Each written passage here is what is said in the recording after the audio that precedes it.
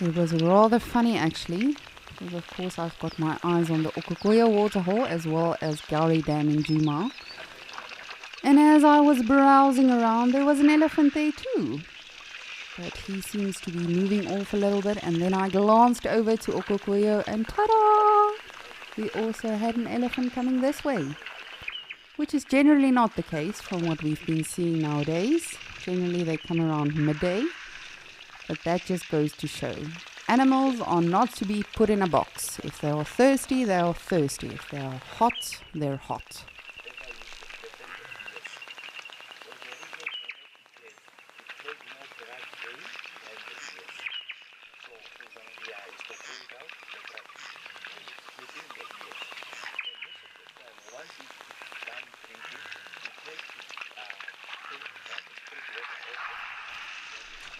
But as you can see, I think it's going to be fairly hot today in Okokoyo.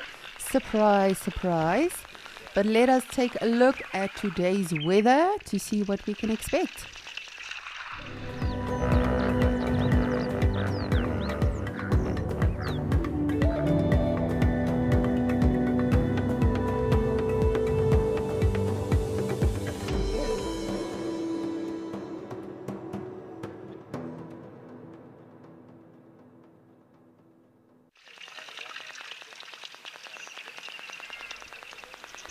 And now we've also got some Springbokkies who are, as always, joining the party, as they always do here in Okokoyo. They really are the loyal customers and visitors over here.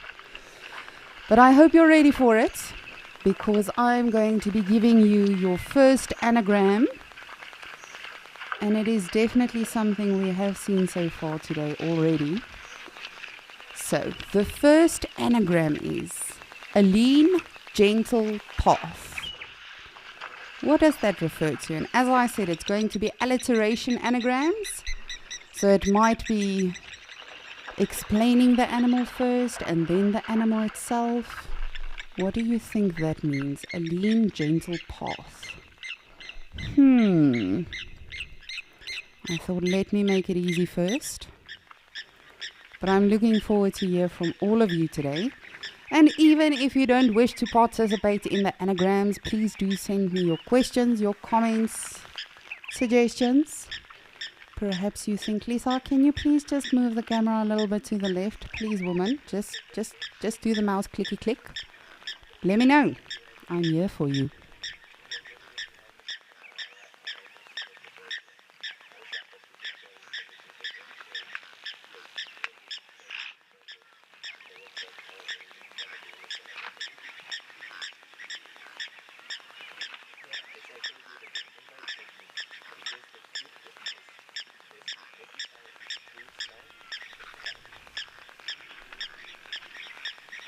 Oh dear, I forgot to get some fresh water.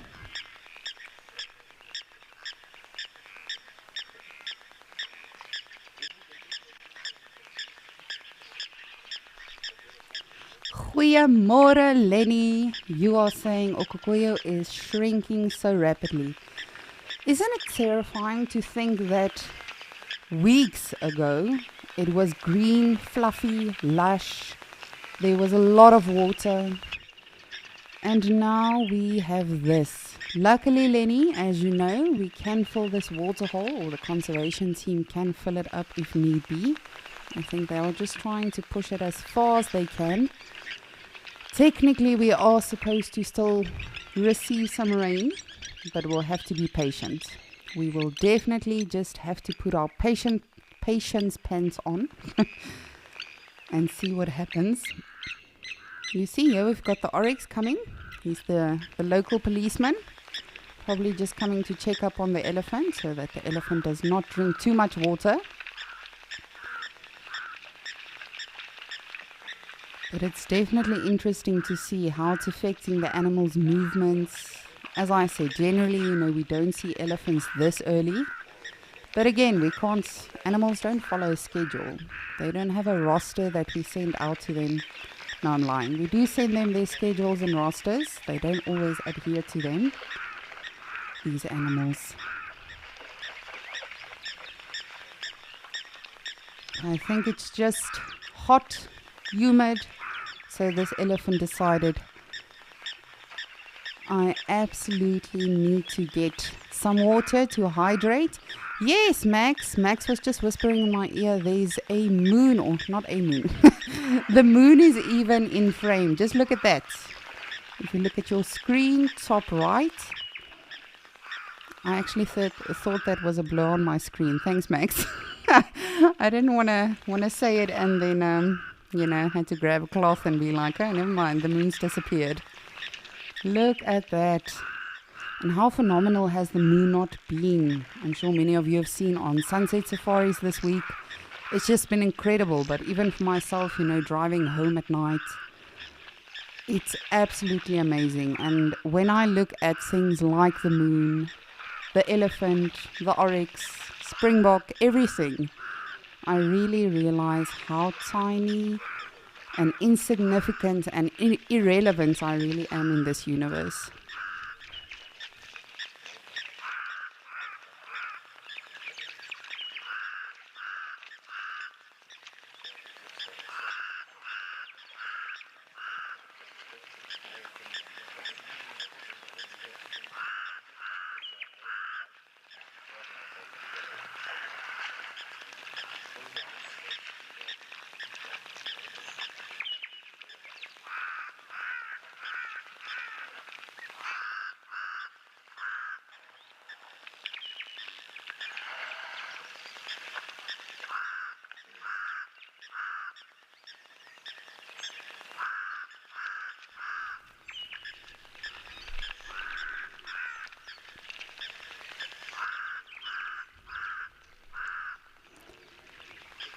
Alrighty, I think for now, let me take you over to Djuma so we can appreciate that elephant as well.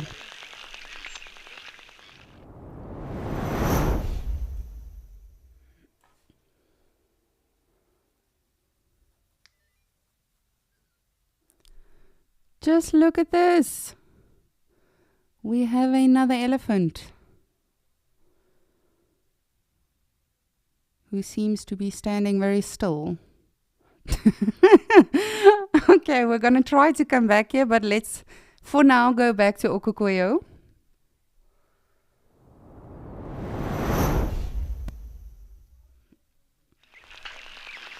Woo, we are flying all over the world today. Namibia, South Africa. Look at us. We are world-class travelers. Apologies. We'll try to get the Djuma Dam cam back as soon as we can. But I do have my eyes on that elephant, and hopefully he too sticks around. Just look at that oryx. You see, he's very, very cautious. Yesterday we had 3 elephant bulls here. And this very same oryx, he's the local policeman. His name is Patrick. And he actually scolded the elephant bulls, because obviously they drink a lot of water. An elephant can retain 30 liters in its trunk just with one slurp. You see, he's patrolling. He's on edge. He wants to talk to the elephant, but he also doesn't want to. Should I, shouldn't I? Do I value my life? Do I want to get splashed with water or get trampled by an elephant? Perhaps not. Let me just let it go. Let it go, oryx, let it go. And look at that, we've also got a kudu. We could do a lot today. We could do this, or we could do that, or we could also do this.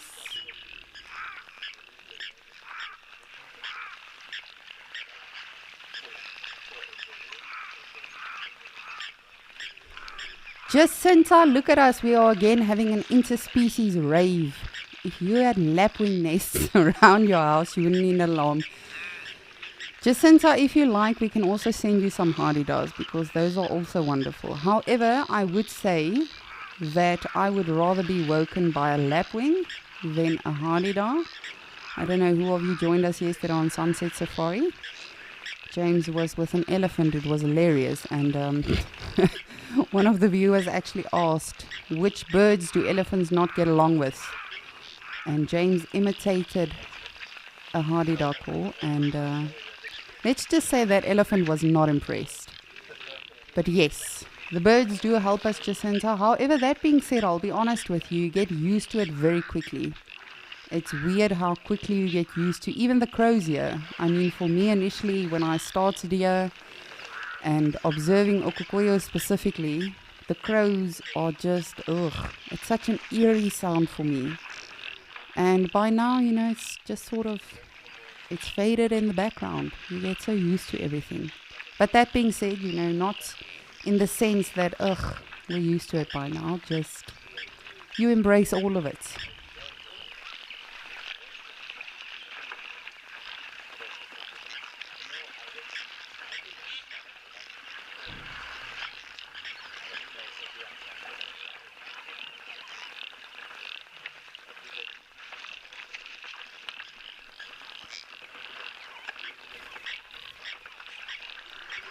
I wonder why this kudu cow is alone.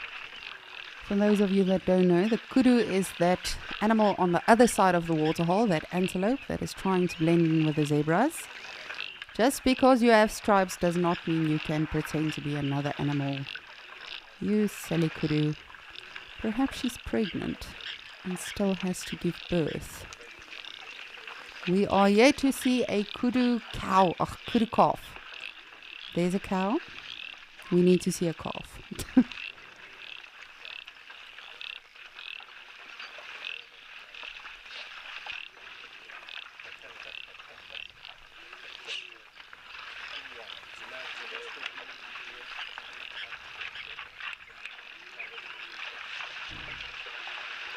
You can definitely see it's hot already, not just by the fact that we saw the weather forecast, but you can see this elephant walking away specifically as well. We know that elephants, when they are hot, they flap their ears, get the blood circulating, have the ears actually regulate the whole body temperature, which is ridiculous if you think about it. That's a huge animal, and yet just by doing some flappity flaps, they can help themselves and cool off. This elephant is very indecisive. It's Friday, my friend. You can relax. Just do you. If you want to go to the trees, do that. Perhaps you are still a little thirsty.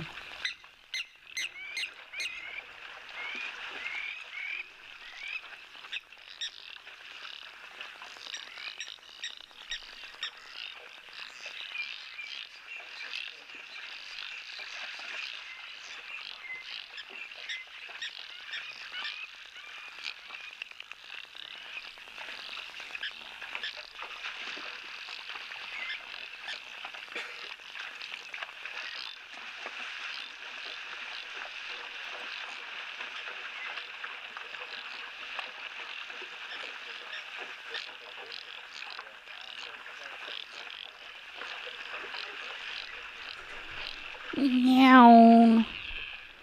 Just look at those wildebeest in the back. Ready for the weekend! Woohoo!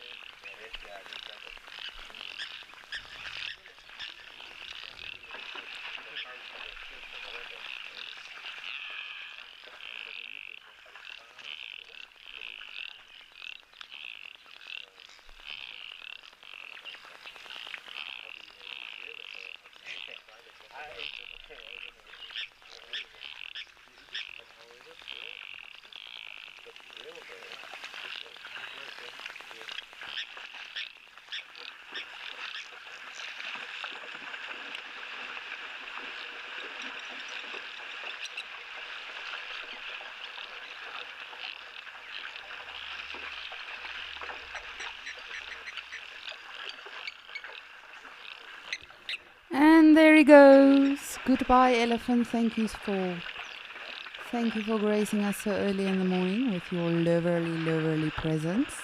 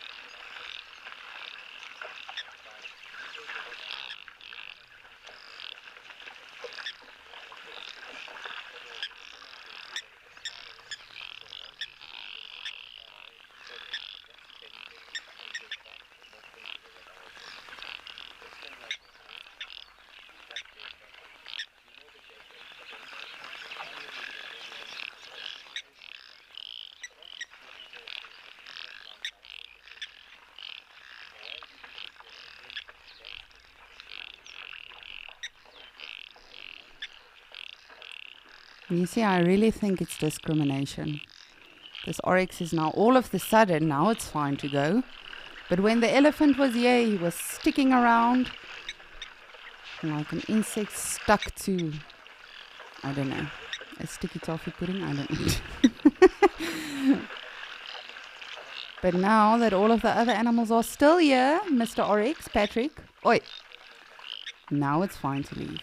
If you think about it, if you really think about it, all of these other animals are soaking up water with their furry coats. But just because the elephant is a large animal, can take up so much water at a time, you wanted to discriminate against him. That's fine. It's fine. If you do it again today, we'll have a problem, but it's fine. Carry on with your day. I'm sure you've got a fine to write somewhere else as well.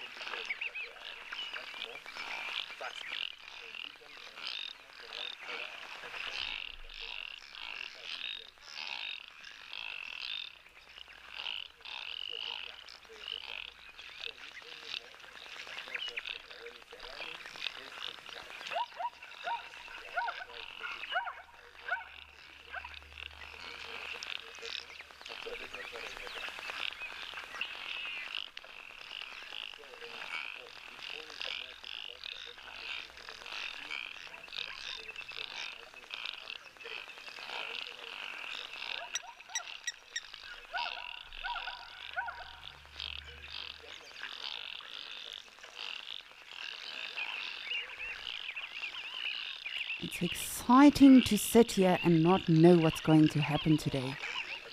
Could today be the day that we see a lion?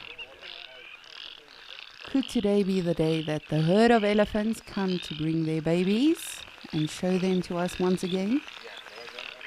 Could it be the day that we see our very first cheetah or leopard?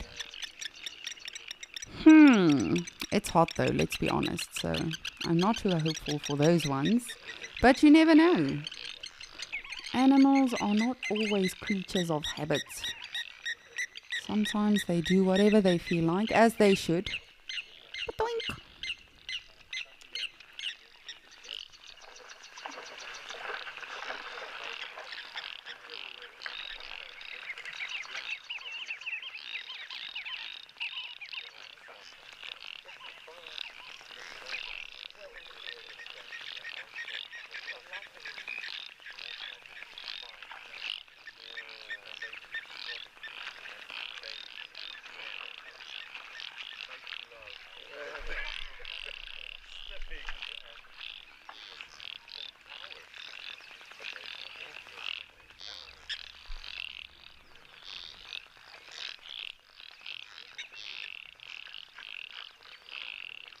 Ooh, that one springbok is still very, very pregnant. The one walking off to the right.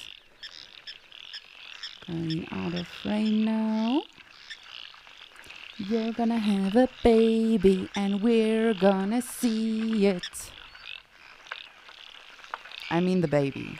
It would be wonderful if she has the baby right in front of us. However, I don't think that is something she wants. But perhaps, I always say animals must surely be like people to an extent. They all have their own personality. So perhaps she's one that doesn't mind paparazzi. She posts everything. She wants everyone to know her business.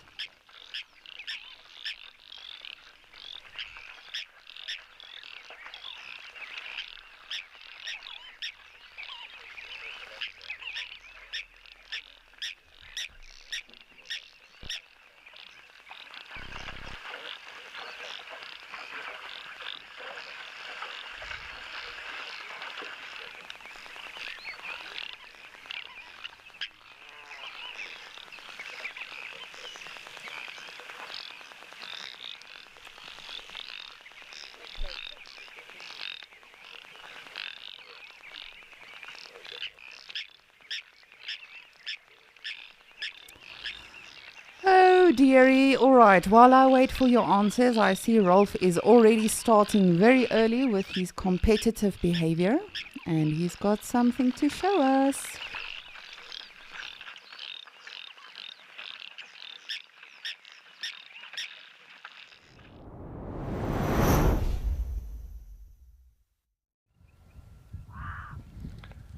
Molweni! Hello, good morning and welcome to Escape to Nature. We're coming to you live from the Amakhala Game Reserve in the Eastern Cape Province, where nice, fresh and early we've been able to catch up with the three amigos, the three male coalition of cheetah. And guess what? They've all got fat bellies. I don't know what they've fed on, don't know what they killed, but they've probably eaten a lot. My name is Ralph Kirsten. On the camera I've got Mpo. Yes, indeed. Now, these guys are on the move and they've crossed over from the Northern Territories to the main reserve with, as I've mentioned, very, very fat bellies. So I don't think they're going to be hunting anytime soon. You never know. If a little warthog piglet jumps out in front of them or a duiker, they could still go for it. But with the size and the rotundness of their bellies, they are walking very slowly as a result. They've probably eaten in the regions of about 8 to 10 kilograms of meat each. And being on the move like this, they're probably trying to put some distance between themselves and the carcass that they have fed on during the night. And now I'm pretty sure it's going to be getting hot today, so my thinking is that they will be going to look for some shade. But they are moving rather sort of with great purpose in a particular line. They've headed south from where the carcass was, right near to where we live. So it was literally 2 minutes from when we started up that we spotted these guys, and what a privilege it is to live in the presence of cheetahs. We get in the vehicle, we drive out, and 2 minutes later we're on a sighting of 3 males. It's fantastic. But with them being on the move, we might have to do the same. Or are they looking now at that shade?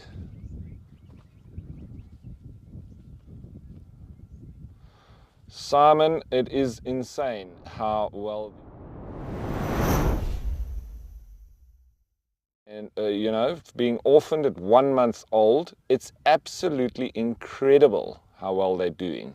And you would think that these guys are masters, having been taught by their mothers to hunt, but that's not the case. They've literally taught themselves, which, if you know cheetah, is almost unheard of. So this is breaking new ground. And the wonderful conservation that the Kevin Richardson's Foundation or Sanctuary has been doing, and added on to that now the Amakhala Game Reserve. It is absolutely wonderful. But like I said, with them now on the move, we need to wrap around. Let's keep an eye on that pine tree, which is just off to the left of them. I'm pretty sure that is a pine tree. It might be a scotia, a nice big one. They're heading up to that. So I think it's time we wrap around. So jump on board with us as we go on a little wander and try and catch up with these guys. Hardy-daws serenading them, but maybe I've never heard a hardy-daw alarm calling. Maybe that's the kind of alarm call that hardy-daw would do. But yeah, it's not one of the birds that we sort of consider as an indicator of predators, but they are shouting now in their very typical ha ha ha where those cheetah are. But hardy-daws do that regardless. So whether or not they are actually alarm calling, I'm not quite sure. Anyway, this area that we're driving through, as you can see, nice and sandy. It's the western side of the reserve, very different to the eastern side where it's very clayey. And here we've got lots of the sweet thorn acacia. There's some of the common star apples.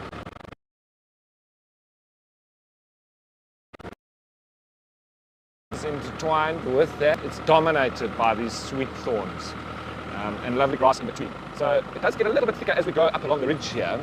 So I hope that they don't head into that. As long as they stay in this thorny thicket, it's a bit easier for us. So maybe they'll go and sleep under that. I think I might have been mistaken. It might indeed be the Scotia afra or the Karoo Burbi. We've got a nice road heading up now to them, so we should be able to get a good view. And lots of hardy-dars in that tree, and I think they've just been disturbed by those cheetah. So is that a hardy-dar alarm call? I wouldn't be able to tell the difference between them just making a racket and an alarm call. Let's see, they just came up here. Earlier we had them marking as well on just the Sneezewood post, which is also nice to see. As they came back onto the main reserve, they obviously haven't been here for a while, so they're starting to just mark their territory once again, being that in this part of the reserve. And there they are, marking on the tree. So let's just try and get in there. Beautiful Scotia that is. This guy, we might just get the end of it as he's marking there. The other two have just moved off into the brush here, so this is a nice position if they do decide to stay here. This one seems like he's stalking his brothers. And the hardy-dars continue to make a noise. So I'll let him go in there, and then we'll just try and reposition and get a better view on them. Look how fat he is. That belly hanging like he's pregnant. You got the pole. Okay, I'm going to just drive forward a bit. We can get a better view on them. A little bit. Might still move. Don't know. Let's get a nice view on them here. I'll just turn so we can get a better view there. And I wonder if the other two have already marked on the tree. If they haven't, we might get them doing that now as well. You can see with the slowness that they're walking, it is like slow motion. Look at that.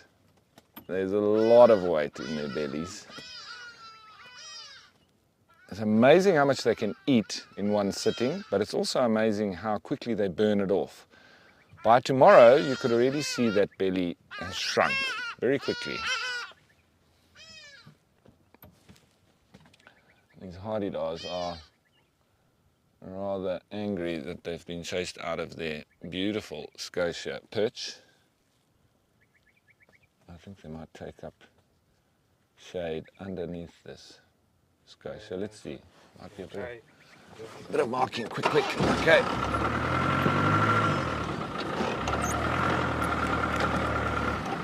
How's that? Good? Okay. Just working with what we got here, folks. But we'll get it right now.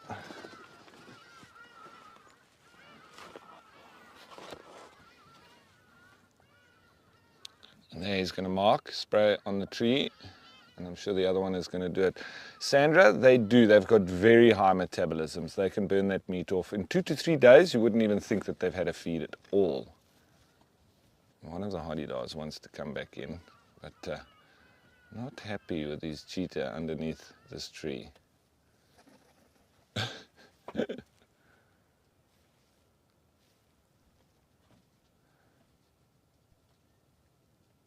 And you don't want to be around these cheetah when they go for their first poop, because it stinks. And it's normally quite a slop. It's quite black, and that's the sort of semi-digested blood is what first passes through them. And so that first poop is very sloppy and it stinks.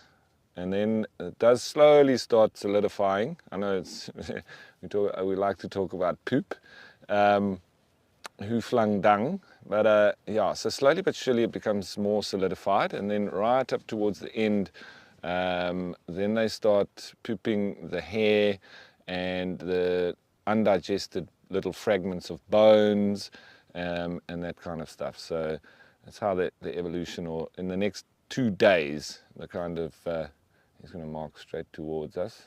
There we go, and that typical cat pose, tail up, a little bit of a shake on the tail, and marking very prominent posts, whether it's natural or not, this one being so, a tree.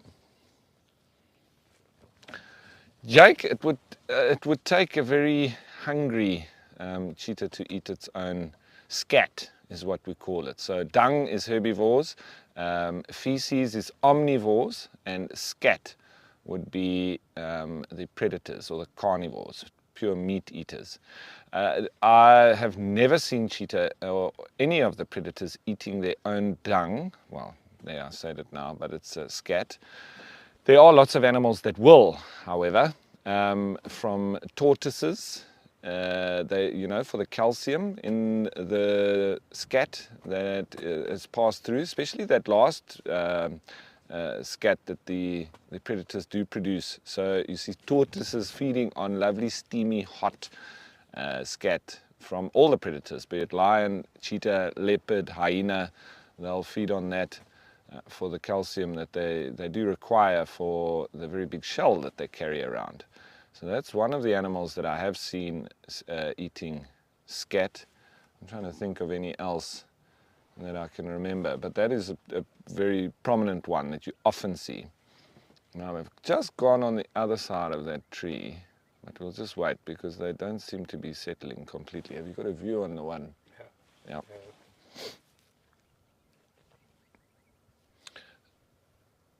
And this is one of the largest scotias on the reserve. That's why I thought it was actually a pine tree from far, because they don't often get this big.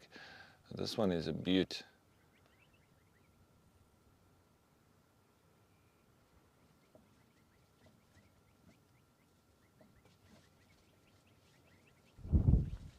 So just resting up in the shade, and I might do this for the better part of the day. It is forecast to get quite hot today, but we do have the wind coming through.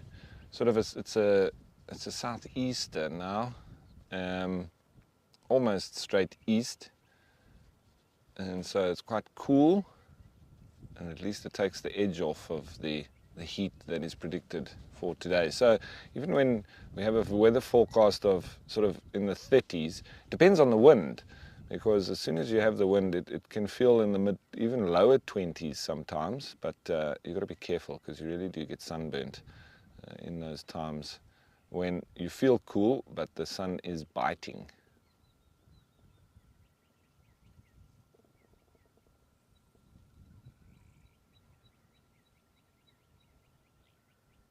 Anyway, I'm sure we're going to see them rolling around and just very happy cats, because having fed like that, they'll probably be feeling a little bit uncomfortable. You could see the way that they were walking, but full bellies, always better than empty bellies. They are gluttons at a kill. Or cheetah, they can bite and swallow. They don't need to chew. And that's one of their adaptations, enabling them to eat very fast, biting off very big pieces and just swallowing it. And that 10 kilograms that they have consumed, maybe they ate it slowly because nothing disturbed them, but if there was a high concentration of predators, they can literally almost finish off a carcass within an hour. So that's one of the ways that they try to avoid the bigger predators and get as much in as quickly as possible. So if something does bump them off the kill, at least they're moving with the food already inside them. Normally opening up the belly as well first and going for the rich organs, such as the liver, the kidneys, the heart, the lungs, and then going for the hind quarter, that nice soft rump meat. That's what they always do when they first feed on a carcass, and then they'll move up onto the ribs and the front quarter and a little bit around the head, but generally not too much eaten on the head for cheetah. They'll generally do that, the organs, the hind quarter, the front quarter, and then often leave it like that. Also depends on how big the prey is. If it's a warthog, they might eat the whole lot. If it's a duiker as well, you might just find, just some blood on the ground and they've pretty much eaten everything. They very often do leave the legs as well. They're not, they don't have the real crunching ability that, lions and hyenas have, for instance. So they pretty much just go for the soft meat. And obviously with a small little piglet, for instance, they may eat a whole lot because it's soft, small, thin bones. But anything bigger, and they generally just eat the flesh and leave the bones altogether.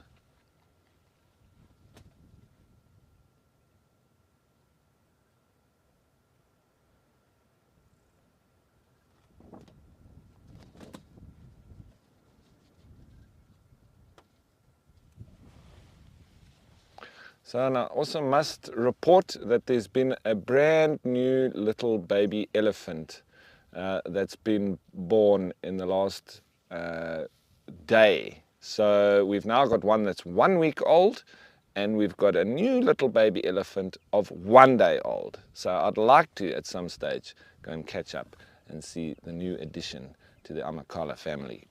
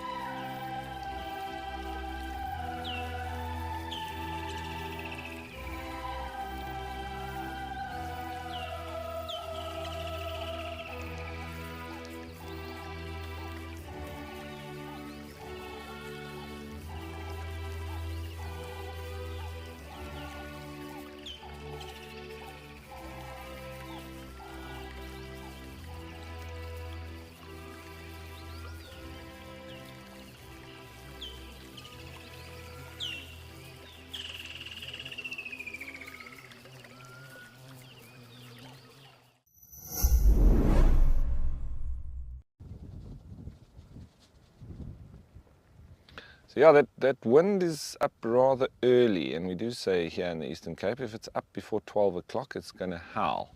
And that's exactly what's happened. So generally, if it's nice and calm up until midday, then you generally have a nice cool or gentle breeze. But if it's up, anything before 12 o'clock, you pretty much can say that it's going to be a very windy day. And that's one of those that we have right now. So you have to lock all the windows, otherwise they're going to be smashing. Anyway, I'm pretty sure that these guys aren't going to be moving anywhere else. It's one of those days when you could predict to return and maybe find them in the same spot, because usually with cheetah we know if you leave them, you come back 5 minutes later and they most likely have left. It is, however, different when they have fat bellies. So I think we're going to go and look and see if we can find the elephant herd with the brand new little baby. While you give us that chance, I'm going to head you off to Lisa.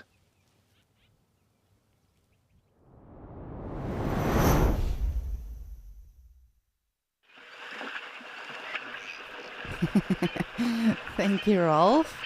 I hope you find that little one to show us. I will probably lose my mind here in FC. When you do find it, I will absolutely rejoice with yourself and Paul. But just look at this. Oh, it's incredible.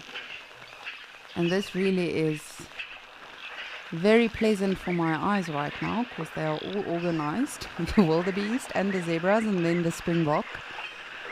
But as I said, today we are going to have an alliteration anagram quiz.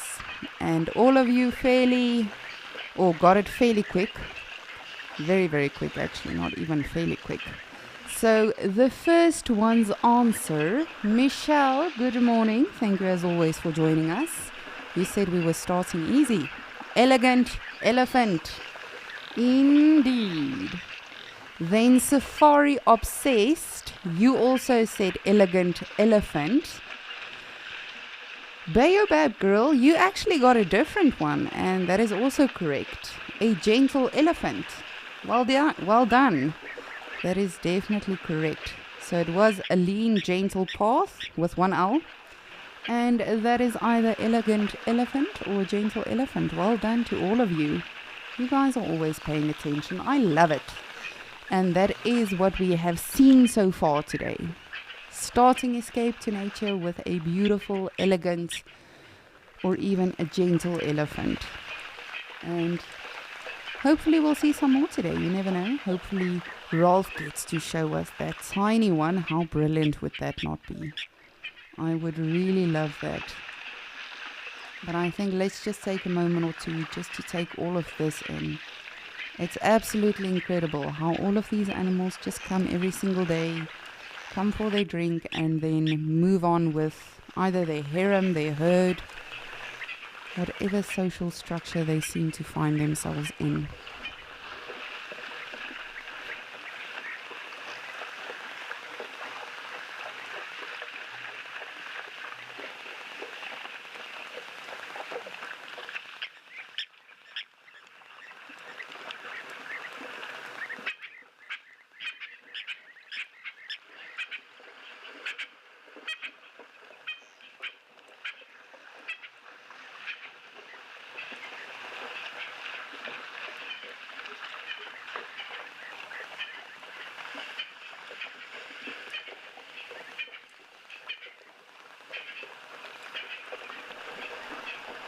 Matt, good morning. You are saying this has got to be the busiest waterhole you've ever seen. It really is busy, Matt. However, I will be very honest with you. Probably 2.5 months ago, this was not at all the case. After it received, or this waterhole and the rest of the areas in the park received rain, it really became very green, very lush, very quickly. And the animals were no longer restricted to just have to come to certain waterholes. However, it is very dry in the rest of the park now. So I do suspect that some of the waterholes have gone, or the water levels have dropped profusely, or perhaps even dried up completely. So this is luckily still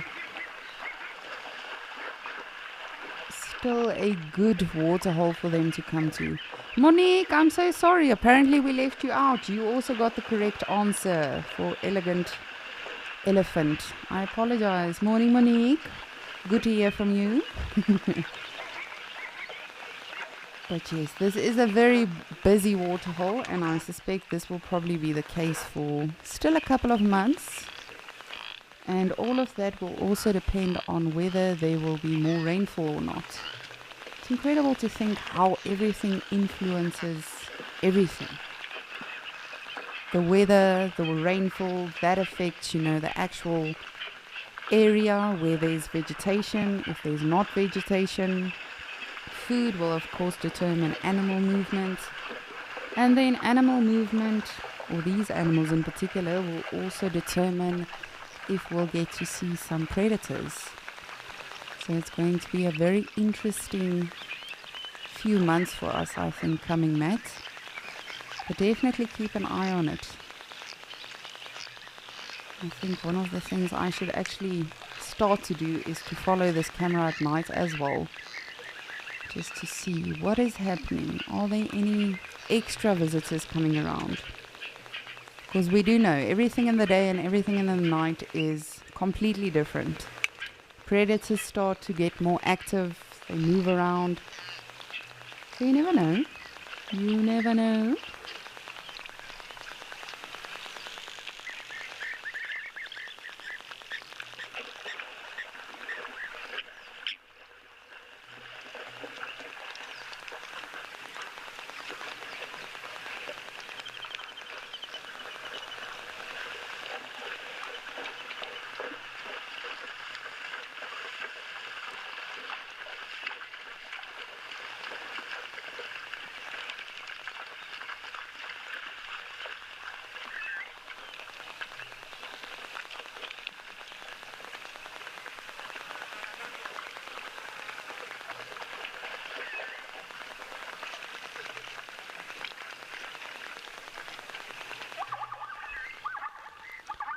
Well, hello, wildebeest. Good morning to you.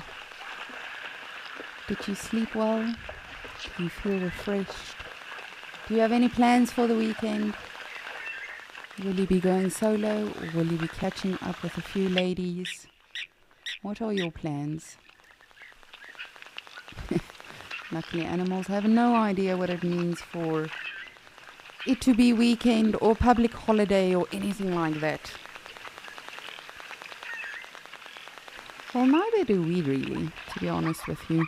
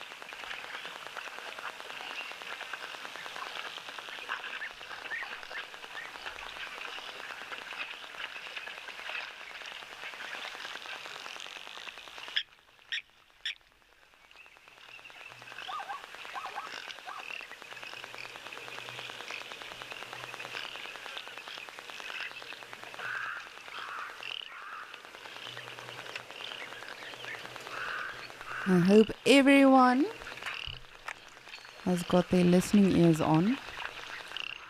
The next anagram will be about something that we hear. So pay attention to all of the birds, the animals. What can we hear right now?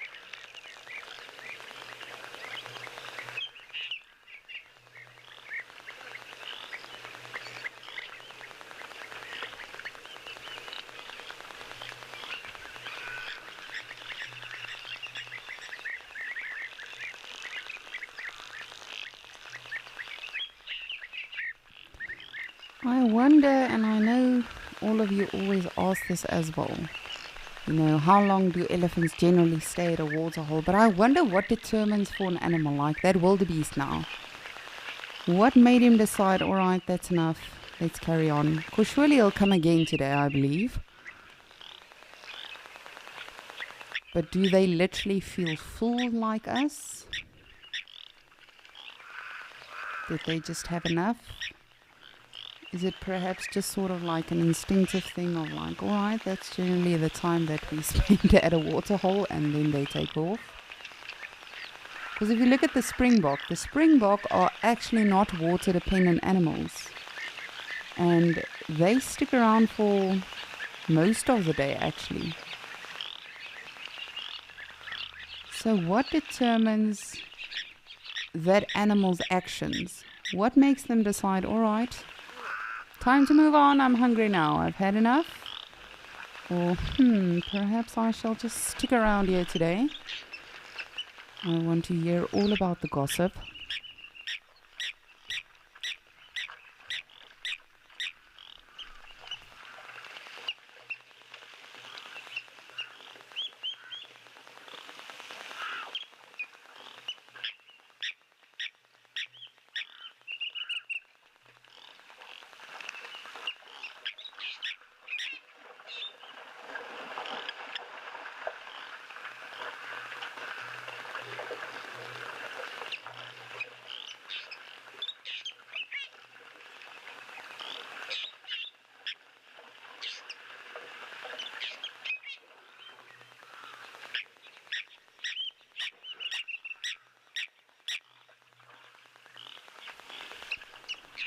I hope you're paying attention and listening to everything that's happening.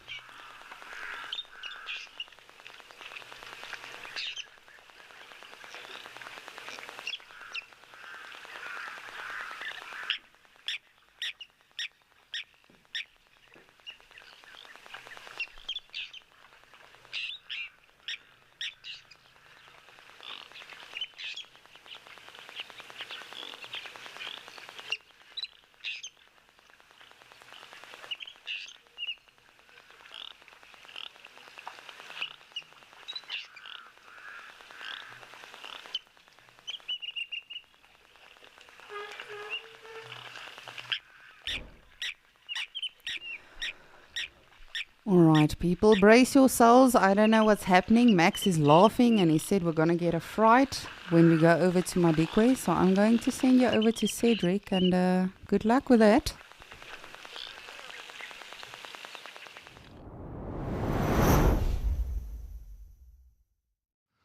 Thank you so much, Lisa. Yes, we are still sitting here from, of course, our sunrise safari at Clodam in Madikwe in the northwestern side of South Africa, and we've got so many elephants here. It is incredible. It's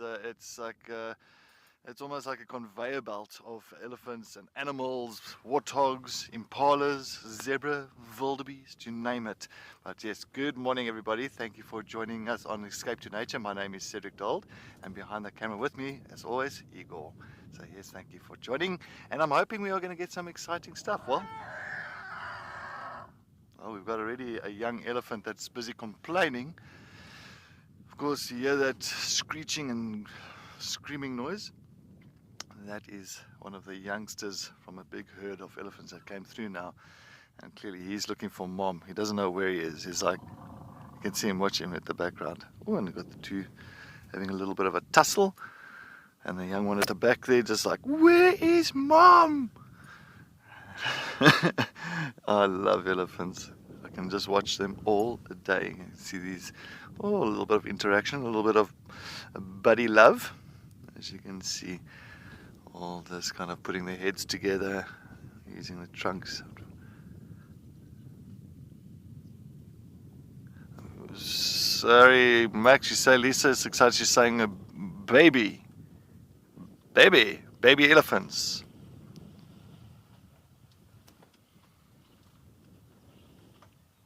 All right, Lisa, I'm glad. Definitely, baby elephants are always exciting. Always exciting. But there's just elephants everywhere.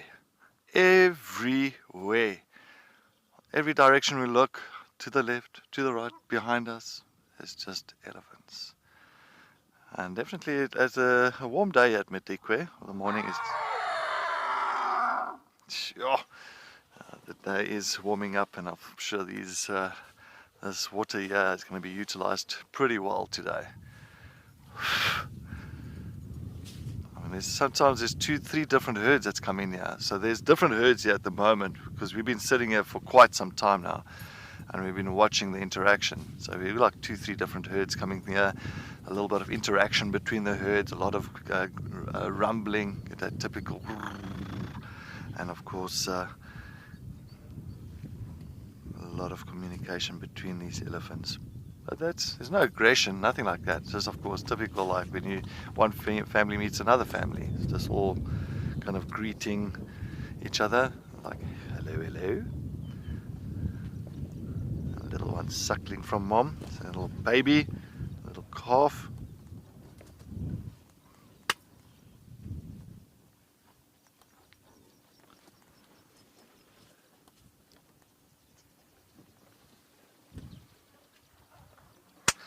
Tasman, yes, definitely, what an amazing scene, and thanks for joining us on Escape to Nature, Tasman. It is an amazing scene. It's incredible. I think when it comes to one of my best elephant sightings, I think this morning is pretty much topping that. Definitely topping that. It is. You can sit here, look at the interaction between the family members, look at the interaction between individuals. It is just incredible, and the vocals, in other words, the noises they are making, is all over the show. Rumbling here, screaming here. Feels like I'm at a creche with all the kids going crazy all over the show. And look at that little one. Hello. Very small. Well, maybe go for some milk. Maybe the milk bar is open. Oh, there you go.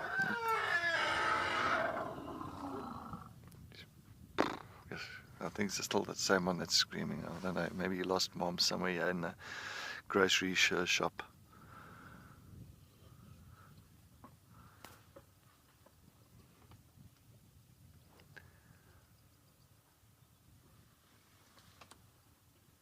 It's amazing how they also take turns here, where we are showing now this little water, this little pan here.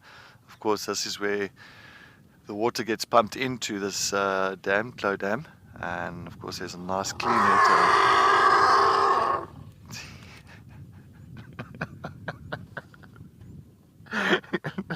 He goes like, just looks me back, he's like, what are you doing?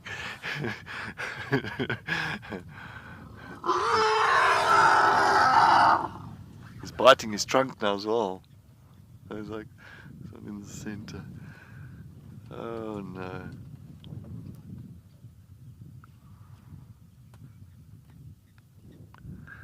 I was screaming like that sometimes, trying to locate mom and trying to get attention from mom, and of course mom's not giving that one attention, and it starts screaming.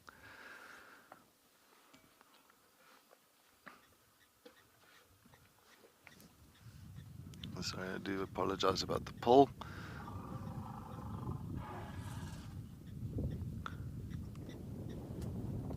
Little young one, very small baby, maybe a couple of months old. I know Ralph is on search for his a day-old calf down there at Amakhala in the Eastern Cape. And as you can see, we've got also a very young one here. We can't see it now. Everyone's just gone to block it now, but maybe a couple of months old, still very young. You can see it sometimes. There you go, look at that. How cute is that one?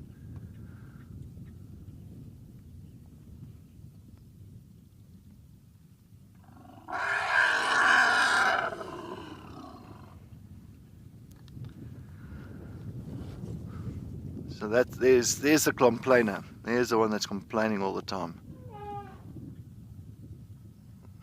And another old one, but you'll hear him now. He's going to complain now again. Watch, because he's lost his herd. He's lost his mom.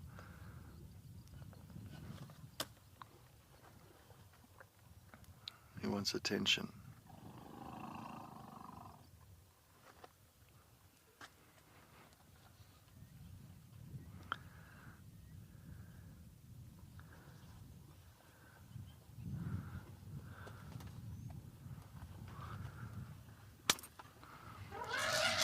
Oh, he's chasing the warthogs now.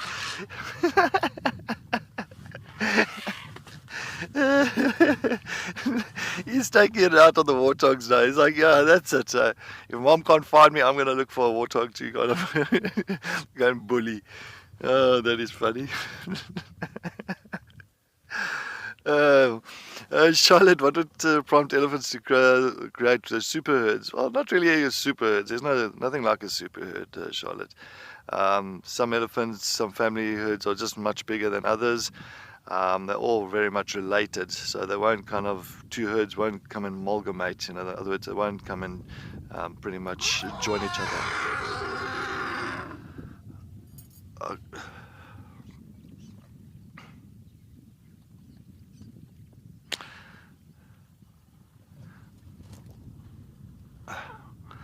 It's difficult, even it's making so much noise, and I'm even struggling to hear that Max, our director, at one point, that little one. Maybe did he find mom now? Is it mom? No, it's a young male. It's like, no, that's not mom.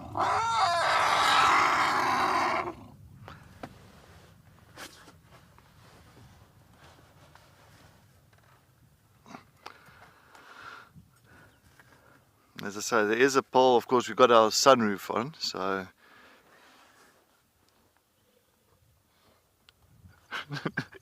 I just pointed out here to Igor. Now look what's coming down. Look what else is coming down to the dam.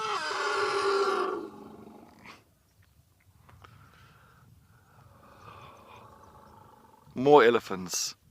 I think we've got like an entire Madikwe population of elephants here down at Clo Dam. I don't know, I think we've definitely counted. How many do you think over now? Over 100? 1,600. 1,600. Adam, yeah, definitely these elephants are always so entertaining. That's one thing. If there's one animal that I would like just to sit down and watch the entire day, that's an elephant, because there's never a dull moment with elephants. It's always action. And now, as I say, we've got another huge family herd that's approaching this dam. Absolutely huge. So there's going to be definitely more rumbling and grumbling and shouting going to happen in the next half an hour.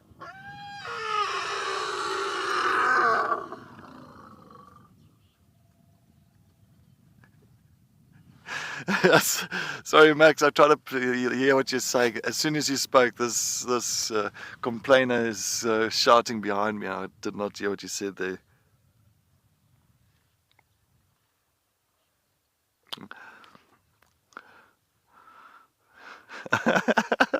Sorry, Lisa. I know well, at least you had one. You know what? I always say one is better than none. So, yeah. Well, but thanks, Lisa. Yeah, definitely this dam, Clo Dam, and it's known as Clo Dam because Clo is, of course, what language? Tswana, yeah, in this area. Tswana, so it's a Tswana name for elephants. Clo, so that's why they call it Clo Dam. Yeah.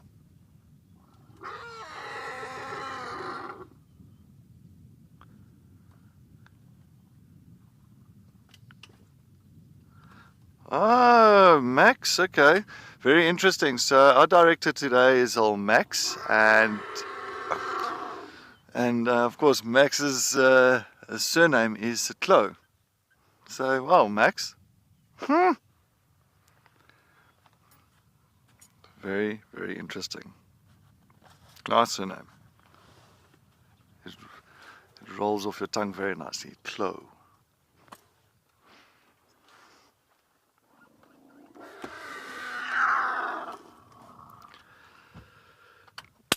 But very interesting, strange. Maybe, look, I think Mom is here. But I think, he's just complaining more than anything. And maybe Mom is just like, oh yeah, he's going into there. Mom's like, no, I'm not going to come and fetch you. This one is trying to dig in there, trying to get some sand. I don't know what he's trying to do there. Maybe trying to chuck some... What are you doing? Enjoying that part. Definitely. I think he's... that young male's having a little bit of a nice playtime on the side of a termite mound. But many times you'll find elephants will actually lean against termite mounds because it's nice for them. It's easy for them to kind of stand up again. Not like on a complete flat ground.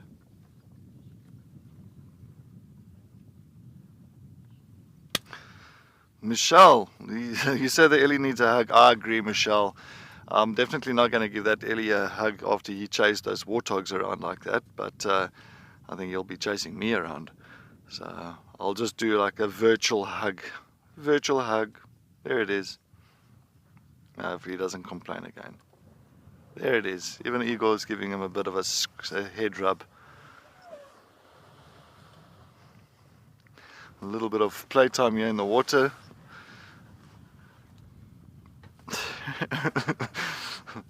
Swinging from side to side, yeah. I can see now this one's taking a lovely bath.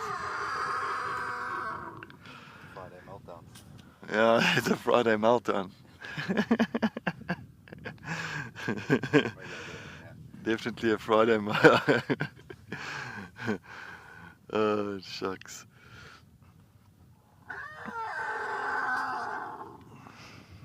Well, definitely that is going to be our background noise for the next few minutes.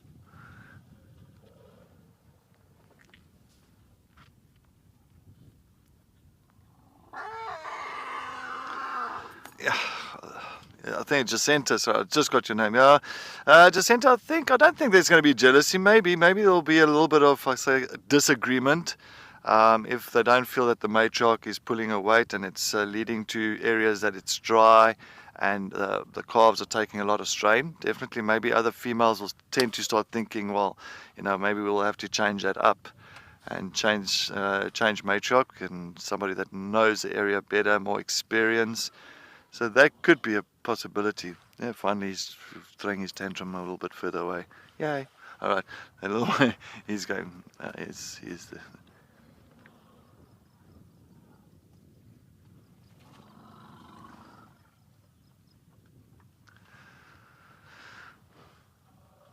But he's coming back this way.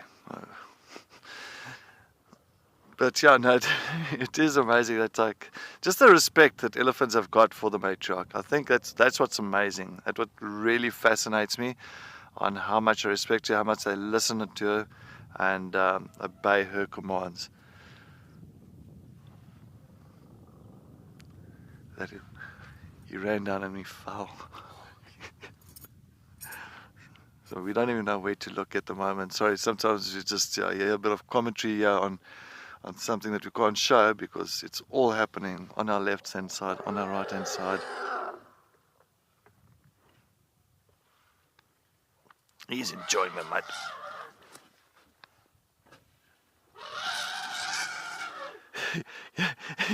He was chasing the Egyptian geese now. So he has the same little one that's complaining all the time. You can see actually the temporal glands is leaking, so you can see he's very agitated. Where is Mom? Usually she would come, and usually you've got a young one that's so agitated, and Mom usually will come quickly to comfort the little one. But he's feeling a little bit of comfort here from a young male and his little friend, maybe a little bit of bonding here. Max, you think Mom's had enough? Well, the way it seems like at this point in time, Mom's not even coming yet, so I think she has had enough. She's hiding behind a bush somewhere. It's like, don't tell him that I'm here.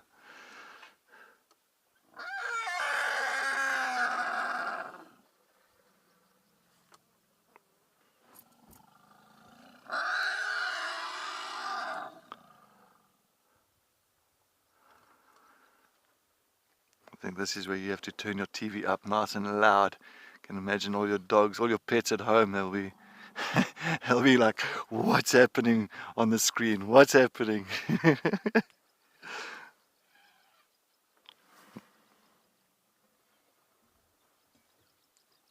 Maybe I heard a bit of trumpeting in the distance there. Maybe finally Mom has decided to call the youngsters. Okay, I'm here.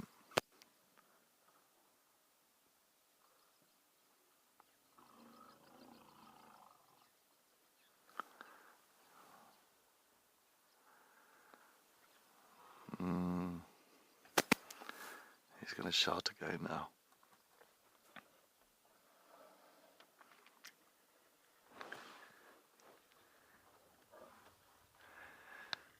Sully, yes. As I said, this is, when it comes to my 16 years of guiding, when it comes to elephant sightings, this is right on top.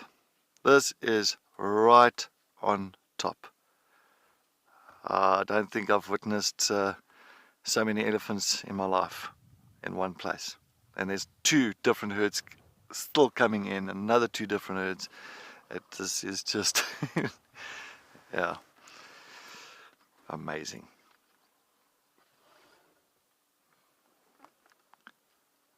And this is where you just like pack yourself a picnic box or basket, get you some nice coffee, and you just sit here for hours and just get entertained by these elephants, and especially by this youngster that is still chasing anything that's around. Maybe he'll chase the Egyptian geese again. Here's Egyptian geese on the damn wall, so I wonder if he's going to see it and chase it. Watch. Watch.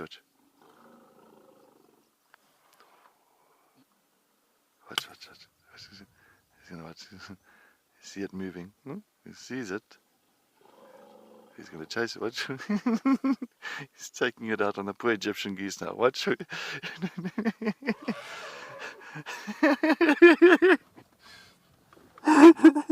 So, oh no, I don't think I've been in tears with elephants like this in my life. Oh no.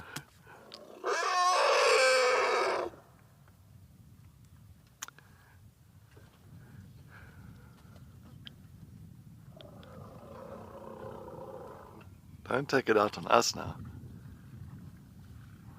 Don't take it out on us now. We're just sitting here.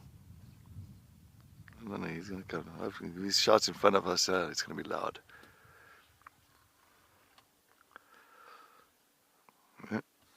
We're supporting you. Don't worry, little boy. You can see the little tusks coming through, like a 4-year-old. Oh.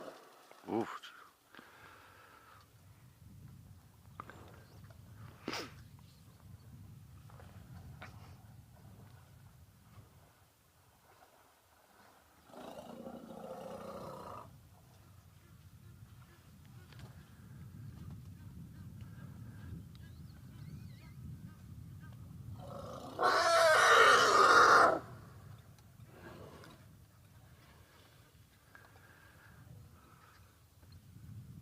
I'm going to give you a hug.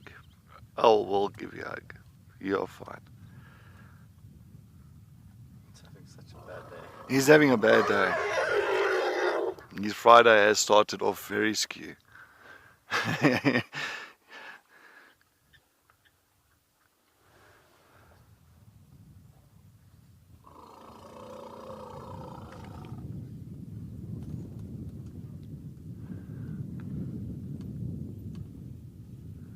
And I don't think Mom will leave. Of course, they're very protective over their calves. They're very, even the family itself, the females, they're very protective over the individuals in the herd.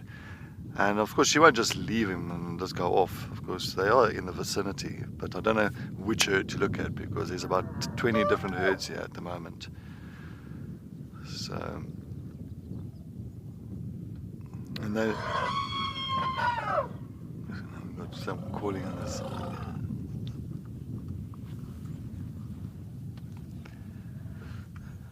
Finding comfort again with that young male.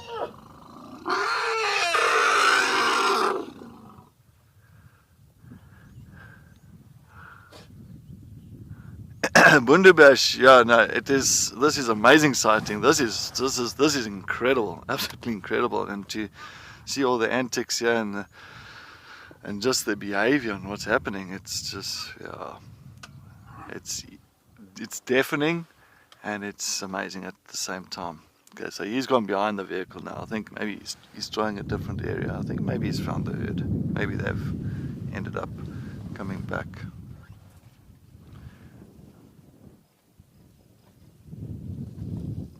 I think he found the herd, but he's behind the vehicle.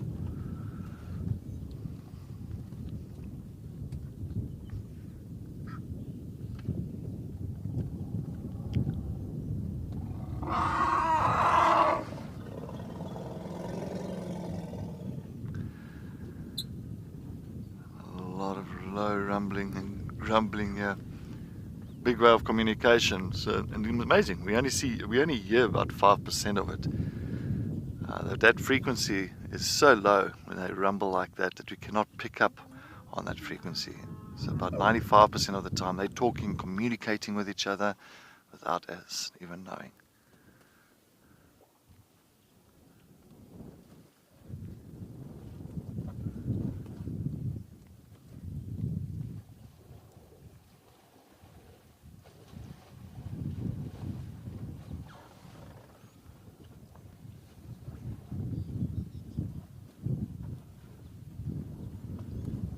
Bit of a head shake here. She's definitely listening to, or he's listening to some good music.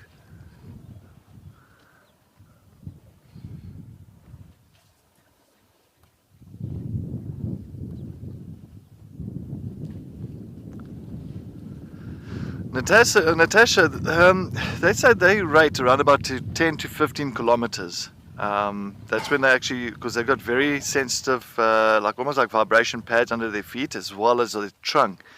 So many times you'll find that they actually put and lay their trunk on the ground when they try and feel the communications from other elephants. And so that almost stretches up to about 10 to 15 kilometers.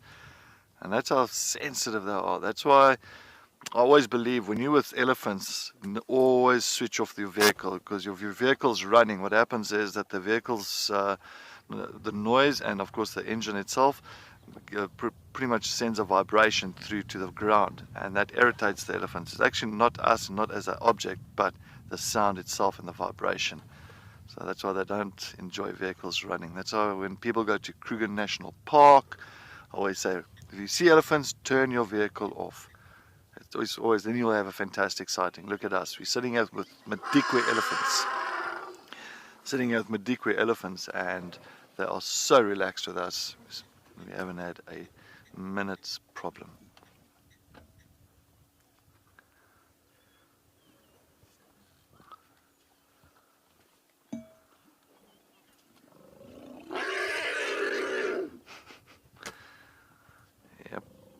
Maybe, I'm sure that's Mom. I'm sure that's his herd. He keeps on going back that side to that herd. So I'm hoping that that is his herd. There's a little bit of comfort there. I think he's getting a little bit of comfort there from that youngster. And he's like, there we go. You're back. Where have you been?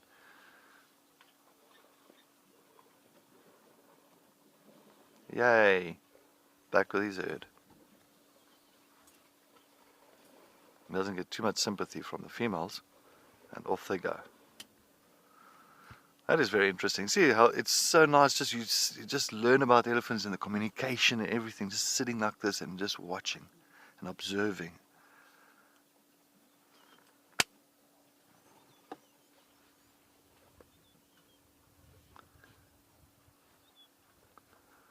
So clearly the matriarch must have spoken. She said, "Come, stop complaining. Come back. Let's go." Is he coming off? He's peeling off again. No, he's staying with him. Here he runs in front. He's the one in front now.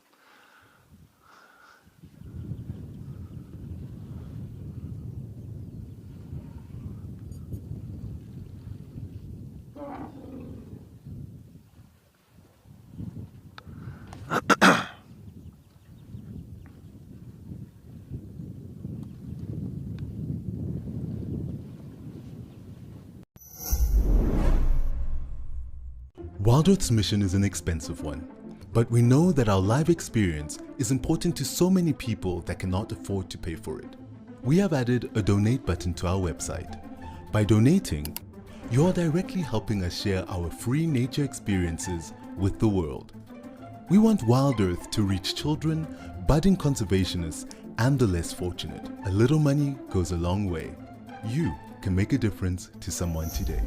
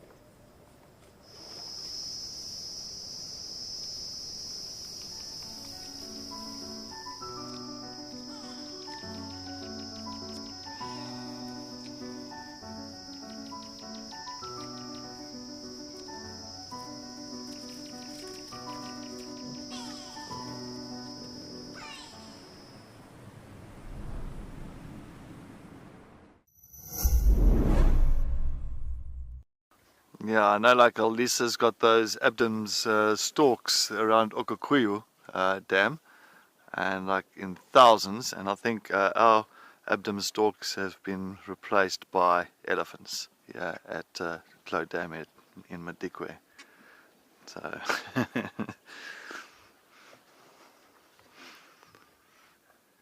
as you can see, that other herd coming through now there in the background. But definitely do yourself a favor if you really want to come and enjoy a good old safari. Oh, you're even going to have a buffalo coming in. Dee-dee-dee-oo. A male buffalo, can you believe it? So of course here's a male buffalo that's joining the mix. That's not a buffalo. Isn't it a buffalo? Oh, There's a buffalo. there's a buffalo. Oh, hello. A big boy, you can see he's already been wallowing somewhere because you can see all that mud that's caked against his body. And a little bit of a limp on the front left. You can see that.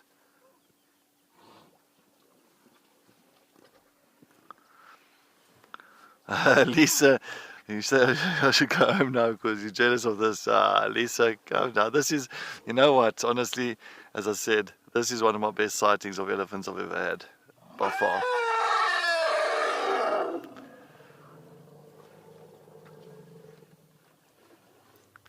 And just the audio is wow.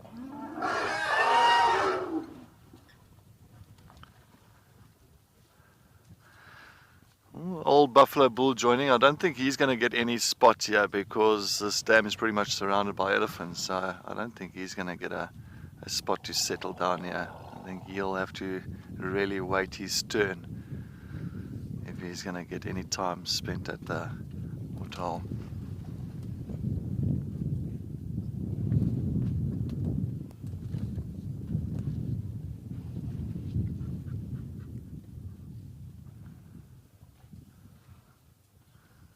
A big boy like this, of course, we'll call them Dugger boys, typical with that muddy, like if you have to translate it into English, means muddy boys.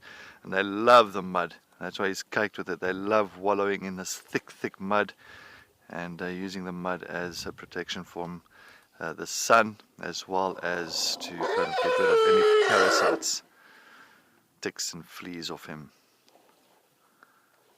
And definitely a limp on that front left leg. Not bad limp, a little bit of a limp. Let's see if that little elephant might. Oh, yeah, whoop.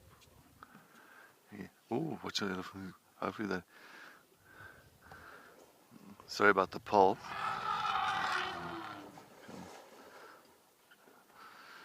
A leopard lover, yes, it's amazing to see this behavior. It is absolutely incredible. That's why it's like, to me, it's fantastic, especially when it comes to observation and taking a look at how the interaction is between the herds. You don't get to see that too often in the Greater Kruger Park. Yes, it is, but it's so big. And it's nice just to see the interaction, happening all the time, and there's even more coming to. It's like 2 different herds. but like, fresh arrivals. That's it. Got fresh arrivals coming. There we go. Max, I cannot hear you at all because there's a lot of vocalization happening here with these elephants.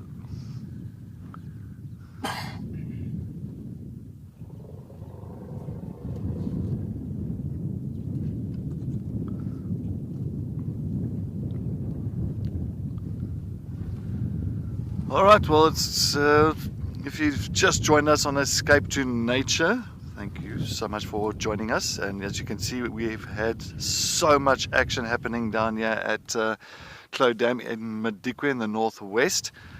And it's been a fantastic start to Escape to Nature. And of course, I am the naturalist here in Madikwe. My name is Cedric Dold, and behind me, and that camera, we've got Igor.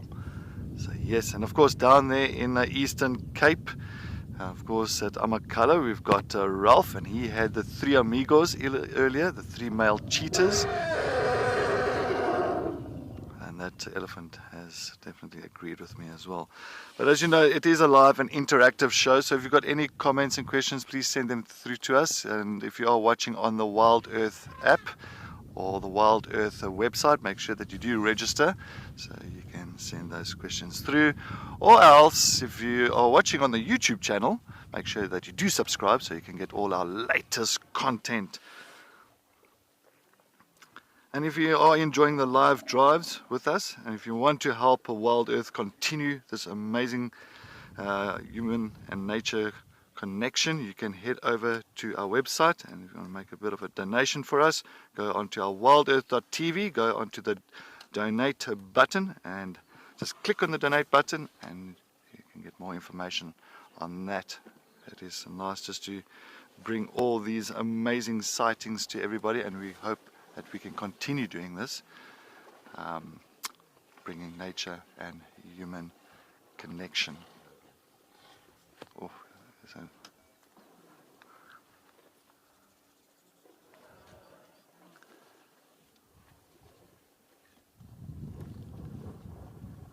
wow, wow, wow. Oh, this is even a bigger herd. This is a huge herd. This herd is like about, I don't even know how many. I'm done with counting.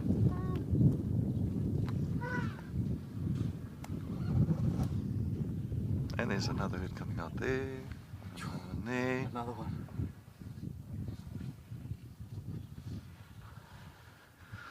Yeah, now look, if you need to if you want to come and see elephants, and if you enjoy elephants, definitely come to Madikwe. I agree, Max. I think this is Elephant Haven, if you want to call it. And it's a very large reserve. You must remember, Madikwe is about 80,000 hectares. That is big. I mean, it's one of the largest fenced reserves around in Africa, and it's such a pleasure just seeing these wild animals moving and interacting like this. And it's absolutely brilliant. But we've got our buffalo, typical Cape buffalo, just enjoying the mud bathing. Our old boy, Duggar boy. Of course, he does not have those big herds.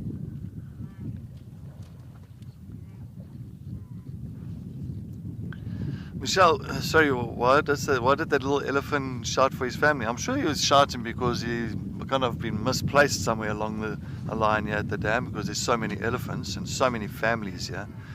So I'm sure he was just shouting to try and get back to the rest of his herd, and they weren't maybe responding the way he wanted them to. So of course giving him a bit of a shout. Like, where are you guys? But I think he's found them now because I don't hear him anymore. He's the only one that's been shouting here out of about 1,000 elephants.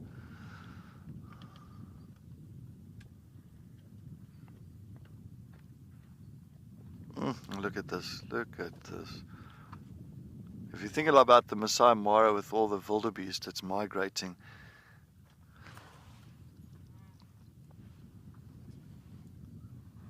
you'll find that there's so many elephants here as well. A nice rubbing post. You can see that post has been rubbed properly by the elephants, and that nice shine to it.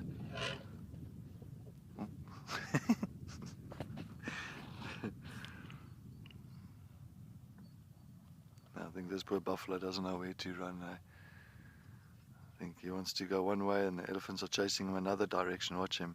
He's trying to get through. Yes, I do apologize once again for the pole. We do have our roof on, which is luckily for such a hot day.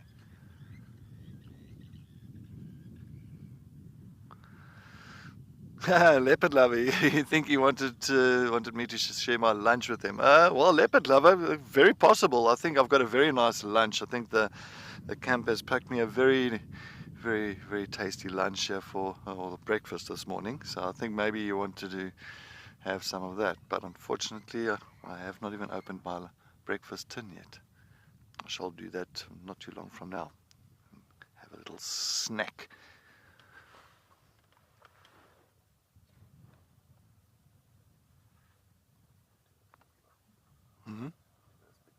Yeah, there's a big boy coming in here. Oh, a couple of nice males coming through the side now as well.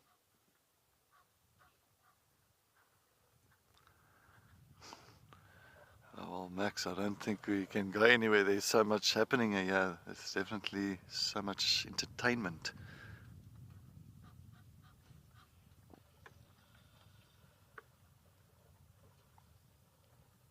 You can see rubbing against a bit of the wall there, scratching himself, and we're going to flop into the water now.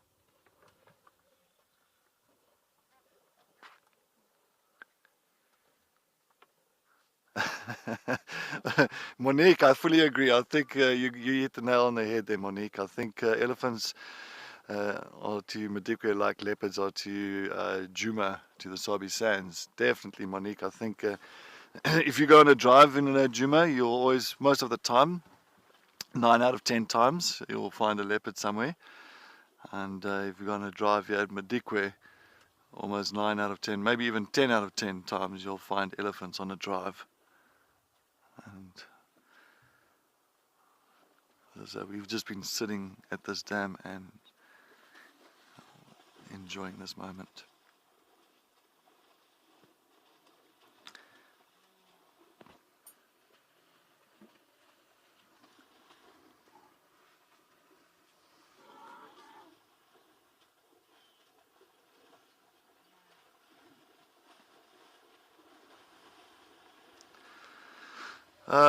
Max, you're saying there any confirmation on linking Madikwe to Pilanesberg?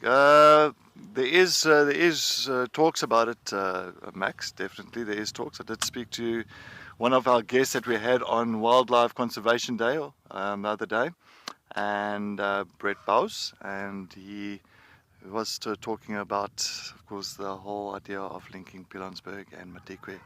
But I'm not too sure how far and the in-depth talks is about that. So I'm sure I just got the tip of that iceberg of the information about that.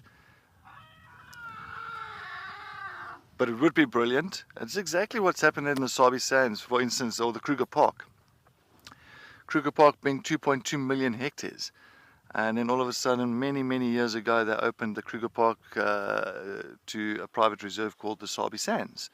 And that created another 76,000 hectares on top of the 2.2 million hectares. And then the Manyeleti came just above the Sabi Sands, also opened up. And then the Timbavati, and of course Klasiri now. So there's a lot of things. So it's good for conservation, good for wildlife, giving them more space, and that is exactly the idea behind it, I think, when it comes to Madikwe and Pilanesberg. Nice male in front of us.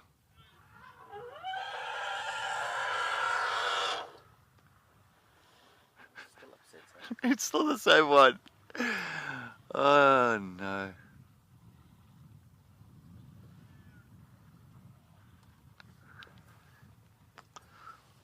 Oh, Jackie, darling, definitely. This is elephant paradise. I've never seen an elephant. I've never witnessed this in my life. This is like the first of seeing so many elephants in one shot, at one place. It's the first.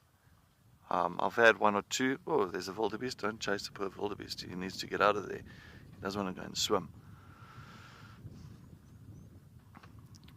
And yeah, and it's not just elephants. It's the abundance of all different kinds of animals. So you got, of course, that buffalo that came here.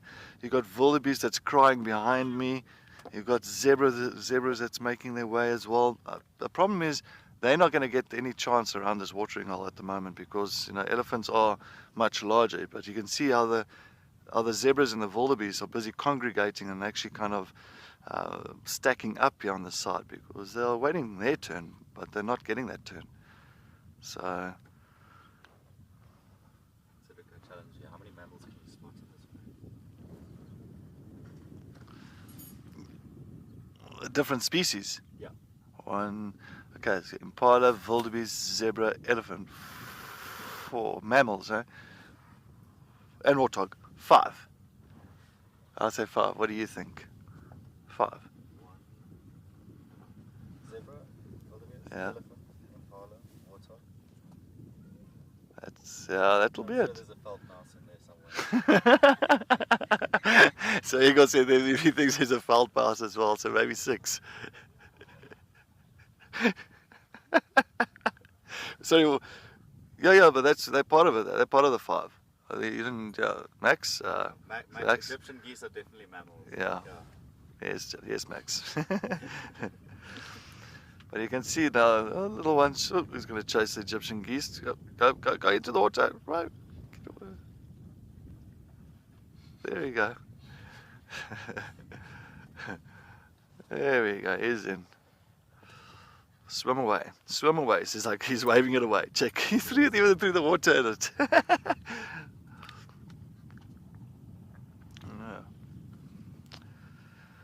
Alright, I'm just going to sit here just for a couple of minutes and just enjoy the noises and the sounds of this area, of this dam.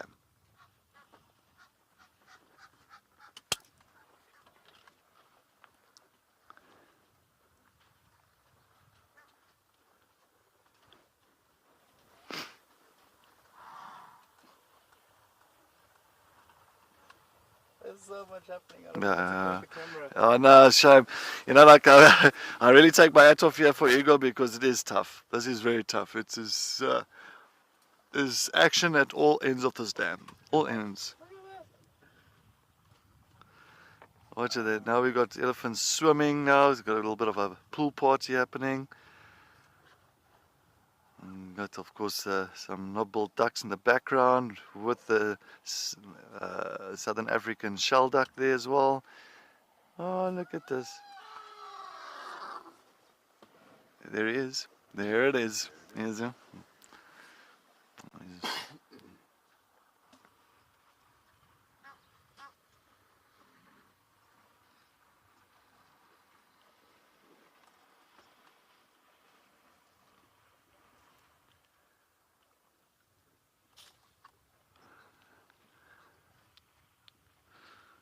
He is loving it. That looks so good. A good old swim and cooling the body down before we have to head out and venture away. Slapping some mud on them. There we go. But the day is starting to really heat up now. And I think that's why this dam is so active.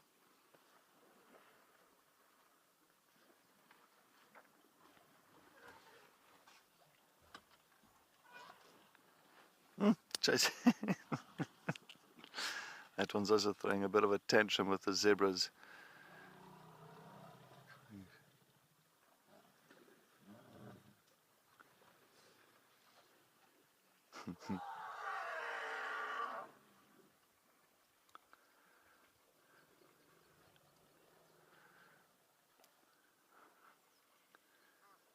And it's amazing that they've just left us all alone.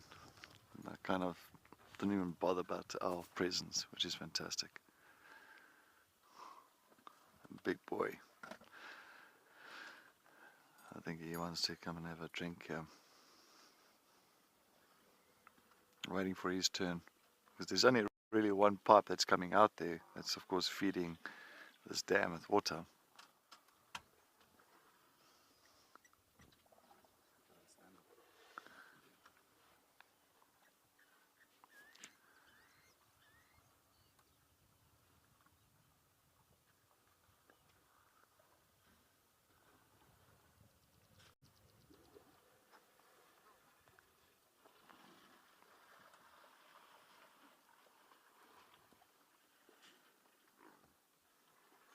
Oh, Impala! Oof! That Impala almost got smacked. Sorry, there's like 3 by Impala, and then Elephant almost decided to launch one into space. Almost became a SpaceX Impala.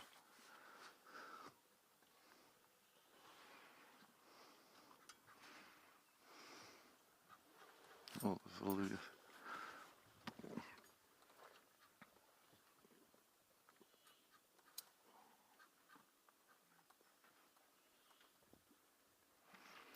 definitely Earth Lover, this is one for the memory books. Definitely Earth Lover, I fully agree. And I mean, look at this. Now we've got 3 little Egyptian geese that's coming, jumping into the water here. Mom's making sure that they are safe with all the animals that's around here.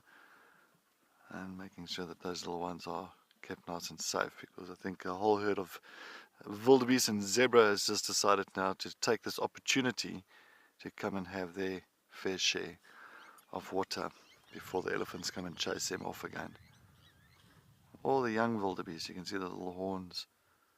Those were all the ones from last year, end of last year, little calves. So now they're all trying to squeeze in there. It's almost like at a rock concert when you're trying to go to buy some cool drinks. At the counter, try and squeeze in there.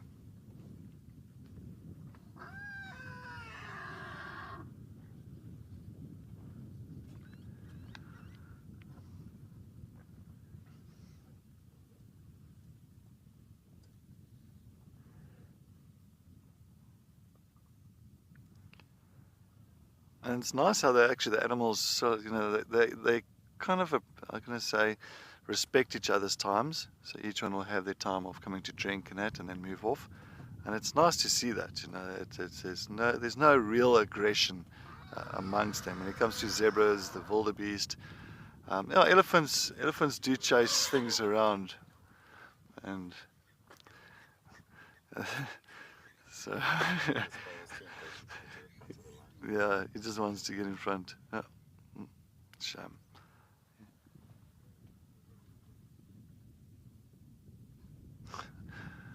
Yes, no, definitely, I think so. It's. Sorry, I'm just trying to move out the way. The sun is also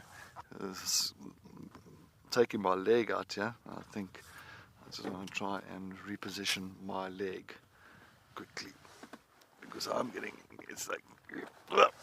Oh no, wait, I'm going to be in front of the camera then. I'll rather just try and, that's fine.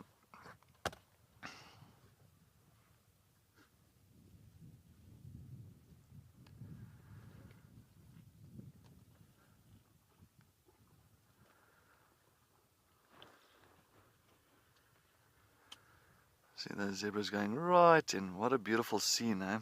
I always love when zebras drink. I love it. It looks so pretty with all of them together with the black and white stripes and with those beautiful manes of theirs.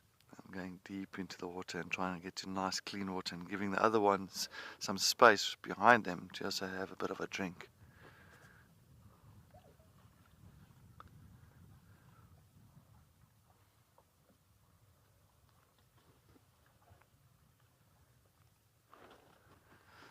Oh, I've got some elephants that's really kind of working their way through some mud, yes. So let's see if we can look at them. Oh, there we go. They are enjoying that mud. Oh, look how thick it is. Yeah, you can see this one's like, oh, come on, get that leg. Oh, that's too deep. It's very deep. There you go, get that leg out. Oh, there we go. He's putting in his low range 4x4 diff lock on, and he's making sure he's trying to get out of that mud. There you go. Definitely looks like an elephant convention. I fully agree. I think this is like how many elephants have been here this morning. It seems like it's the entire Madikwe crew that came through. Yeah.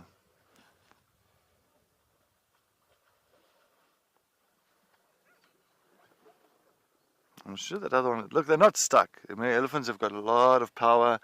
They'll get through that. That one at the back, I think he's just enjoying the mud. You can see, just enjoying it. Oh, is he enjoying it? Yeah, watch, he's going to get out. He's going to get that leg. There we go. Well, so nicely done.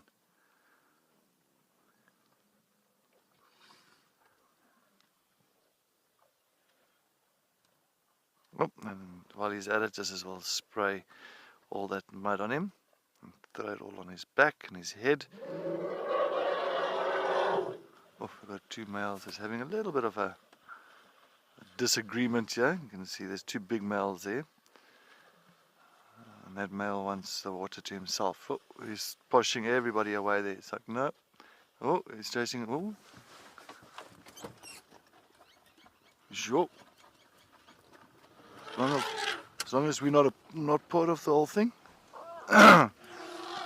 Sorry guys. I just want to quickly make sure that we're not in the way there, because that happened very quickly. You can see that one male just chased the other one away from the water area. 16 tons. You can imagine 6-ton animal running at about 45-50 k's an hour towards us. It's not going to be pretty. And we've got nowhere to go at this point of time, because we've got a dam in front of us and a lot of animals all around us.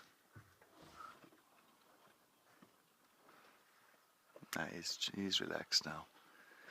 The other one is gone, and he's going back to the water. I think he wants the water for himself, that water hole, almost.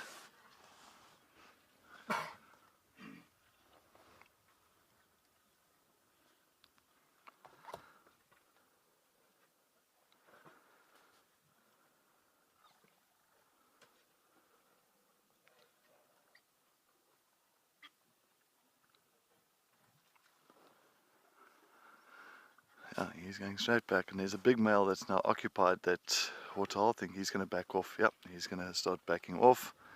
He realizes the other one is more dominant. Watch, here he comes. Yeah, he's good. That's it. Here he comes. Definitely. He wants the clean water. He doesn't want anybody else having that water.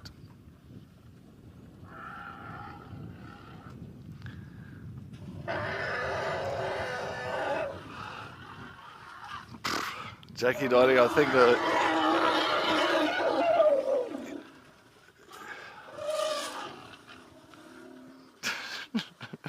I don't know what to say. I'm trying to say something here, but these elephants are interrupting me.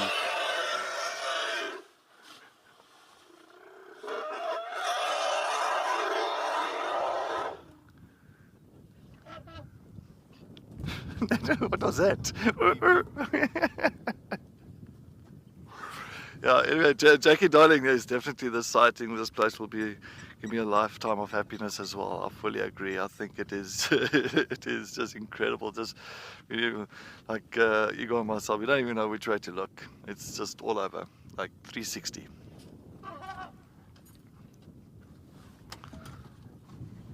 The elephant chasing some zebras. Oh, and he's chasing the wildebeest. I'm going to try and lie down. Oh, where's the wildebeest going to go? He's still chasing them. He's like that.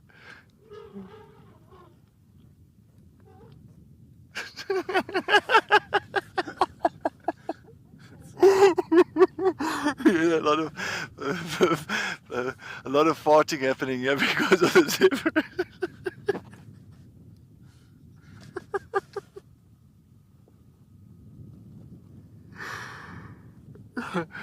A lot of fermentation taking place in the zebra's stomach. So many times when they do run, they actually let off a little bit of gas and.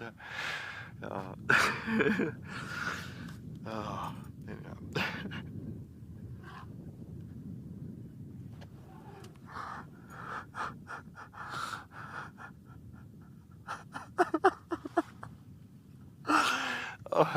You gotta have a good laugh sometimes. I think laughter is free. You gotta have laughter is good. You need it. Oh, I don't think I've laughed like this for a long time. I'm actually tearing, crying.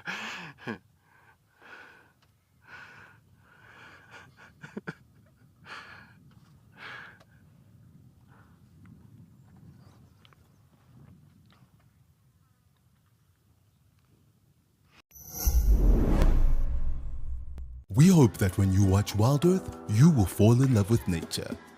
We know that our explorers share a passion for nature and want to make a difference. Wild Earth Schools is back. Sign up to be an explorer and your subscription will help us reach the future conservationists of our planet. Invest in something that truly matters, encouraging children to care for our beautiful wild earth. Wild Earth Explorers, make a difference.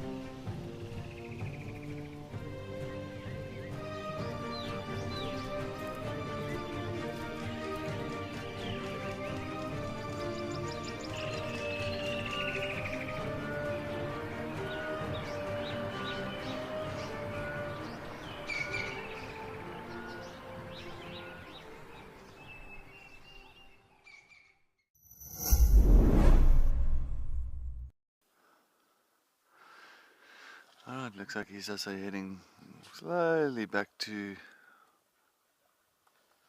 the area with the water. It looks like they're all waiting in line there, all waiting their turn to get some good fresh water from that side. Oh, and this big male is enjoying it, splashing himself. Look at that mud and that water. It's getting chucked on his back, making sure he's covering the entire body.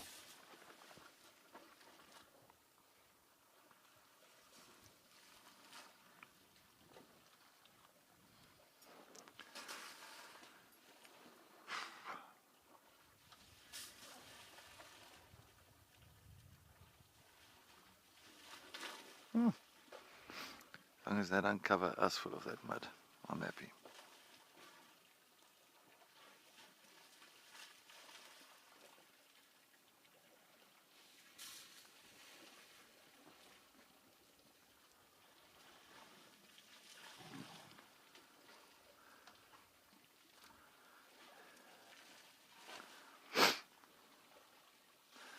Lenny, this dam is known as a Clou Dam, T-L-O-U, Clou. So that's of course elephant in Tswana. Clou.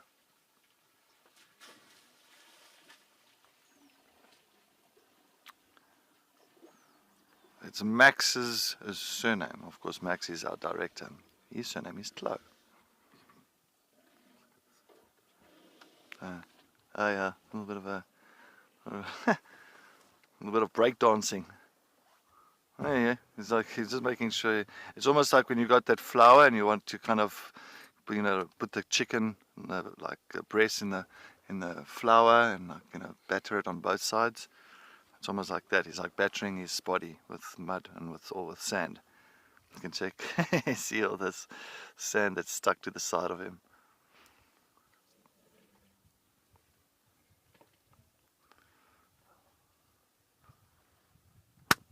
Sorry, that's just a fly.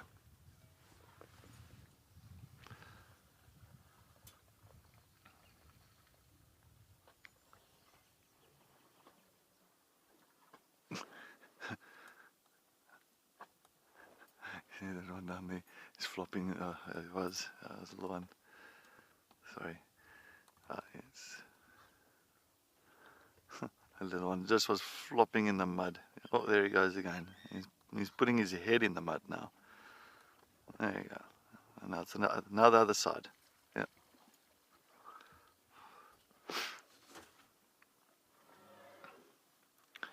And Jason, yes. I mean, the dynamics of the elephants and the herds, different herds coming in, big males coming in.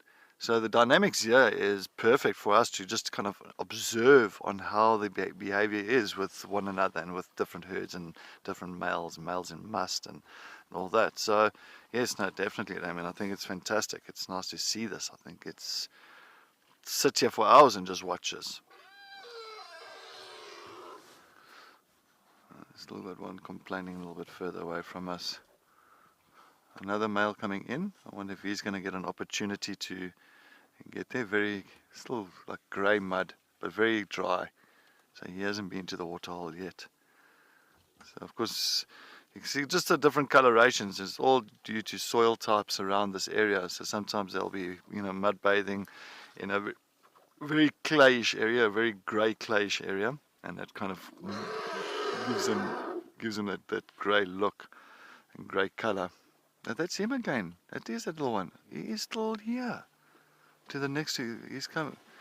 Oh, where is what's happening? I think he's very upset. I think he's now tired of complaining. You can see that like his temporal glands, that's very wet. Of course, being excited and maybe agitated and irritated for the morning. Of course, those glands will start leaking just behind the eye.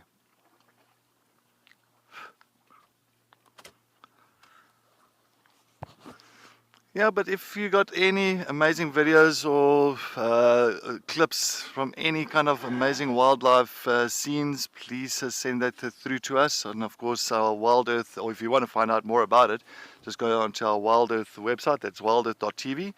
And just click on the content creator and you will find out and get more information about that.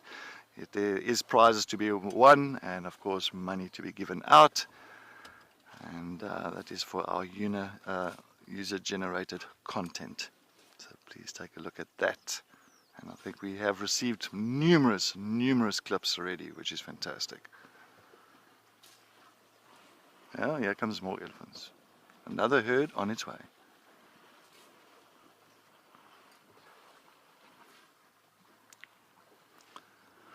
It's like a conveyor belt. It reminds me of sushi. They get that sushi on the conveyor belt and it's just like one after another. Yep. It's a conveyor belt of elephant sushi.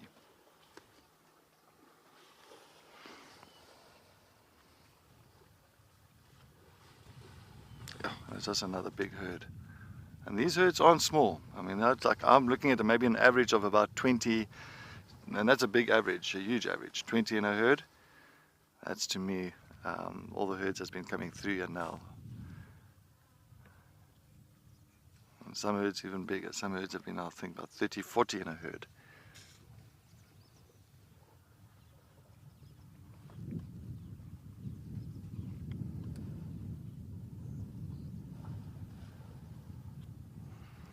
our rate we saw about maybe, realistically, about 200 to 300 elephants this morning.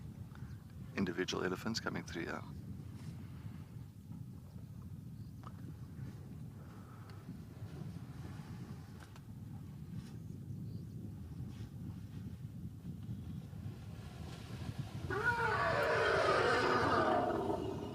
He's still there, he's on the dam wall. Hey, shame. Come on, I'm sure you'll find your mommy. You will find.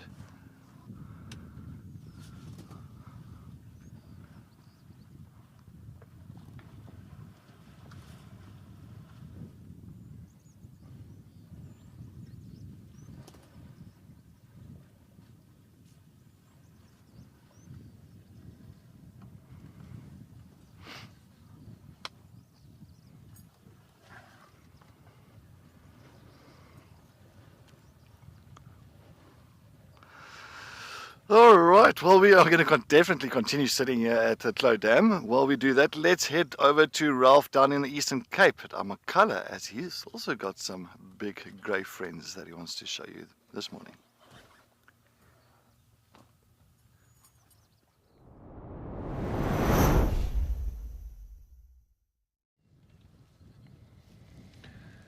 Yes, indeed. Yeah, it's just the breeding herd that is slowly starting to come out of the thicket. The one big bull here in the front, that is Upstart. He's got the end of his tail missing, and he's also got half of his tusk missing too, which he had it unceremoniously broken off by Collie, the bigger bull. But he's just walking out in front of the herd, which is seemingly going to hopefully come out onto the plain there, and we might get a look onto these two new little youngsters, one about a week old and one just 1 day old. So I'm hoping that's what happens. It is, however, the bulls that are coming out for now, and we'll see if the larger group does start making its way out too. It will be wonderful if it's here on the open plain, so we get a nice clear view of the little babies. There is a chance, however, that they stay in the Bushman's River line and they don't come out the side here, but we'll hope for the best and we'll see if they do indeed pop out. If not, we'll just try and loop around and see if we can get them in the river line itself. But still a wonderful sighting with these bulls that are now here. It's nice when they're out in the open and you get to see them nice and clearly. They like to feed on this grass, that especially this new growth that is coming out after the rains that we've had. Lots of Eragrostis, the love grasses. Also a bit of finger grass as well.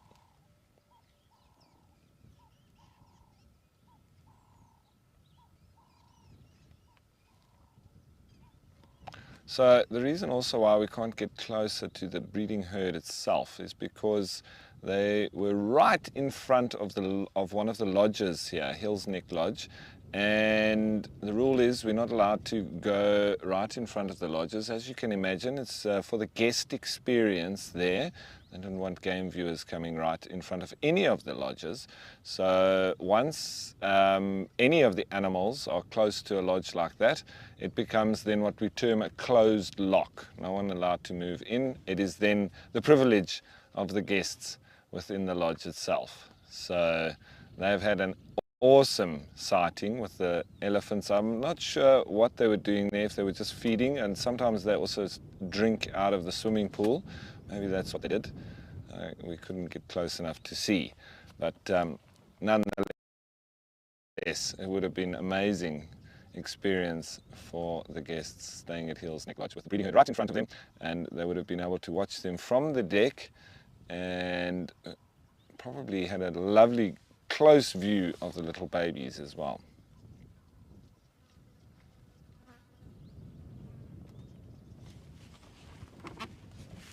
Just looking to see if I can identify these other individuals that are coming out. I think the one big bull there is Collie himself with the two intact tusks, but he's now just hidden behind the bush there.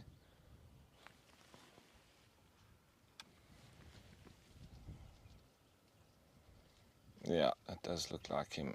So there's a little bit of a power struggle between him and the younger bulls.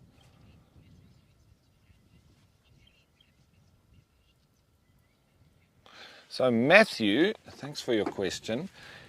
The Eastern Cape region, and particularly here where we are, is probably the area that is able to take the largest numbers of elephants in concentration-wise, because we're in the Sweetveld region here, and the carrying capacity is much higher than anywhere else in the country. And historically, obviously, humans, we realized this, and so this area was heavily farmed. It still is, but there's a lot of areas that are being rehabilitated, like this part on Amakhala Game Reserve. And so once it sort of is restored to its former glory, this reserve will be able to take a lot more elephants concentration-wise than most of the other parts of the country. So if you look at Addo Elephant National Park, they've got over 600 elephants there, and in a reasonably small reserve, and the highest concentration of African elephants anywhere. So very, very high carrying capacity, and yes, indeed, the Eastern Cape is it's idyllic for elephants, and I do believe that is one of the reasons why these particular elephants are of a temperament that is like I've never seen before. They are so relaxed, even the bulls in must. Yes, they have a power struggle between each other, but otherwise, even a bull in must is not of huge concern for me and the guides. Yes, we give them their space, but if you see big elephant bulls in other parts of the country in must, you need to stay very well clear of them. Yes, we do give them their space here, but it's not the same feeling in any way whatsoever. And I'm talking from my own personal experience. These elephants are very different in their temperament. Whether that's because they've got such a variety of food and it's so nutritious and they're so healthy, it might also have a little bit of an impact from the history that they have with humans. They haven't had too much in the ways of negative interactions with humans as well. In the past, yes, most definitely. I mean, they were hunted almost to extinction in the area of Addo, right down to one remaining herd.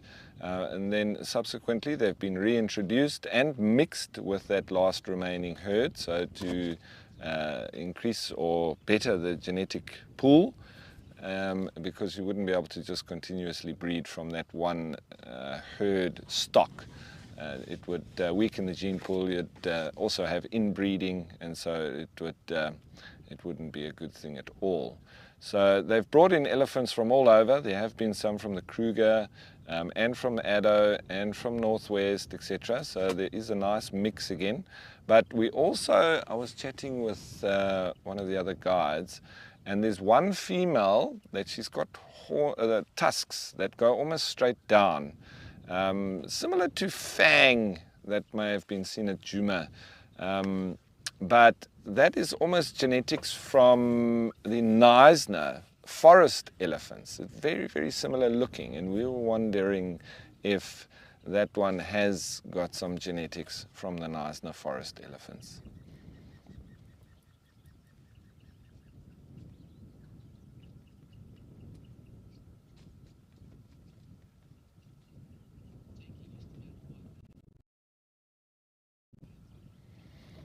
So these Ellies now are slowly making their way towards us, but as I say, I think it's just bulls. I'm wondering if the actual herd has remained down there in the river line. It would make sense. They've got tiny little babies with them. And last night, from our our house, we could actually hear the elephants trumpeting and going mad. I don't know if it was that they had some interaction with the lions. The noise seemed to be coming from that area, and especially if they have little babies with them and they come across or happen upon lions, even when they don't have babies, they can be very aggressive and noisy and loud, but with babies it's heightened. So I wonder if the potential was that they stumbled upon the lions during the night with their baby, and that's why they were making such a noise.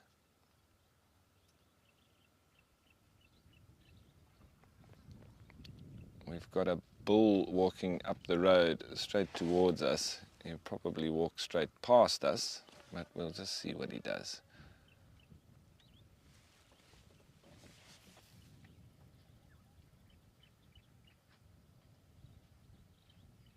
And let's just have a look to see his kind of mood and whether he's in must or not. And if he does a head shake, he's now coming into our space. So we obviously respect any kind of behavior that indicates that he's not happy with our presence. This is our man Afsterk. I do have a nice escape route, but I just want to see what he gets up to here. I don't want him next to the vehicle because these guys have been arguing with each other quite a lot. Maybe he's just going to come on over and have a drink here. Let's see.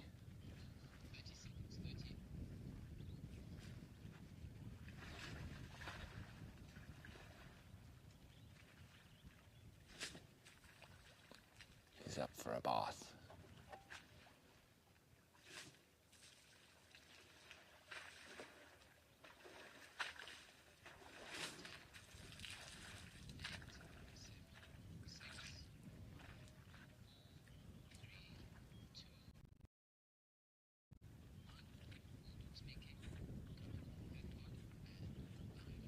He's going to walk right past us, within 10 meters, but he's shown no inkling except for the trunk smelling in our direction.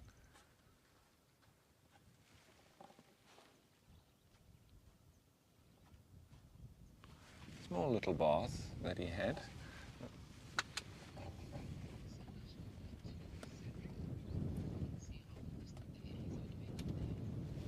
So that was a wonderful little walk by with absolutely no aggression shown towards us because that bull was not in must and our friend that we call Afstert. Anyway, I think it's time to go on over to Cedric with some more Ellies.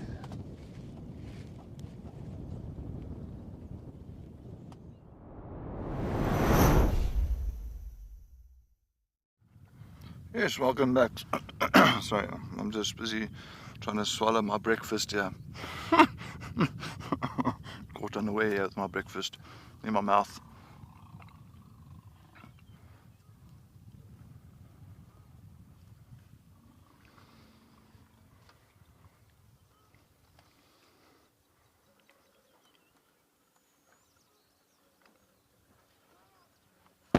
Yeah, but it looks like at least it looks like most of the elephants are slowly, not most of them, well actually most of them, there's still a lot of them here, but most of them have started pushing off a little bit, maybe might be heading into the thicker areas for some food for the afternoon or for the morning. They're also going to have their breakfast like I'm trying to have my breakfast. A little one as well then, but look, still just standing around. And while we were off there as well, unfortunately, what actually happened is that there was that one big male elephant that was enjoying that clean water, and another big male came into the area, and as soon as he came, he was chased, but two big males, and they ran directly for the vehicle, but luckily Missed it by like a meter and a half, 2 meters. missed it about 1.5 meters, 2 meters, yeah. So, and it happens so quickly. It happens incredibly quickly. People always think, oh, yeah, but you know, just to make sure that you start to turn on your vehicle and you know move away and all that. But things happen just like that. That's why you always have to make sure that you're in the right position, making sure that you're safe. Safety is number one. I always believe in. Yes, not for that fly.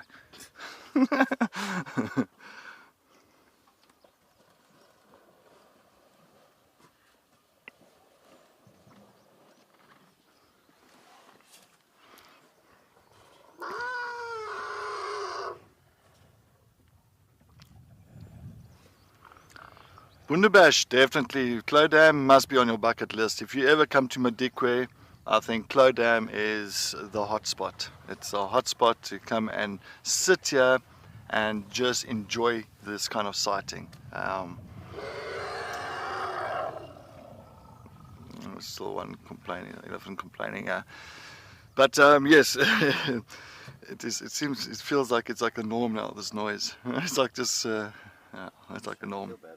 Yeah, I'm sure he'll find his law. He'll find his way. But so just looking behind us because I just heard something. No, there's nothing behind us. But yeah, Clo Dam is a good thing. Come this side, come sit here, come enjoy this. It is always a wonderful place to be at, and you can never. There's a big male coming our way again. Now this is the male that chased the other male away from this thing, so we might get, because he's coming back to this fresh water again, or this water source, and he's slowly moving out. So I'm just going to try and slide back into my seat here, because I'm trying to stay out of the sun. Sorry. Okay. Sorry, my seat is so hot. He hasn't bent my legs. Sorry. Yeah, the sun. My seat's been in the sun the whole morning and exposed to the sun. So, and it's yeah, it's this canvas, and the canvas really heats up very quickly. And I think I just gave myself 3 third-degree burns under my leg. Okay. I'm just watching, because this guy is definitely the dominant bull around here at the moment, because he's been chasing most of the males around, and chasing most of the males away. So I'm just sitting in my seat, always prepared, always making sure that if anything goes down, I am ready to move out the way.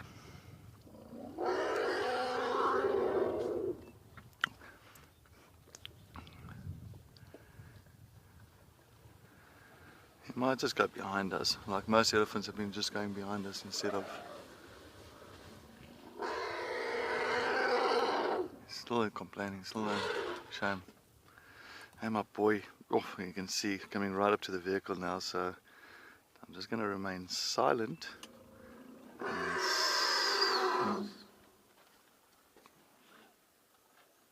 now yes, you can go around me. You can go around me, I've given you space. Hey my big boy, I've got full respect for you. Full respect for you. There's nothing, I'm giving us a bit of a stare.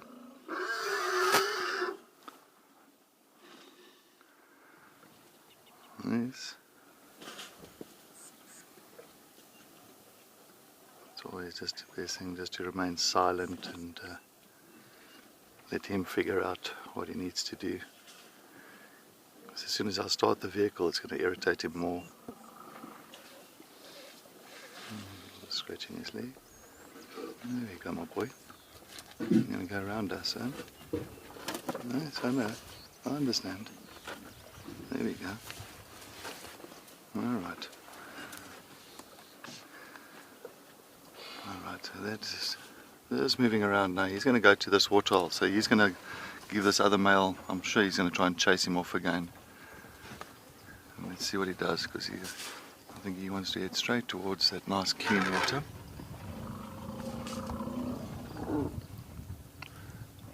Maybe not. It looks like maybe he's moving away from the water. Wow, that was it. It's amazing when they're sitting right next to them like that. You feel so intimidated, you know, you feel so small.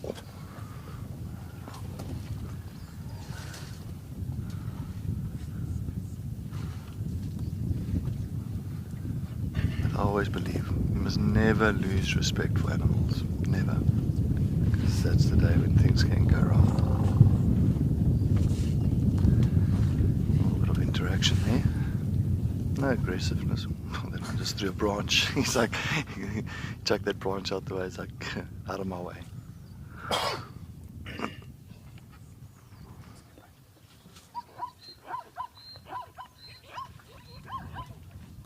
Oh, look at the little one run. Shame.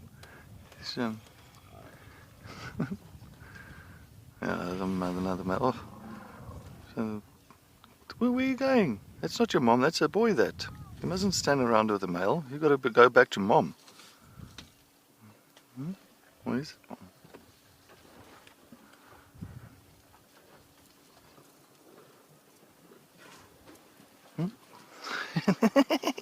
He doesn't want to. Oh, it is mom. It is mom, sorry.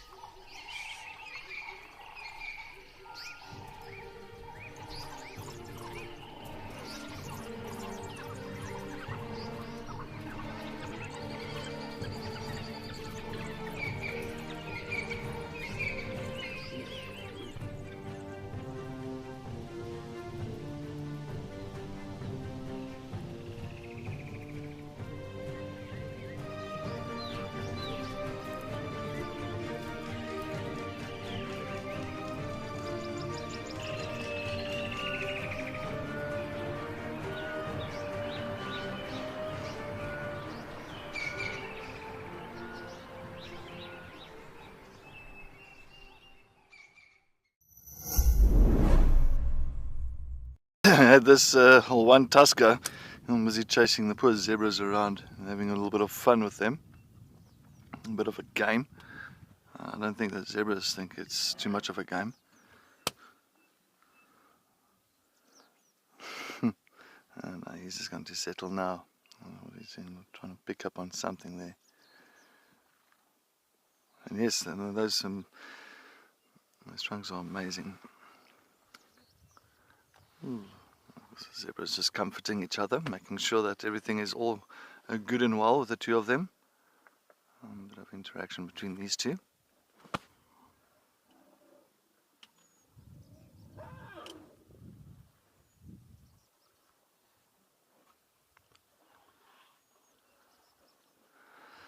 But like what we've been seeing now this morning, what was quite interesting is actually with these elephants, the first ones coming down to the dam was actually the breeding herds, you know, the females and the youngsters.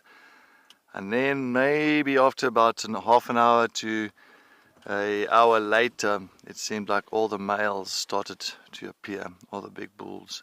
Oh, he's running after, he's out of there. Looks like he doesn't want to hang around too long. And then all the big bulls started appearing. Oh, here comes another herd. Here it is.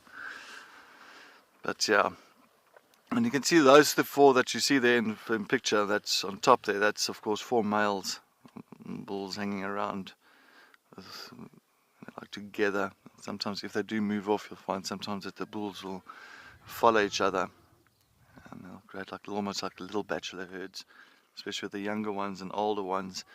Younger ones, of course, and gaining some knowledge from the older boys.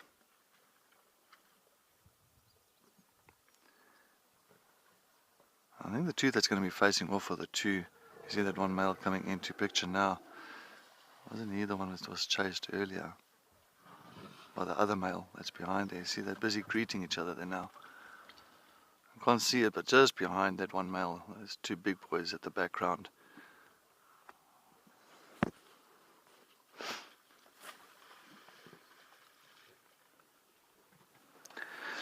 All right, well, see this. Look, watch this. This one is definitely showing more dominance compared to the other one. Unfortunately, there is a bit of the pole that's on the left-hand side. All right, well, we're going to continue just observing this area, definitely not moving away. I think let's head over to Ralph in Amakhala to see what's happening that side.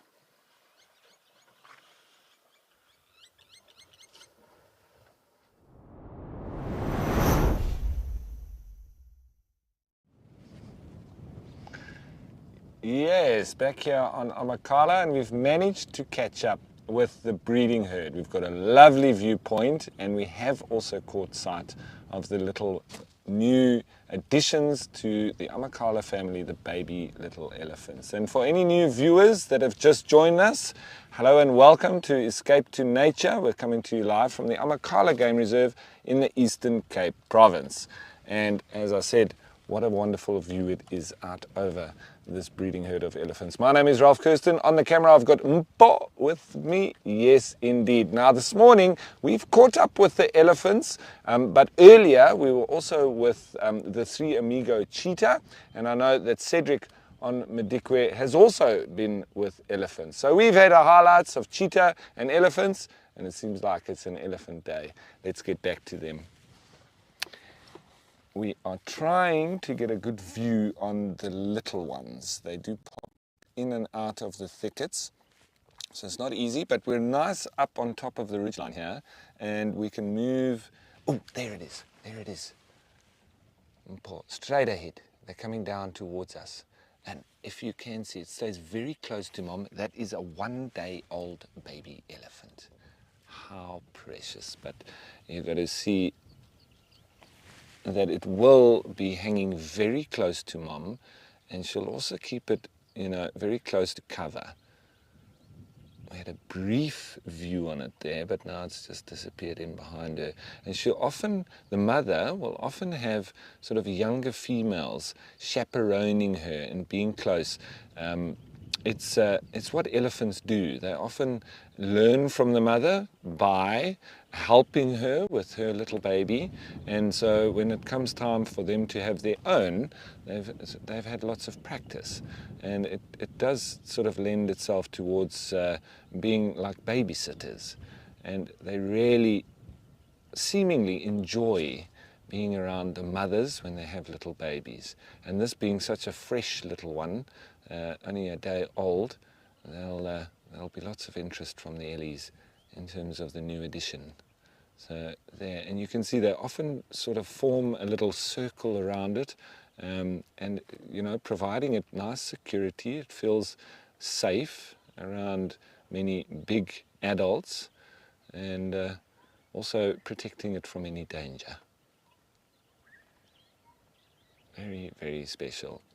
And we'll just wait and see. I'm sure we'll get another view on it.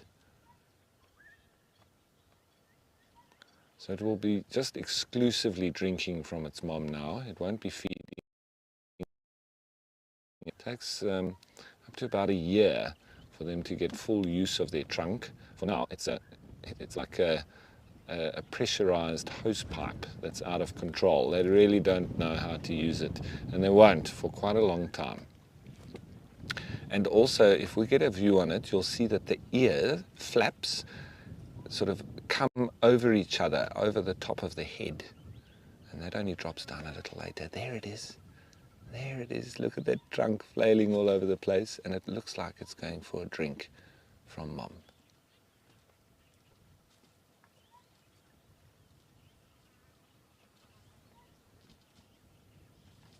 How cute is that? Very, very special. Might get a better view on it now. There it is. Still trying to work out its legs and how they work as well.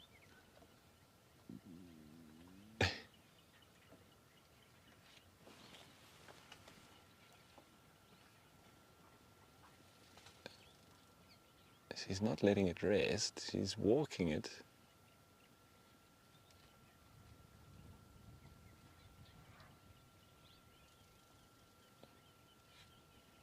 That little baby is still working out everything. Everything is new.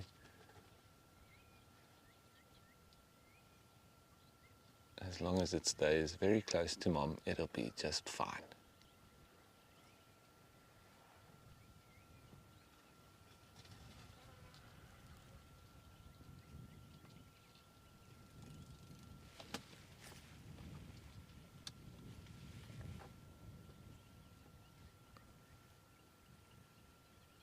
Amazing being around elephants, and we've had a couple of bulls walk past us up the top here, and now just to see the bigger breeding herd with these little babies is just a wonderful experience.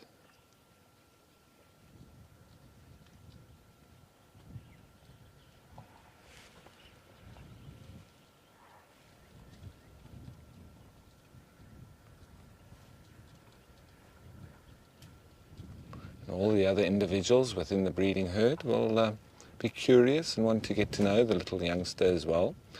And the females, they can be a little bit agitated at this time because with the bulls being around them, they do irritate. And I think the females also feel the sense of, there can be problems when the males come around. They're thinking about mating and all that, and all the females now are just worried about protecting these new little youngsters. So there can be a bit of aggression within the group around these times, especially towards the bulls. They'd like to hang around and follow the breeding herd. Sometimes there can also be teenagers or ones coming into their early 20s that are a little bit boisterous, and the females don't like that. So there can be a little bit of pushing them away from the group. So you can have trumpeting and a bit of chasing of each other around. It's normally pushing those bulls out, or attempting to at least,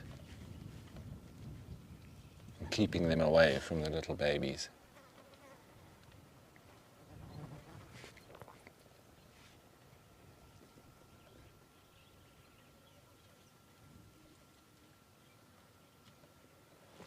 And also when you do have little babies like this, you'll find that they do move at quite a pace, but then they generally stop and let the baby rest a little bit. It might even lie down and sleep, and it also gives it a chance just to drink from its mom, and then they'll move again.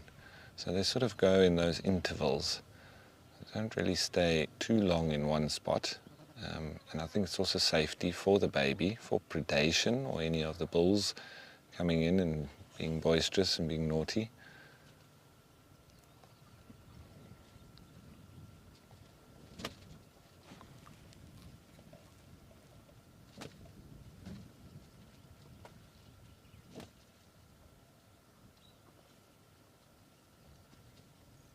So it looks like they're giving this baby, a nice little rest now.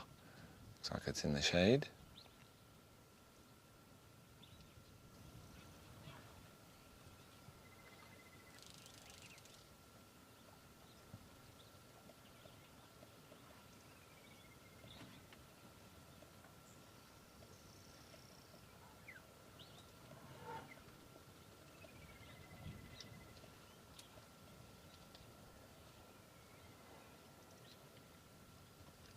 It's amazing how the little baby that's a week old already looks quite a lot more developed than this little fresh one.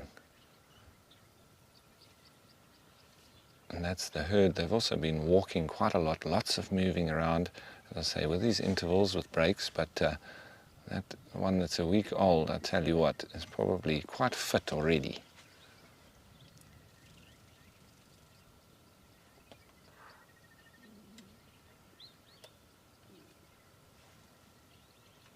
Those trees are under the wild olives.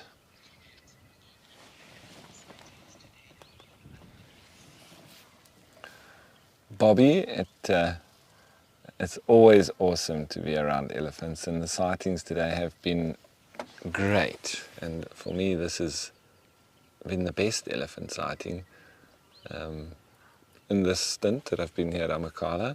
We got to see the first little youngster, but we were in the thickets, and so they were just passing over the road in front of us, and then they'd disappear within seconds. But here we've got a lovely view over them. We've got the Bushman's River in between us, and they're on this sort of flat area just on the other side. So it's a perfect view over them, and for us to see the little baby from up here and watching the elephants all in their natural behavior. They don't care that we are here, and we're not disturbing them in any way whatsoever. So it's just a perfect sighting.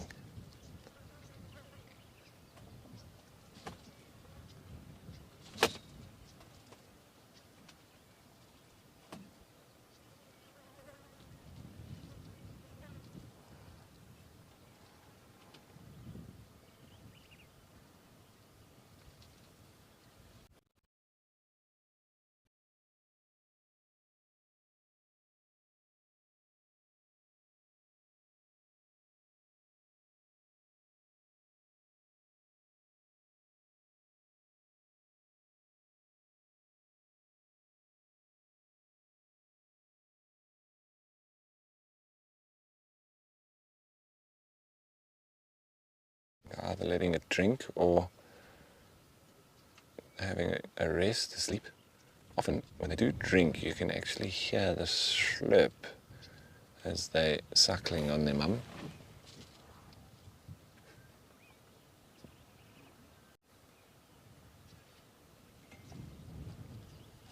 Very rich milk that helps them develop very quickly.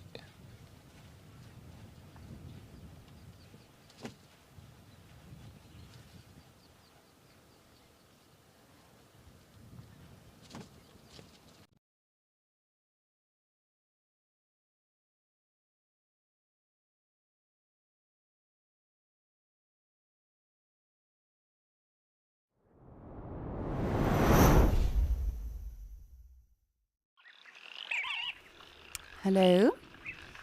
Hello? Testing, 1, 2, 3. Testing, hello? Oh, hello. Am I still a featuring naturalist today? Oh, what a brilliant day Cedric, Igor and Rolf, as well as Paul, are having with all of you. That is just absolutely amazing. We've not yet again had any elephants here at Okukuyo. However, you can see some of our storks have arrived. We've got a giraffe, and of course our general game, the springbok, the zebras, and the oryx, yes, probably coming to write some fines to the animals drinking too much water. But I hope all of you have been having fun with the gentlemen. They really have had a phenomenal day, especially Cedric and those noisy, rowdy elephants. How amazing was that? I was literally glued to the screen. I could not stop watching. But of course I've got my eyes on Okukuyo as well as Gowrie Dam in Djuma. And it's been pretty quiet in Djuma, apart from the hippos. But as always, here we are having a lot of fun, a lot of activity. This giraffe, he literally has not drunk yet. They are so polite and patient. I always think shame giraffes don't always realize how big they actually are. And that if need be, they can be a little bit arrogant like elephants sometimes are.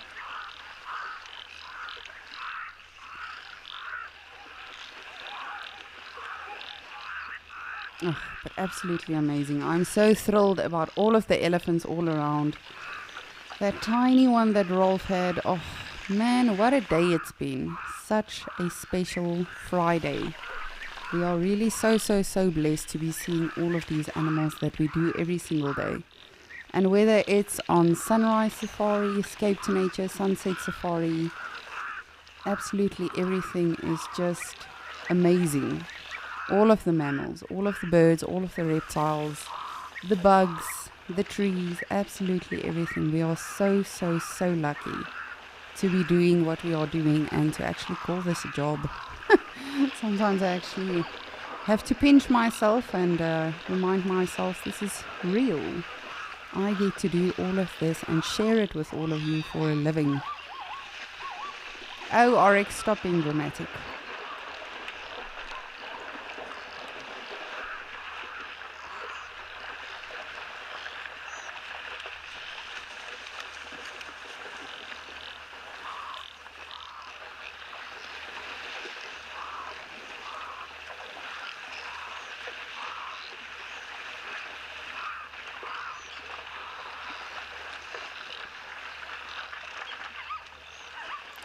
Oh, yes. Max, I've not featured for such a long time. I think that's actually, it's a record for myself on Escape to Nature. I think that's the longest time I haven't featured. Max was just reminding me about the anagram challenge. Max, if you're ready, I'm ready. Now, as I said, our next one is about something that we hear a lot in Okukoyo. It might be a bird, it might be animals. What do you think this means? And again, it is an alliteration anagram. Architect wrongs. Our first one we had was elegant elephant, or even a gentle elephant, pointed out by Baobab Girl. But as I say, these are alliteration anagrams. So what do you think architect wrongs means? And if you were with us earlier on, I did mention that it is something that we were listening to at that moment, which could have, of course, been anything. But hopefully you get this one. I know you will. You guys are so good with the quizzes. And always when I think, they will struggle with this one. Then it's literally 2 seconds and we've got answers already. So, but let me know what you think that one will be.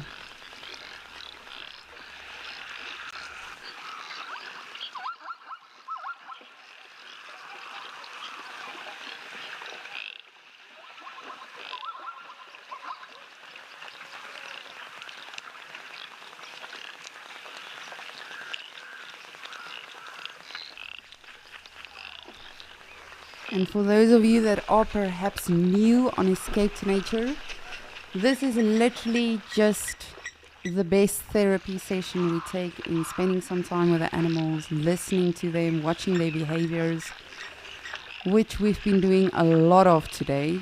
It has been so incredible. But as we are watching this is also happening live and we are interactive. We love hearing from you. So please do send through your answers, your questions, your comments, and even your suggestions.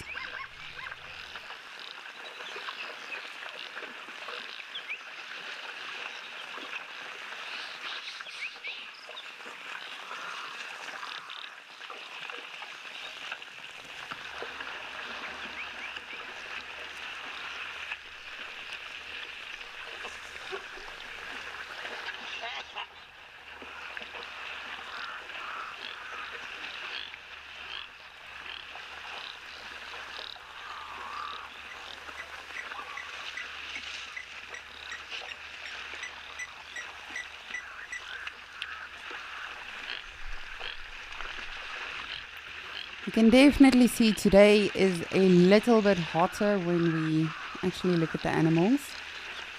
Even the oryxes are underneath in the shade, just cooling off. Oryxes are generally, they thrive in areas like this where it's hot and dry and vast and open and humid, as do the springbok. But they are huge flagship species for areas like this. So if the oryx is hot, you must know it is really, really hot.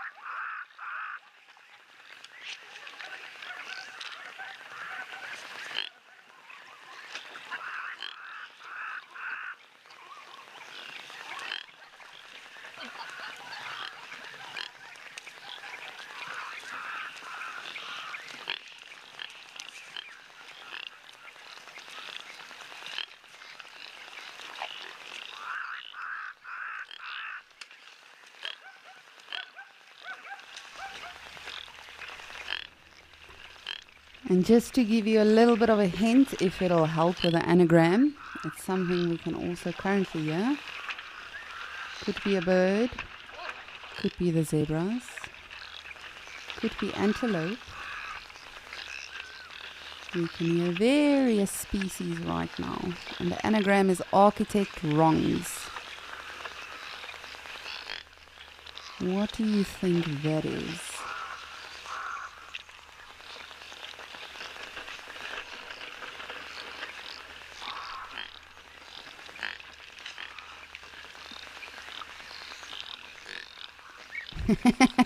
The oryx are really, they're hogging the shade now.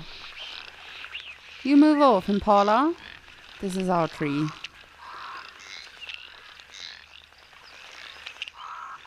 They are like the popular kids on the bus on the way to school. No, the back seat is ours. That's where we sit. Impalas are just, or the springbok, sorry, not impala. Those are springbok. But they're just sort of like, alright, we will try to huddle, squeeze in a little bit and give you all the space you need.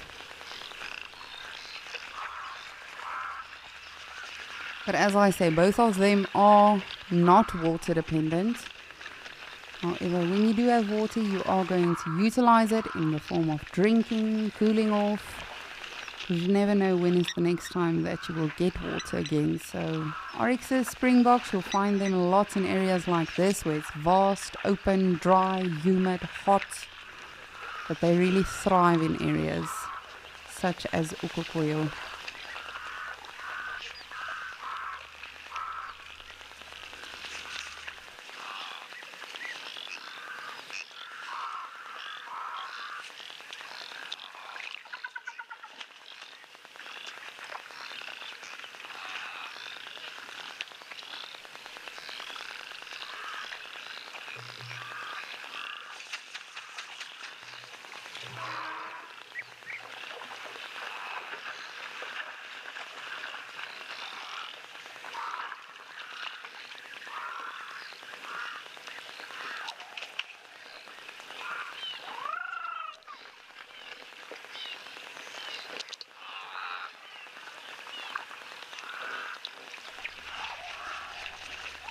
Well, we will keep an eye on Okokoyo, and I will, as always, keep you posted with everything happening. I think for now, let's try to catch up with the hippos in Juma.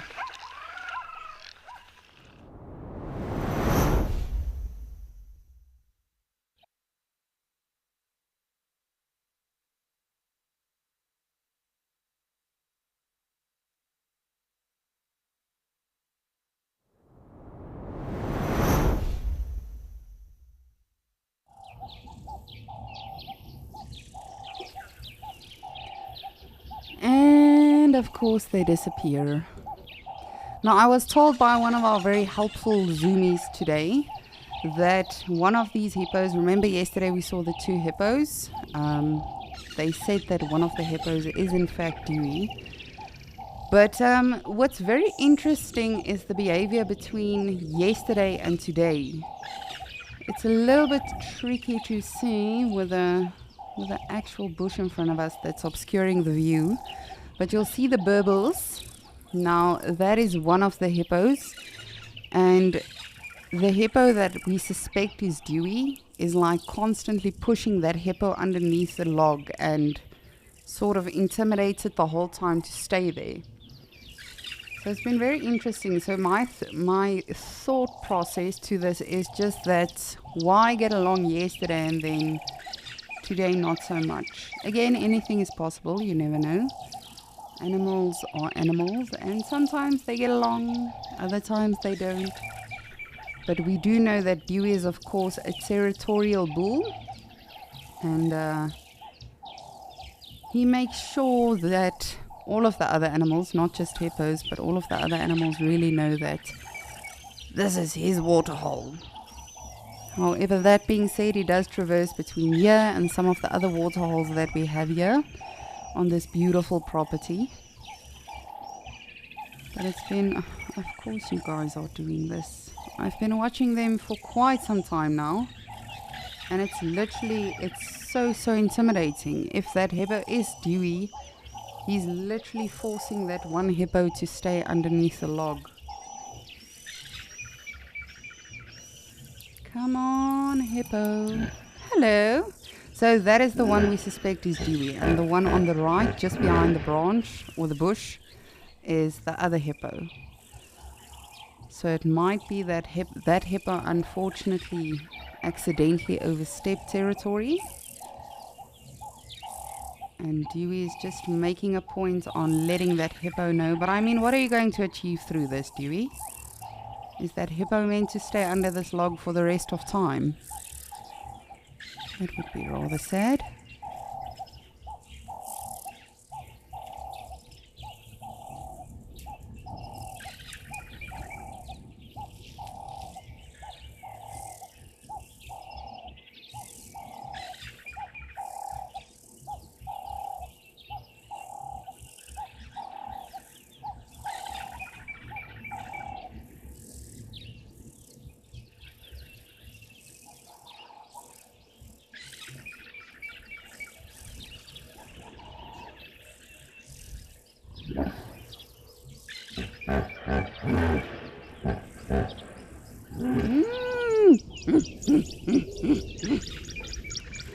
I'm definitely out of practice with my animal calls. I realized this the other day as well.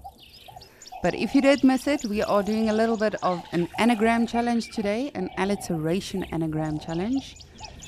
And this one, Architect Wrongs, was something that we heard in Okokoyo. Not the hippos that we just heard vocalizing.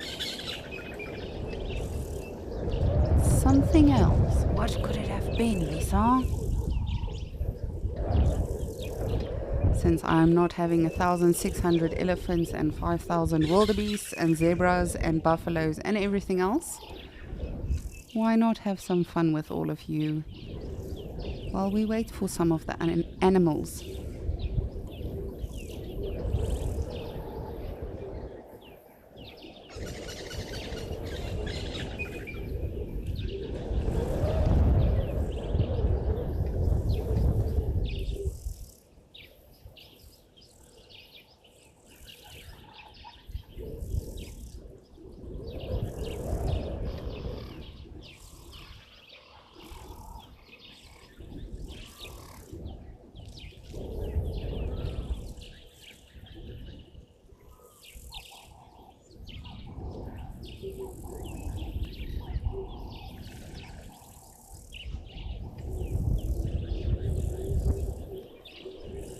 And this, for me, probably on safari, is one of the most fascinating animals to watch. Just like elephants, you know, I always find that they have a lot of different dynamics. That hippo is like, where did he go?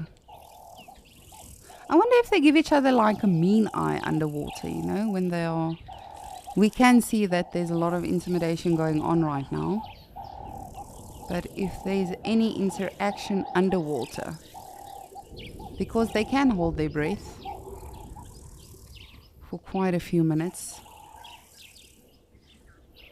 if they sort of just give each other the stinky eye, call each other names underwater,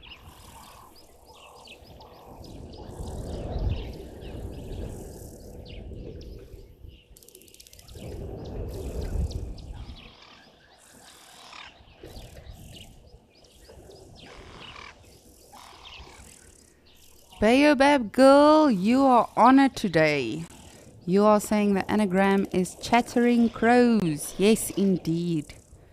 See, it's not difficult. You guys always get it so quickly. But well done, Baobab girl. You are on it today. On the money. It would appear I would have to make it a little bit more difficult. What shall we do? I just want to keep my eyes on these hippos for a little bit. Just want to see if there's going to be an actual interaction or showing teeth. Something I did see earlier on that was very fascinating. I haven't seen this before for myself in real life. I've seen it on footage. But the hippo that's being intimidated, so the one that is literally under the log, he sort of did this movement with his mouth, and I tried to listen, but there was no vocalization, but it looked like he was chewing. So I'm not sure if he was trying to show off his teeth, but still in a submissive way. For me personally, that was the first time seeing such a behavior from a hippo. Perhaps he just felt backed into a corner, but still sort of wanted to emphasize his size. Dewey, what are we possibly gaining from this? Do you feel better? Because technically you're being a bully right now, Dewey, if it is you.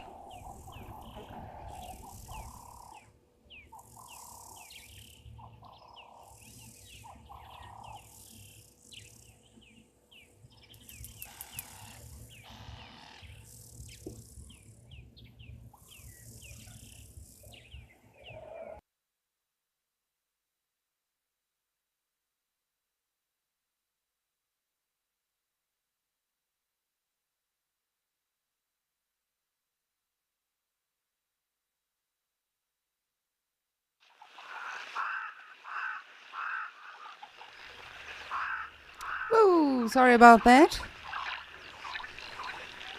It seems like they need some privacy for their actual negotiation. No, I do apologize. Remember, we are constantly trying to broadcast from the wilderness in southern Africa. So every now and again we do have a little bit of technical difficulties, but we are back in Ukukweyo. And yes, as you can hear, chattering crows, just like Baobab Girl said. Chattering crows that we can hear, a lot of zebra vocalization, the lapwings every now and again. But what an amazing scene this is. Oh really? Is everyone fighting today? What is happening? I think it's Tantrum Friday. The elephants with Cedric. These animals over here, the hippos. Why can't we all just get along?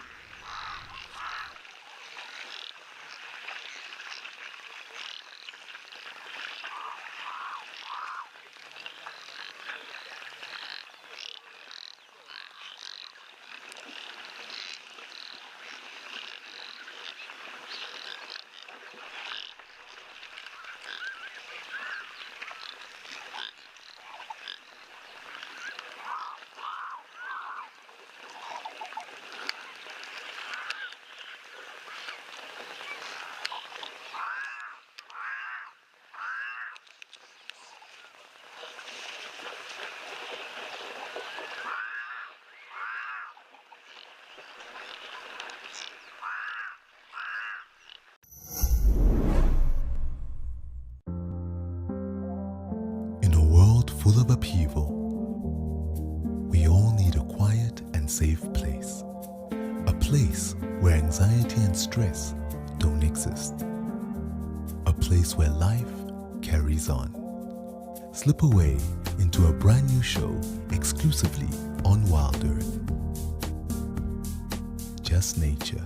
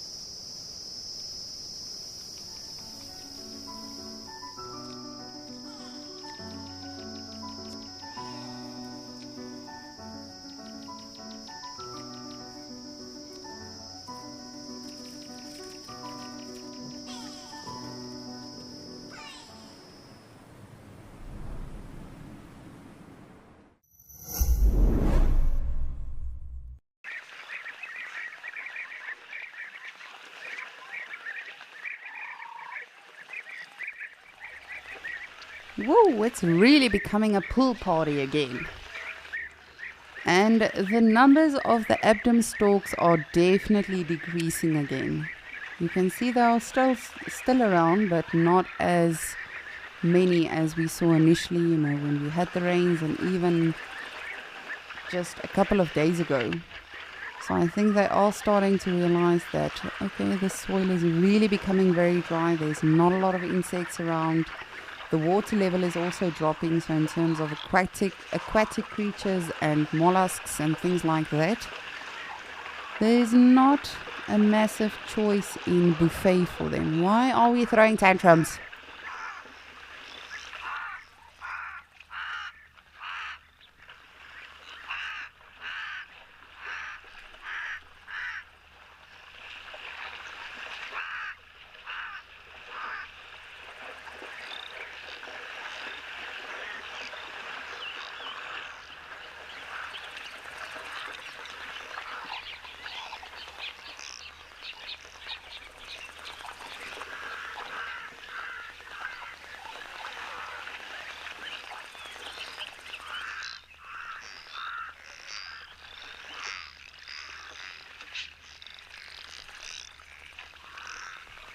Nothing. There was literally nothing to throw tantrum over.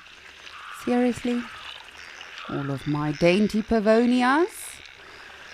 Alrighty, well, speaking of dramatic and dainty Pavonias, I'm going to send you back to Cedric so we can see how those 1,600 elephants are doing in Madikwe.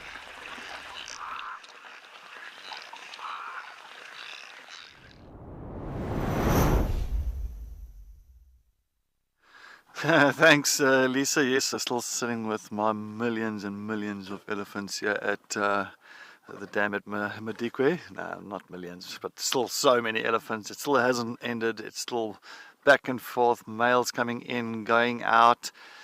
Some of the herds have left, some of the herds have returned.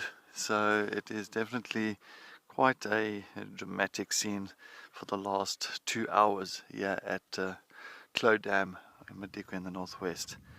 And as you can see, there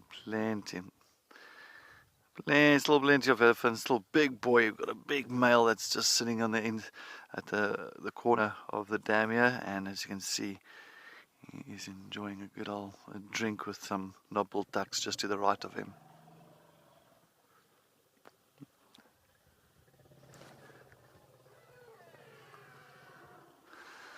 So there's still a lot of elephant audio or vocalization going down here. It's just take a look behind us, what's happening. Igor and myself have been doing 360s for 360 maneuvers here for the last 2 hours, and I think tonight I'm going to sleep very well. Very well. I'll be dreaming about elephants. But yeah, as you can see, some of the elephants still enjoying this mud. A lot of them has stirred up this mud here. So of course it's nice and soft, perfect for them. And they actually enjoy it. They keep on putting their faces into it and trying to walk through this mud. Almost like struggling in a way, but they're definitely enjoying it.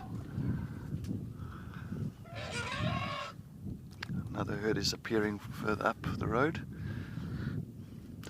And it's amazing all the different colorations. So you got like that brown on the right, and then now you got the grey in the center, and then you got the red elephants right at the back. So of course what's amazing about that part is you can see exactly which areas they came from. So it depends if they came from an area where there's a lot of red soil, a lot of iron in the soil. They've got that real reddish tinge to themselves, or that tinge, like that red tinge look to it. And then of course the ones with the grey that's in the foreground, more of the clayish kind of soil, a lot of the mud, like the grey mud that you do get. And then of course the ones that's a little bit lighter to the light brown colour, that's the one that's walking past there now, more of like a sand bath than anything else. And of course it was wet somewhere, and then of course chucked a lot of nice sand on it, just to kind of keep it nice and cool. Oh, look at the little one, he's getting excited. He is very excited to get to the water, to the dam.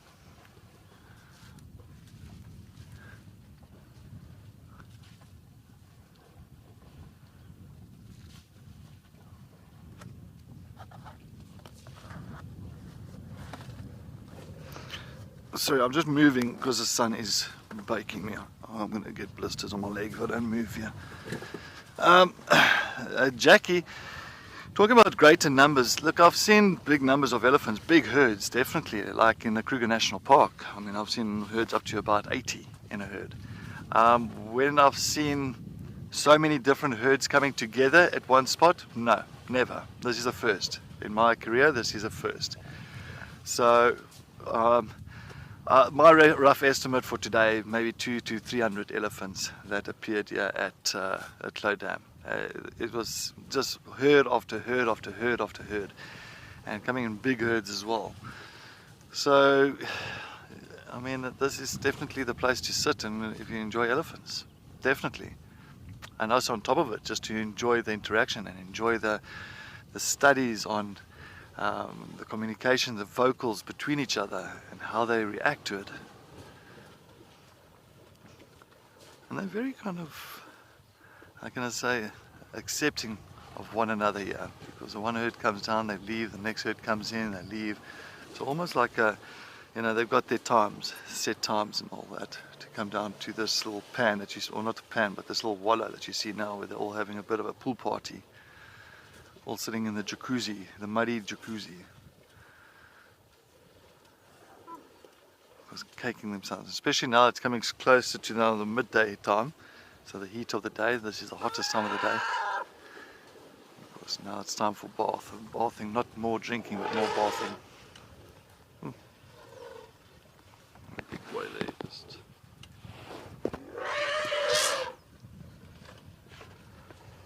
Whoop, going behind the vehicle. I want to make sure, right there. The male's just chasing a younger male away behind the vehicle. Just want to make sure that we're not in the way here. Are we all good?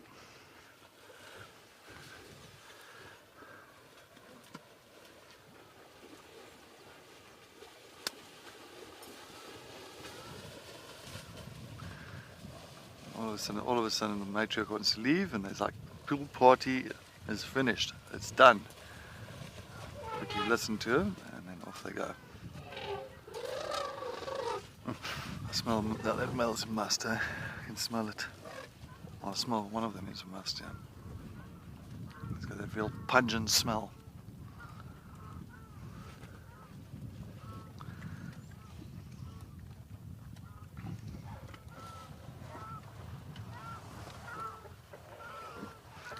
Try and duck. Whoops, it's me. I'm trying to duck out of the way there. Oh, well, she's not part of the herd. You can just see the different colors, so they're definitely different part of the herd. So the ones are a little bit grayer, coming from a different area of the reserve compared to the ones that's got the red on them. So you can just see that they not really in the same family. Got this fly.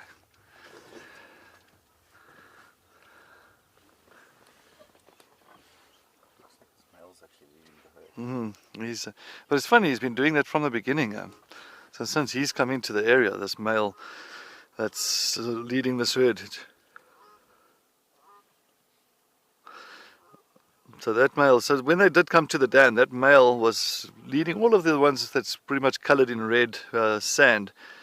And he's been leading them towards the dam, and then they came all the way around the dam, right around the dam. They followed him, and now they're leaving with him. So very strange. It's never like that. It's usually the other way around. It's usually the males that tend to kind of, how can I say, follow the females. So if the female's in heat or something, the males will follow. But this one seems like he's leading the herd. Very strange.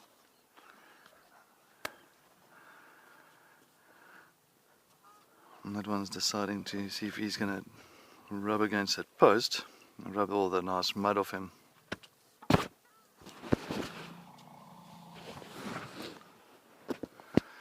Starbuck, no, not that I've seen. Maybe like if, look, males, they don't hang around with the herd. So the males will get kicked out, 16, 17 years old, they get kicked out of the herd. They become like solitary, you know, in other words, not solitary completely, but they might join other males. But they don't remain with their herd of origin, so they'll kind of move away, and then they maybe join up with another herd just to see if there's a female in heat. But if it's females, the females will stick to their herd, stick to their family. It's all family. It's like lions, for instance. So they're all like sisters and aunties and grannies and mothers and daughters. They're all females are together. Oh, there's a nice buffalo in the background enjoying the mud as well. He's taking this opportunity while he's got a gap, of course, of wallowing. But yeah, I don't think they can, but I'm sure there might be cases where you find females join other ones, but no, I mean, I haven't heard much about that. I will stick to their families. Oof.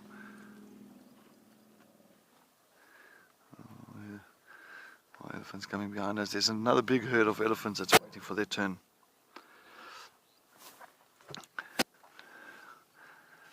No, Max, this is a different one. The same one had that red on him and he disappeared. He moved off. There's 3 big herds of elephants joining us now. 1, 2, 3. Oh my word. So yes, Max is a different one. The other one, we saw him disappear. He went in the opposite direction. This one is enjoying. But yeah, wow, look at that. Oh my goodness.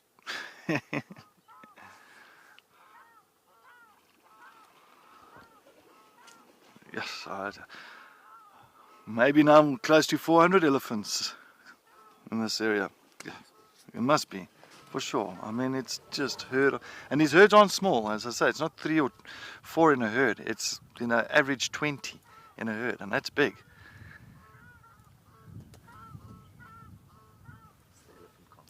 Yeah, it is definitely an elephant conference. Yeah, I think they definitely all coming here for a meeting or something. All discussing exactly which directions they are going to leave from this dam and spend the next week maybe feeding on some areas and that. So yeah, all deciding that, but wow.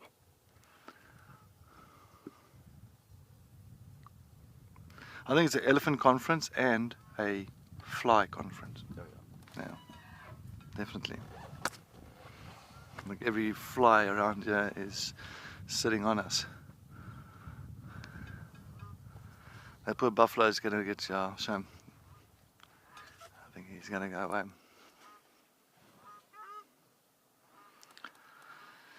Yes, definitely. I think we are the agenda to the fly conference here, but the agenda at this point of time is which elephants are going to drink at which point of this waterhole, because now there's so many again. It like died down a little bit and now it just kind of picked up all of a sudden.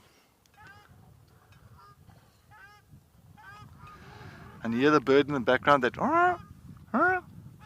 so Southern African shell ducks.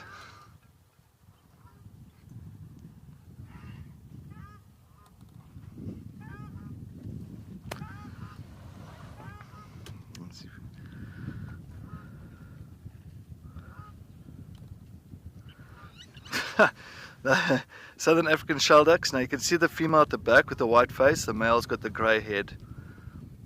So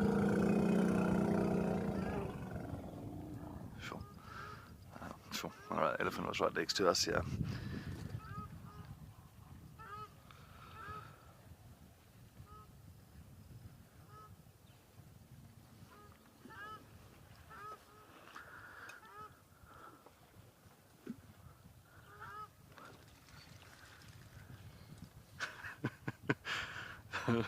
I'm just laughing at this because it is something phenomenal.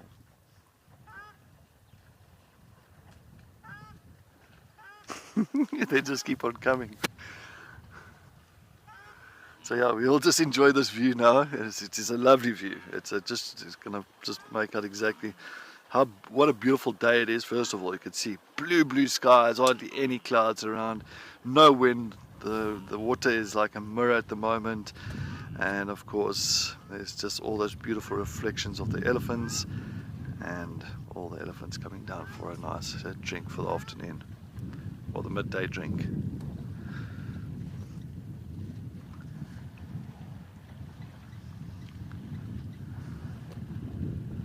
And people are telling me about Madikwe elephants being quite aggressive in that, but and being you gotta be kind of how can I say, on alert for them and that. Yeah, you gotta be wary of them for sure. But with all these elephants that's been here this morning, we haven't had really one issue, not one, where we had to make a drastic maneuver.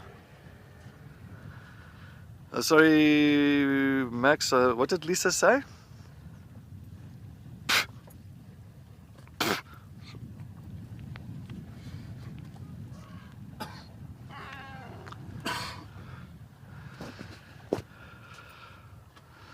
Thanks, Lisa. Yes, I can imagine he must be jealous, and yes, definitely, it's an insane sighting. It's an amazing sighting.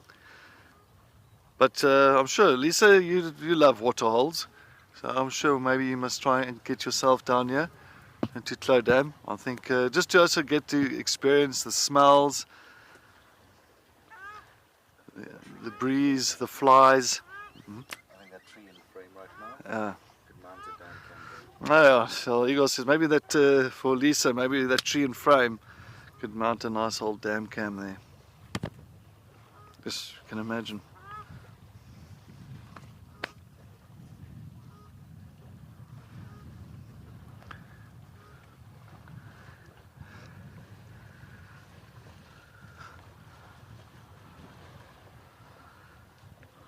Definitely, I think a dam cam on that tree would be a talking point for the whole day. We've got so much action around this dam like this. I think it'll be, yeah, you won't know where to point. The poor dam cam will be doing like 360 loops around that tree. A little one coming up there, joining the rest of his herd. I'm very happy there. Oh, is it the wrong herd? No. That's the wrong herd. He needs to join that one. Sorry. Wrong one. There we go.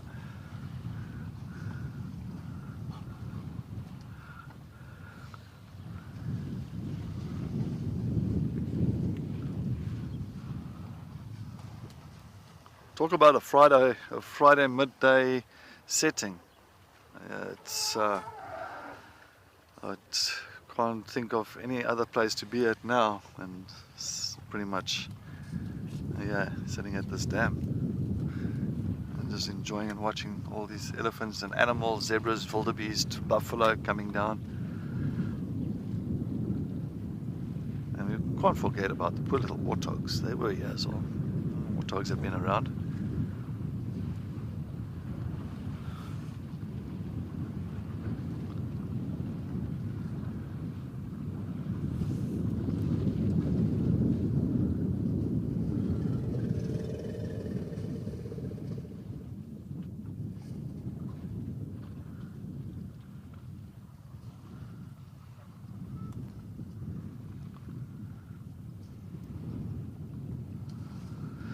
You would think that the young ones will all get confused on which herd to go with, and who's your family members and who's not your family members, but they know. It's as I said, that communication between each individual and all the families. They know exactly what's happening and when they're moving and when they have to move and who they have to move with. Yeah, all of them except one. Yeah, that one this morning was definitely a special case. We did have, if you just joined us, we had a special case this morning where I had a youngster that did not know exactly which herd belonged to which, and he didn't know where his mom was. He was shouting the whole morning, and for a good hour he was screaming, and eventually it seemed like he had joined the correct herd, he joined his family, and he's moved on. So that's why you don't hear the screaming anymore, because he's gone.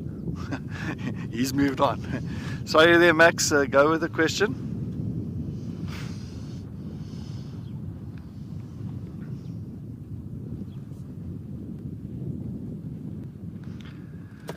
Yes, Lenny, this water hole is pumped all the time. There's a pump, there's a pipe here where, of course, a lot of the elephants would go to, and they would actually try and suck that water out of the pipes. Especially the big males will try and dominate that because it's clean water. So this water hole has been pumped with borehole water. I'm not too sure how deep this borehole goes, but some of the boreholes I know are very deep. I mean, I was working at lodges where the boreholes, we had to pull the pumps from the boreholes, and that was about 180, 200 meters down deep. So I'm not too sure how deep this one is, but yeah, there's definitely borehole water that is pumped into this dam.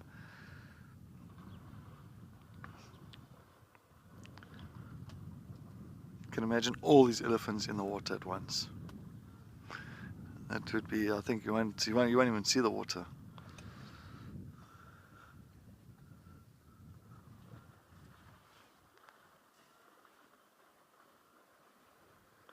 And very important as well, Lenny, you must understand that even in the Kruger Park, the greater Kruger Park, if you've got a fence around a huge reserve, because you have to have a fence. If you don't have a fence, I mean, these animals will escape, they'll go into the rural areas, they'll end up in the towns and the cities, which you don't want. So, of course, there's a huge fence going around this park, there's a huge fence around the greater Kruger National Park, and all these fence reserves, they've got all man-made water holes. And the big reason for that is because we've prevented these animals from going outside and actually just roaming around the entire continent and going to the natural water holes, the natural rivers, the natural dams. And of course, eventually we had to create these man-made water holes for the animals. That's the only kind of way I can say that where we really kind of got involved and changed a few things is with the water, because water is life. You have to have water. You don't have water, these animals will not be around here. And especially that areas that gets very low rainfall. If you get a very low rainfall, then these dams are going to be all empty. There's going to be nothing here. And then there's going to be too much pressure at the dams that's got water. Then you can imagine all 1,600 elephants at one water hole in one day. That is just going to cause too much damage with the vegetation surrounding the water holes, as well as it's just not good for the environment. So that's why you have to have this really spread out. That's why it's fantastic that Madikwe has got quite a few water holes, but they're nicely spread out and perfectly placed. There's not a huge impact on vegetation damage.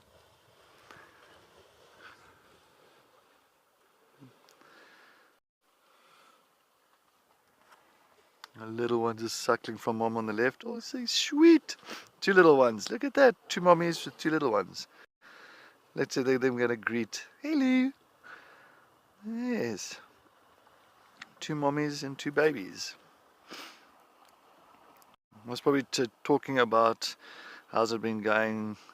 Has your baby been getting up early in the morning crying? Or has it been good? Having a bit of conversation there. The little ones are just being little ones.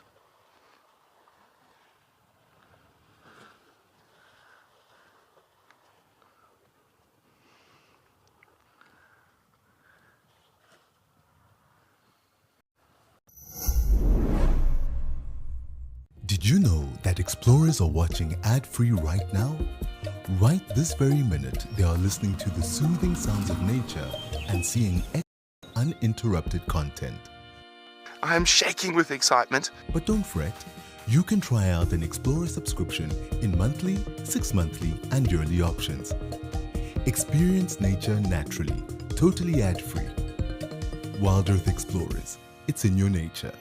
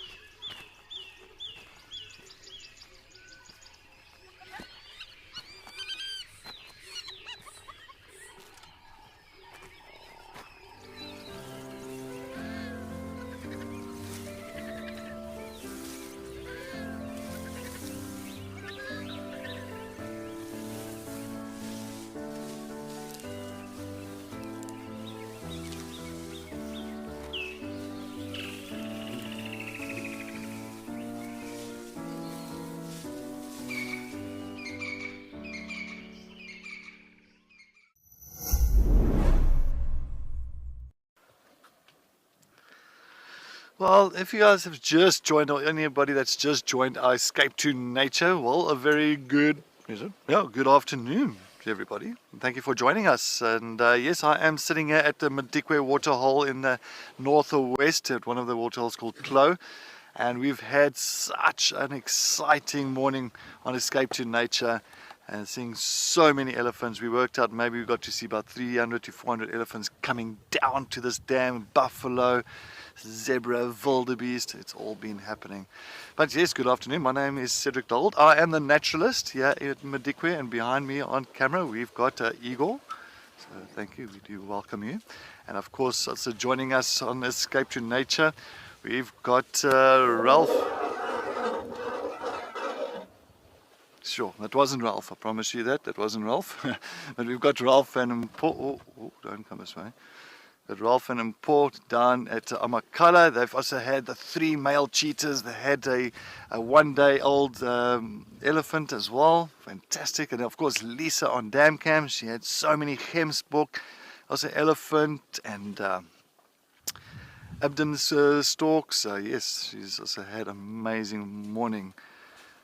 So this has been fantastic. What an Escape to Nature. As this is a live and interactive show. So of course if you've got any questions or any comments, suggestions that you want to send through to us, please do so. If you are watching on our Wild Earth app, that is of course the Wild Earth app, or on our website, that is wildearth.tv, just make sure that you do register with us so you can send through all those comments and questions. Or if you are watching via YouTube, make sure that you do register or subscribe, and then you can get all the latest content of our shows.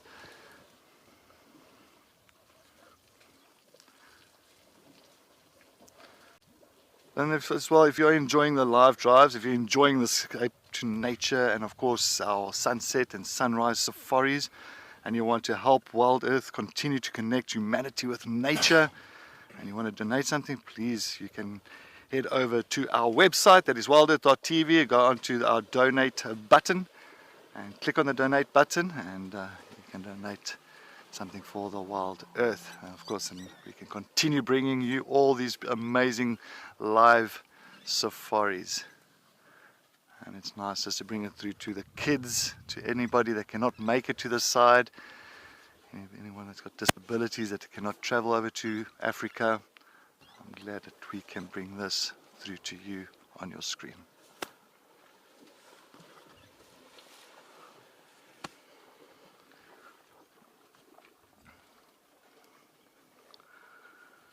Well, I can't say much more than just saying this has been amazing. Sitting at this dam for now almost 3 hours. 3 hours and non-stop entertainment from elephants. Elephants have just been entertaining the whole morning. And I've had actually my face is like so sore smiling for such a long time, because it's put a smile on my face for the entire 3 hours.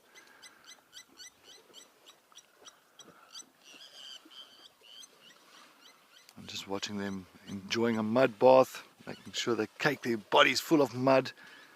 As here at Madikwe, it is getting quite hot. It is, I'm sure it's about 32, 33 degrees Celsius. No wind, no breeze. So, of course, the comfort side of things is a little bit more, much higher, or uncomfortable weather. It's a little bit, or heat is a little bit higher. Oop, sorry, there's an elephant that's just shaking his head at me. That little one didn't want to be part of that show.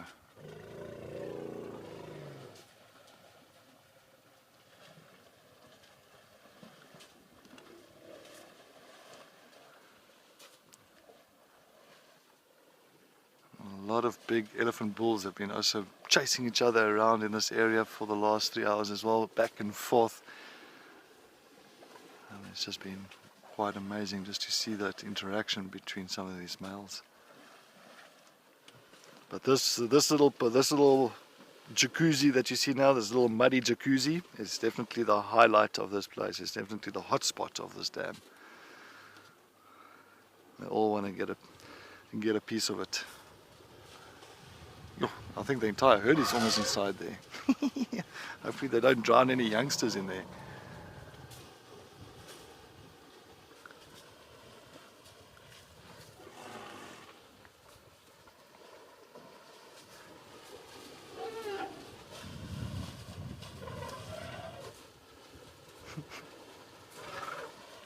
There's one that's like in the middle, the young one there. He's getting a proper splash.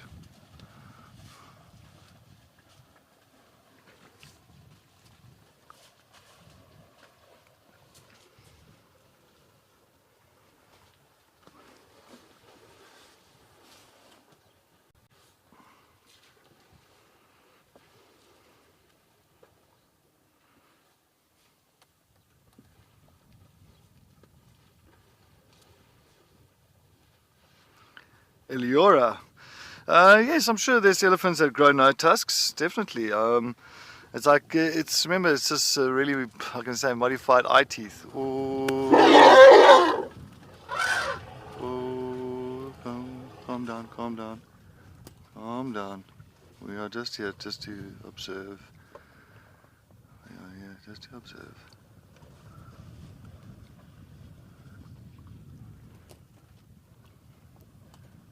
She was not happy with, looks like maybe a young male there, not too sure. But Eliora, yes, definitely it's like modified eye teeth in sizes. So what happens is some people aren't born with eye teeth, and it's the same as the elephant. So sometimes they don't have any tusks, but that is very uncommon. It's not a common thing. So you'll find most elephants will have tusks, but it won't really kind of, I can say, give them a disadvantage in many ways. Maybe in ways of grabbing like the cambium layer, that's the layer that's around the trees. Maybe they might not be able to really strip a tree and ring bark a tree. But other than that, it's no really issues. I mean, it's as long as their trunk works. The trunk is very important, because without their trunk, they can't drink. Maybe they can eat. They can always put their mouth at a branch or a bush and they can feed like that. But without a trunk, they're not going to be able to drink water.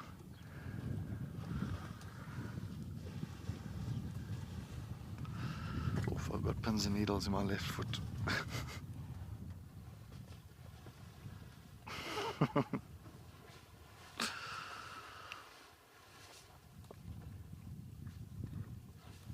And I think as well with the Indian elephants, it's just the males that have tusks, not the females. So it's just the males. Yeah, our African elephant, the ones that we see now, as you can see, they've got both male and the female will have those tusks.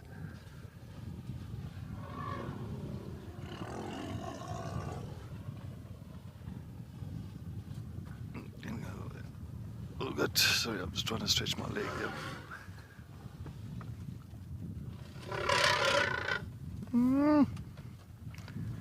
Slow down, slow down, you're going to trip. Slow down, slow down. Oh, Mommy was waiting for him. There we go. Mom! Very happy. All of a sudden he's content with life. There we go. Isn't that adorable? Isn't that adorable? I love just the bond between mom and calf and baby. It is always so strong. And she's got so much patience. She will wait. Except the mother for that young one from earlier this morning. I think she lost her patience, like kind of came to an end. It's like, that's it. That's why the poor one was crying so much.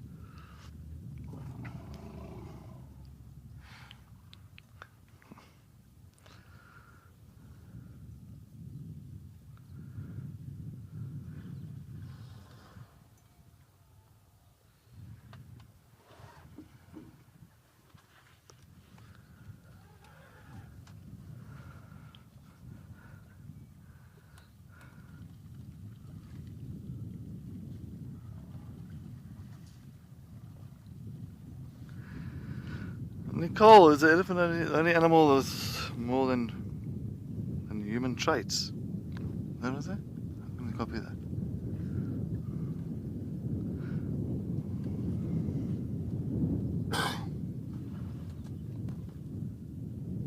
Sorry, I didn't.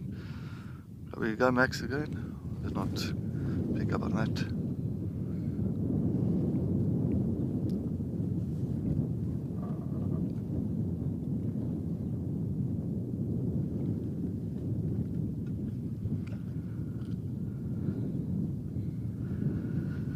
Looks like this old big old male is enjoying a good old rub against that dead tree. You can just see he's getting rid of all that stuff around him, of course the dry mud, trying to peel it away. And then, as you can see, another herd has joined once again at the other side.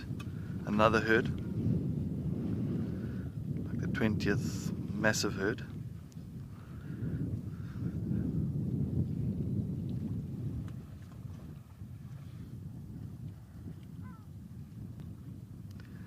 So Max, just go with that question again from Nicole. I heard something about the elephant and human traits.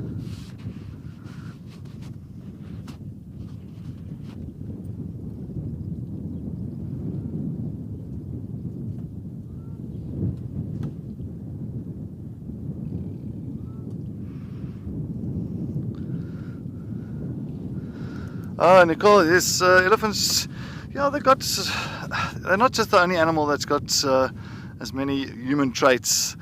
I'm thinking about, I'm trying to think now, baboons and monkeys. I mean, they are very clever, they're very intelligent, they show emotions as well. So if you're talking about animals that's got just as many traits as a human, I think definitely monkeys and baboons, they'll be falling under that category. Any primates, most of the primates, chimpanzees, orangutans, gorillas.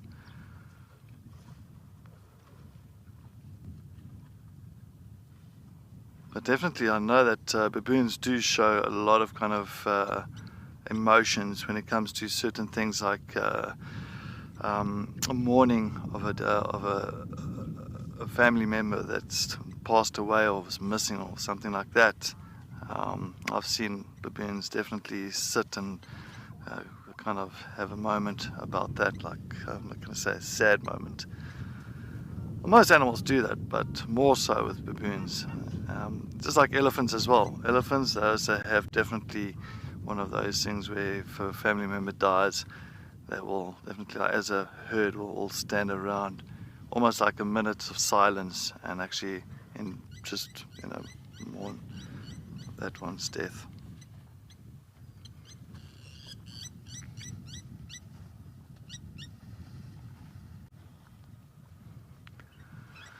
Of course, I do hear blacksmith lapwing, but that blacksmith lapwing, to be a blacksmith lapwing here at this dam, I think it must be quite a challenge, because if you're going to be a bird that nests on the ground.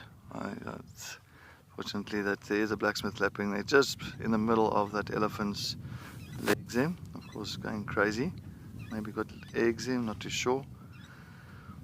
But if there is a blacksmith lapwing and they've got eggs, yeah, they're going to have definitely quite a torrid time keeping these elephants away from its nesting site. That's where they usually nest, on the ground.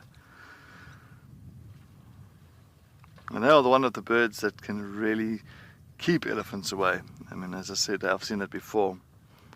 And I've seen them actually where a big herd of elephants coming down, and they actually just kind of, blacksmith just warned the elephants, hey, listen, we've got eggs here, please move around that nest. And of course the elephants all kind of parted and did a V, and they moved away from the nest without stepping on the eggs. But yeah, with all these elephants this afternoon or this morning, I think it would be quite a task.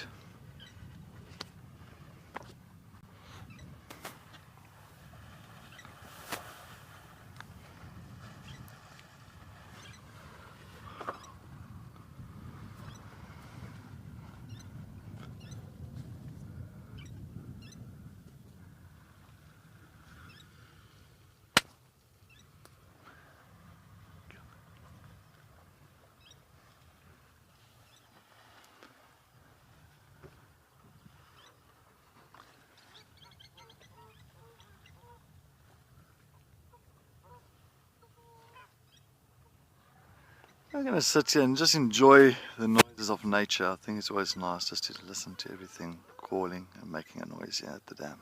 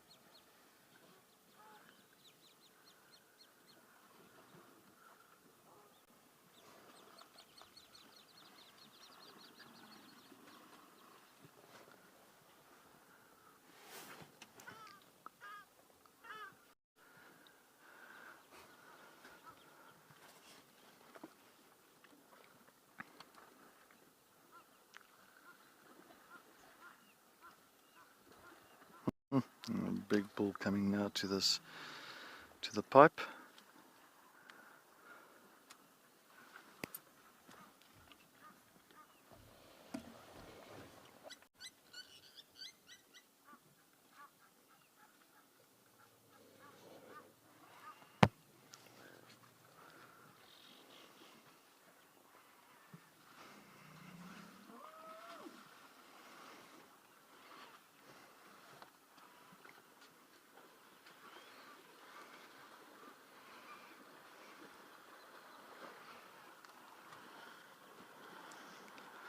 And if you're talking about now the social structures of elephants and the family structures, so what happens is in a family, a herd of elephants, so every herd is a family, and in that herd there will be a matriarch. So a matriarch is usually the one that's selected as a matriarch, is usually the oldest and the most experienced female in that herd. So in other words, she's got the knowledge on where to go, how to go about things, and taking the herd to the next areas. And so that herd trusts and they put all their trust in that female. So you can just see this herd that we're looking at now.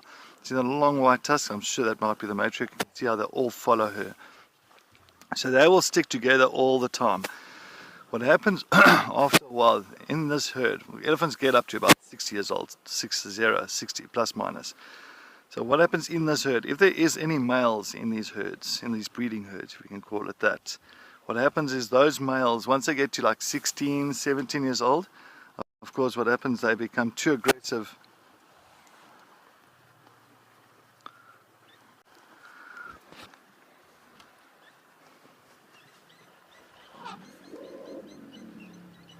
Sorry, I just have to fix my mic here.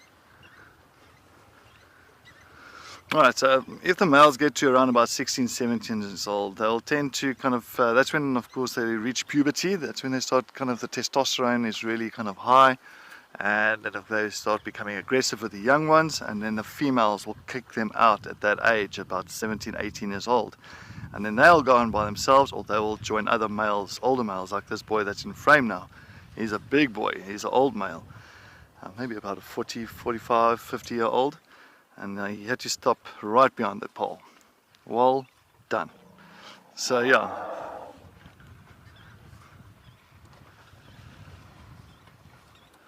Well, looks like some of the elephants are trying to cross the dam here. And of course those younger males will join the older boys, and just to gain experience and gain some understanding about life and how to go about it. It looks like there's a little island there, and there's one herd has decided to go and settle on this island in the middle of the dam. And of course poor lapwings and all the shell ducks and Egyptian geese, they were enjoying that spot and those knob-billed ducks, because nothing was bothering them there for the last 3-4 hours. And all of a sudden this herd had to come and plonk themselves on the island.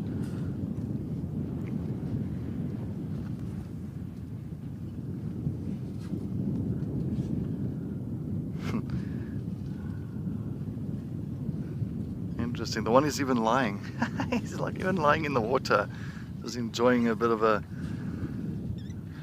cool down that way. Two of them. There we go. Well, if there's an island, let's use it.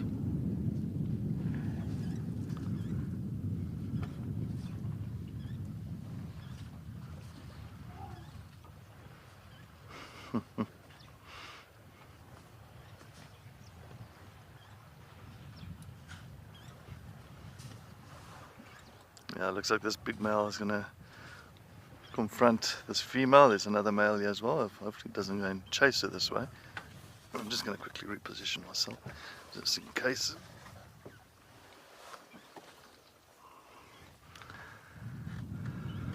Sometimes these males can cause a little bit of a problem between like in the herds and that, and the females sometimes do get frustrated with the male, these big males' presence, and then they sometimes get irritated, and you don't want to be on the wrong side of that female. He's just watching me.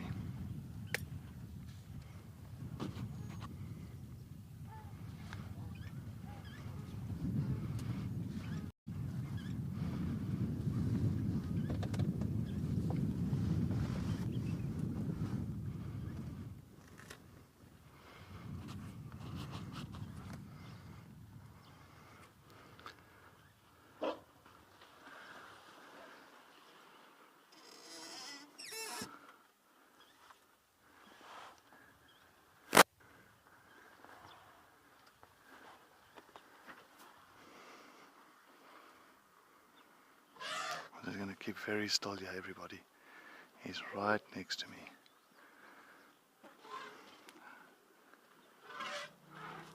Oh, he's going to chase her away. Oh, he doesn't want her there.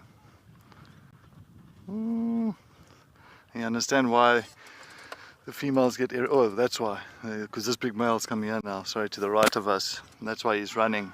Because he sees this guy is making his way here.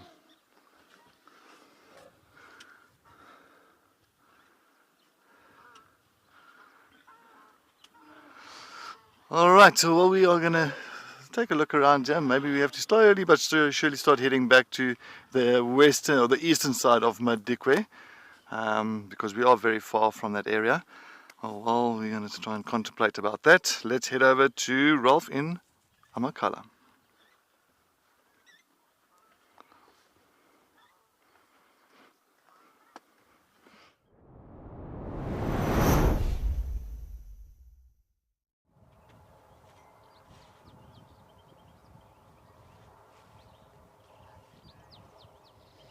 So we moved on from the lovely elephant herd with the two beautiful little babies, and it was nice to get an update on them. But we came up on top of the hill to have a look around where the lions were seen this morning, and we've managed to find one of the females who, if you can see her there, it's quite a long distance visual on her. But as lions do at this time of the day, when it gets nice and hot, they go off into the shade, and you can pretty much bet when it gets hot that the lions will be found in the shade, and this day is no different. There she is in the shade, lying around, and that's what they do best. Up to 20 hours a day they sleep. The cubs with the other female, I believe, are probably down in a drainage line here nearby too. So they won't be too far from each other, but we don't have a visual on them. This is about the best we can do. We're at a spot called this is not God's Window, this is Pride Rock. So it's not too far from God's Window, but it is a beautiful view over the eastern side of the reserve, although we're sort of looking onto the side of a ridge that leads down into the basin itself, and that's where this lion is. So pretty much on the northeastern side of the reserve of Amakhala. And you can pretty much bet we're not going to see too much action from this lion, but nice just to see where they are and what they're up to, although we could have guessed that they would be sleeping.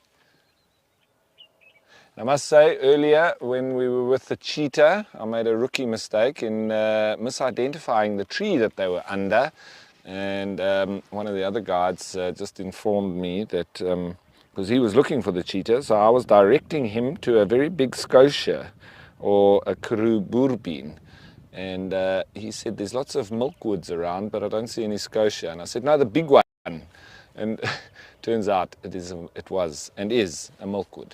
So yes, even though you have many years experience, you can make mistakes, and I made a big one. So I might be the laughing stock of the guiding team here on Amakhala today.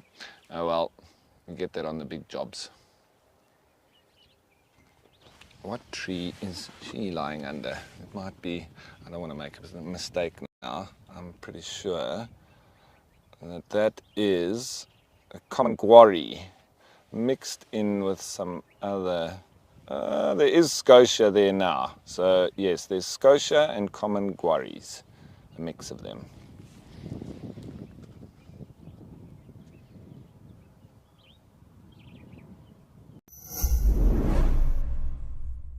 Wild Earth's mission is an expensive one, but we know that our live experience is important to so many people that cannot afford to pay for it. We have added a donate button to our website. By donating, you are directly helping us share our free nature experiences with the world.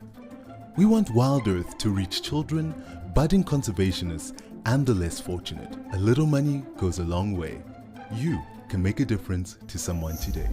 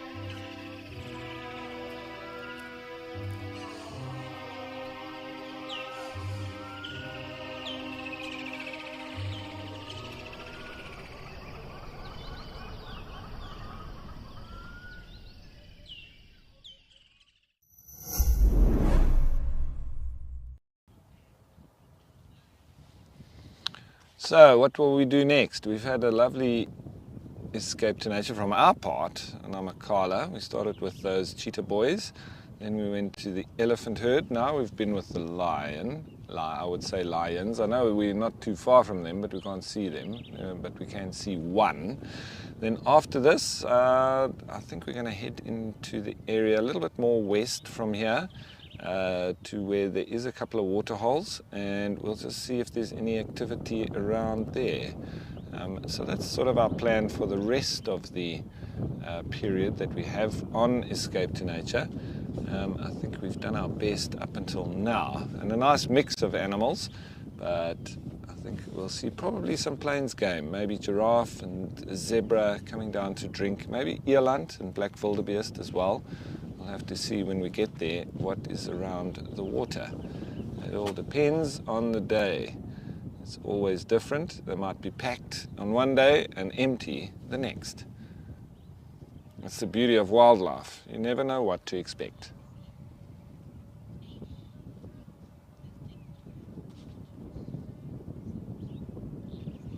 Lexi, met Asia. It is. It's just those days you get when it's hot and the animals are. Oh, you're probably talking about me getting the tree wrong. Yeah, Lexi, thanks. Yeah, it's my students. A lot of the students, I used to hit them over the head with my little stick. Not very hard, but just to remind them when they got things wrong. So maybe I must ask Mpho to do the same to me. But Obut, he won't let me live it down. He'll keep reminding me what a scotia looks like, even though I do know exactly what it looks like, and I know the leaf structure, and I know the flowers, and I know the bark, and I think I was just overwhelmed by the excitement of being with the cheetah. That's my excuse anyway, and I'm sticking with it.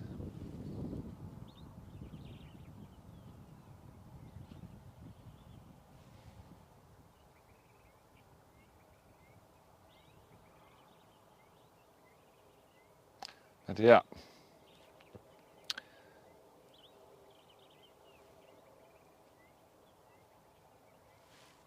Pretty quiet. Yeah, I'm just looking out over the plains as well, just having a look to see what else we can find. Here in this area there are a couple of water holes, and sometimes very busy, even when it's quite hot. But today, it's almost like the animals have just disappeared. And it can seem like that sometimes on different game reserves.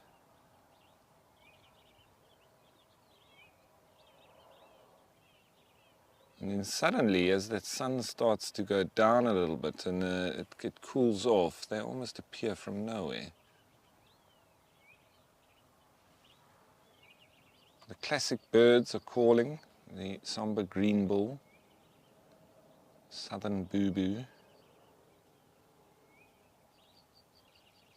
Sounds like a little tawny-flanked prinia down in the valley here.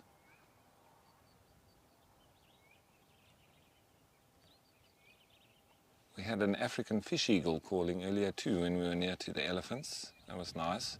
I think it got bumped up by the elephants actually moving through. I think it was roosted in one of the trees. And they came past and it flew up and caught some thermals and then eventually called. It was wonderful.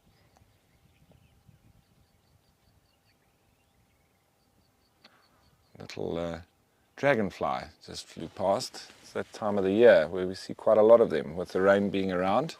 I love it. In French, they call it a very nice word called a libellule. Libellule, the word in French for a dragonfly. Now, Catherine, the animals on Amakhala, there are quite a lot of seasonal animals when it rains and they come out.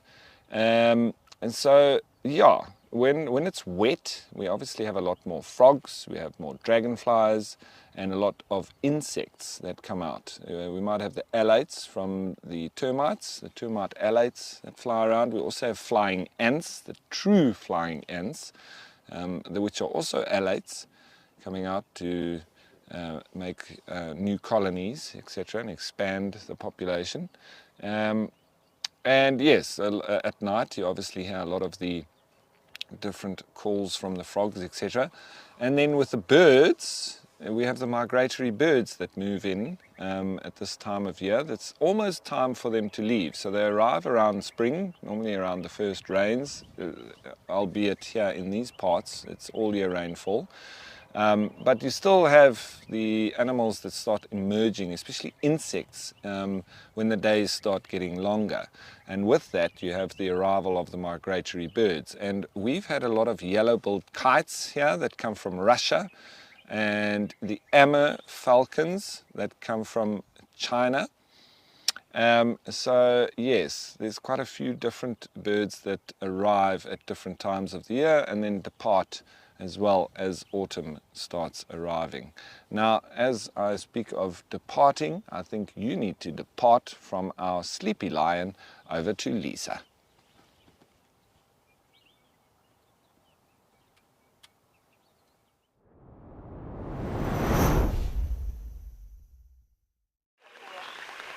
Thank you, Rolf. Ooh, we are having quite the day. Sleepy lions, elephants all around, throwing tantrums, an elephant baby. It really has been fantastic today. Not much has changed on my side in terms of the animals. Of course, we've got frequent movement from the zebras and the springbok. The storks, however, are still just chilling around. You can see some of them are also now arriving, but definitely decreasing their numbers, I would say in the past 3 days or so, where generally they would literally be all around the waterhole, hundreds of them.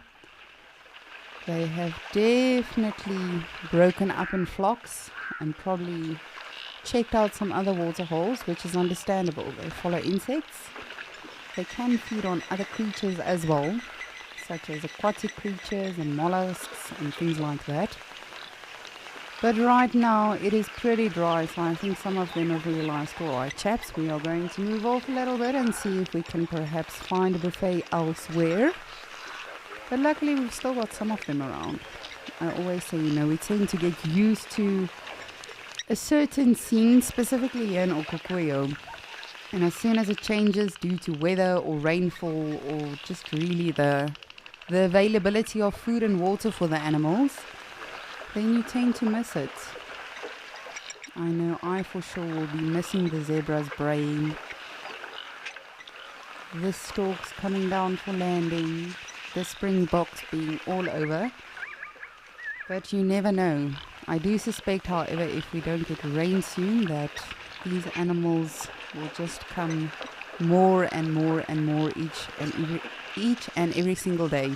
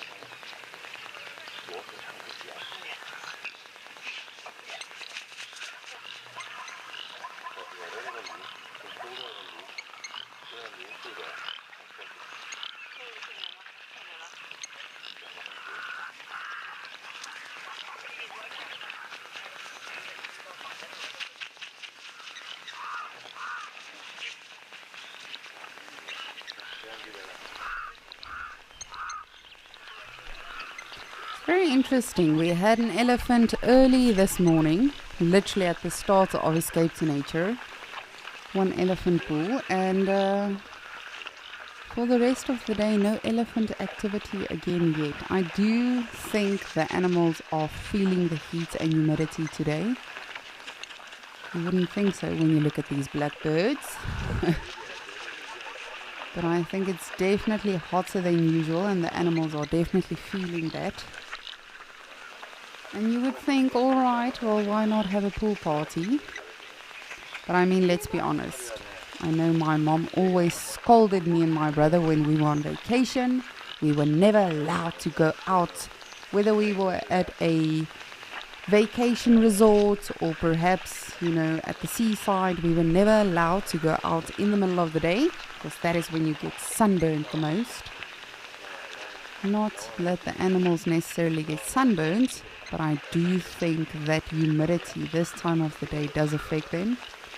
But that being said, every single day is different. I have to say there's no specific pattern that I've picked up with regards to their movements. So that is why I love to watch this waterhole every day, because it really is ever changing. And it's incredible if you think about it. We tend to think, that's the general sort of movement that the animals have, particularly in Okokoyo, even in one specific area.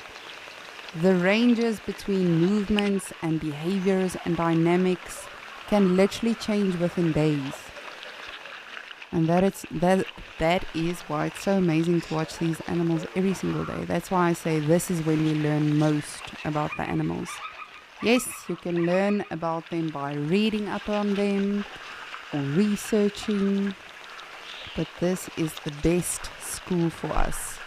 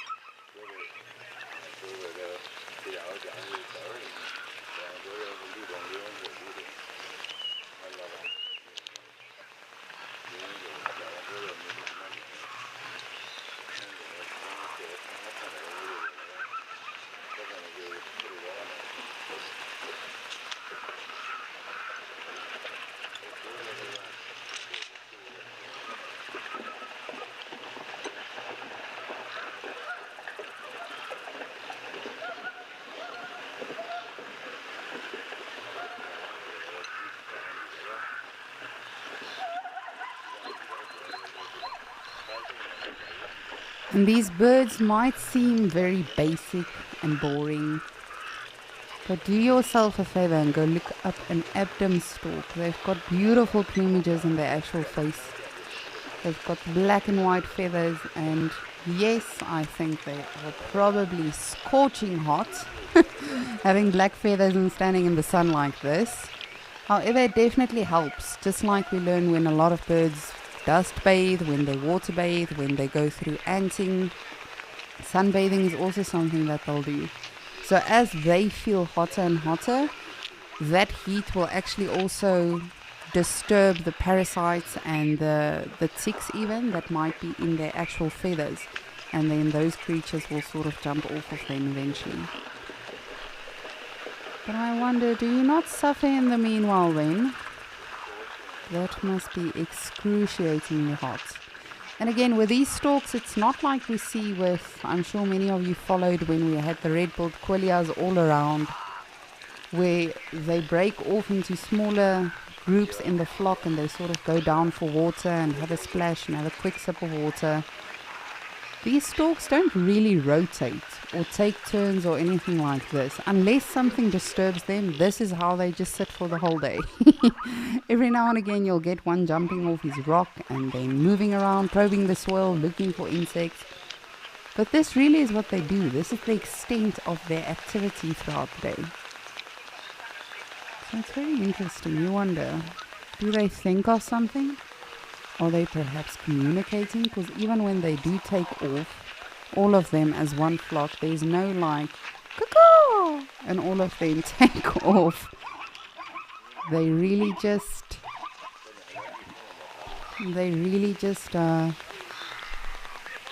chill like this, in silence.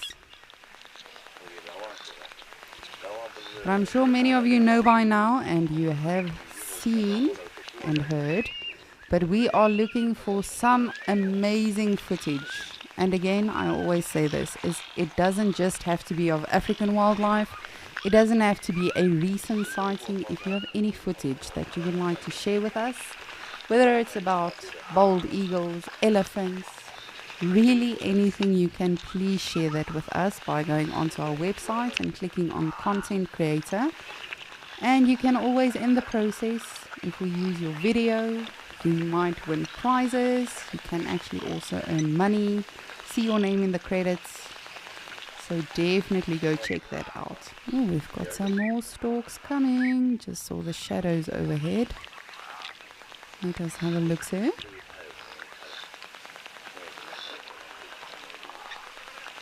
Oh, well, that's an anticlimax. Shadows seemed like a lot. Now it's just a few of them coming in.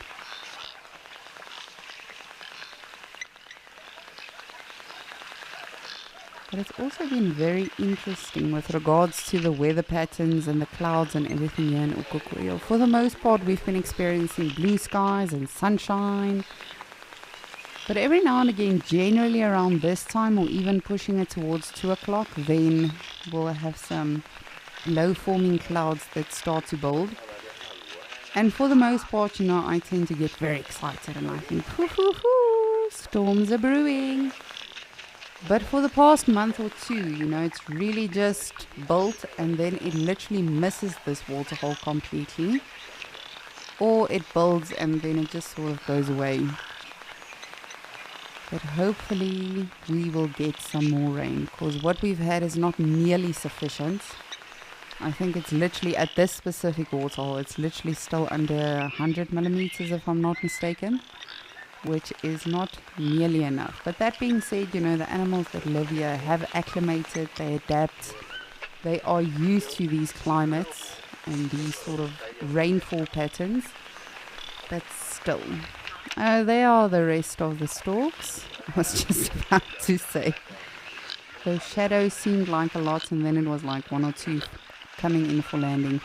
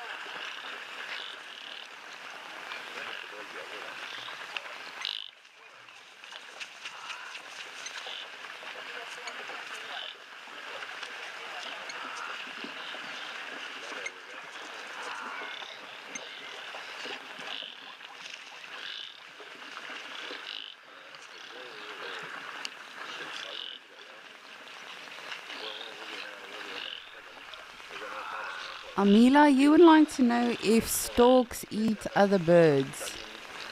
Well, it depends what storks you are referring to. These are Epdom storks, and they are insectivores. As I mentioned, they can also feed on mollusks, aquatic creatures, things like that, but they are predominantly insectivores, so they actually wait for the rain and they follow the insect outbreaks. But when you say storks, there's many storks in Africa. Your marabou storks, they are probably one of the best recyclers that we have in Africa. They feed off carrion, carcasses, things like that. They very much do the same as a vulture and a hyena, sorry. But I'm just trying to think of the other storks. A lot of them are fish eaters. But that being said, I know we've got some awesome footage as well of a African fish eagle that's caught I think it's a pied kingfisher actually. So never say never.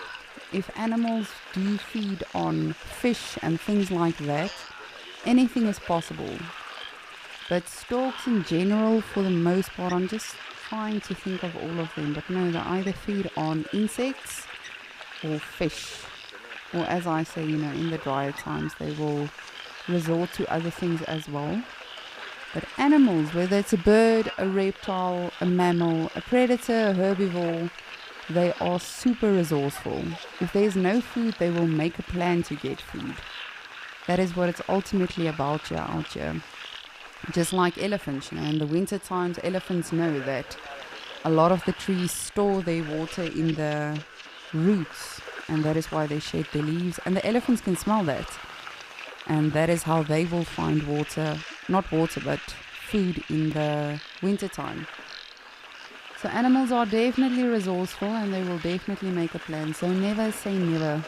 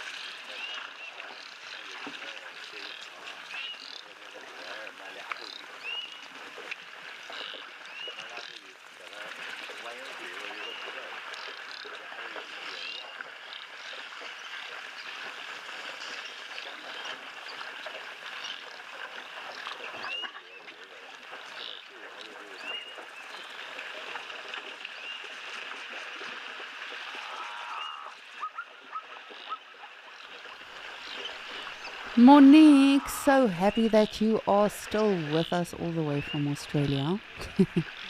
You would like to know where the storks go or where they hang out when they are not here. Monique, I don't know, to be honest with you. I'm going to be very, very open with you about that. They do sort of, break off into the smaller flocks, and then they'll perch on trees.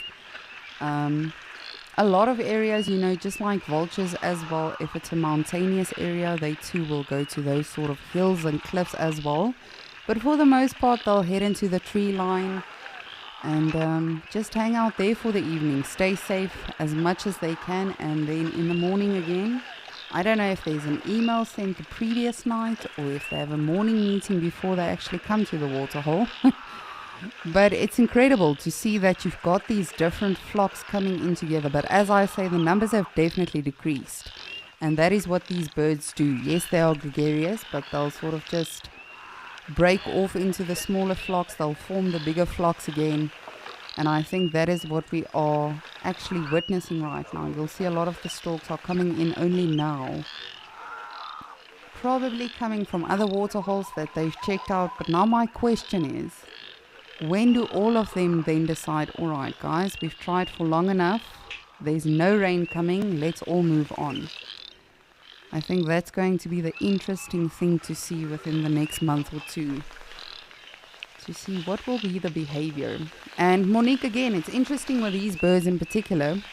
I mean, you can go research them. Even my bird app, there's not a lot of information on them. There's no specific pattern with regards to their actual migration movements. Because as I say, they follow the rain. So if that's changing, they are changing their behavior and their patterns as well. Which again just shows us, animals adapt. They go according to what happens around them. And they just make it work.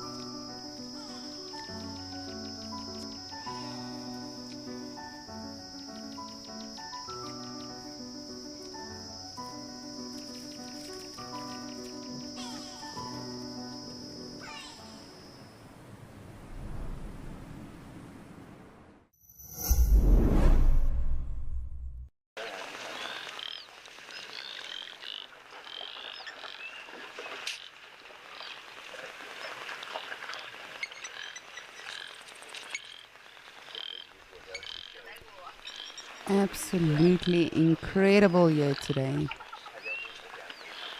The weather is just so perfect. And I think the animals are definitely appreciative of the water. But also one thing I have been noticing, I know the rhinos come around a lot at night, for those of you that do follow it at night. But for me personally, just like with the storks, I would say in the last 3 days or so, the rhino activity has definitely also decreased a little bit. Generally in the afternoons, we'll start seeing them round about at a specific time. And then sometimes it's various sightings. But I'm beginning to notice that it's happening a little bit later. So I'm wondering if it's just sort of like a temporary thing. Did they find greener pastures and trees? We will never know.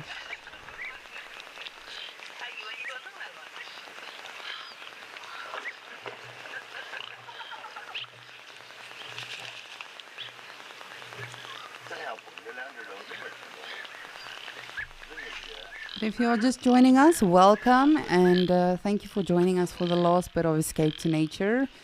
We have had a phenomenal day. We really have. We started out by having an elephant bull here in Okokoyo, and as always, there's been frequent activity with regards to the storks, the oryx, the springbok, the zebras, the wildebeest.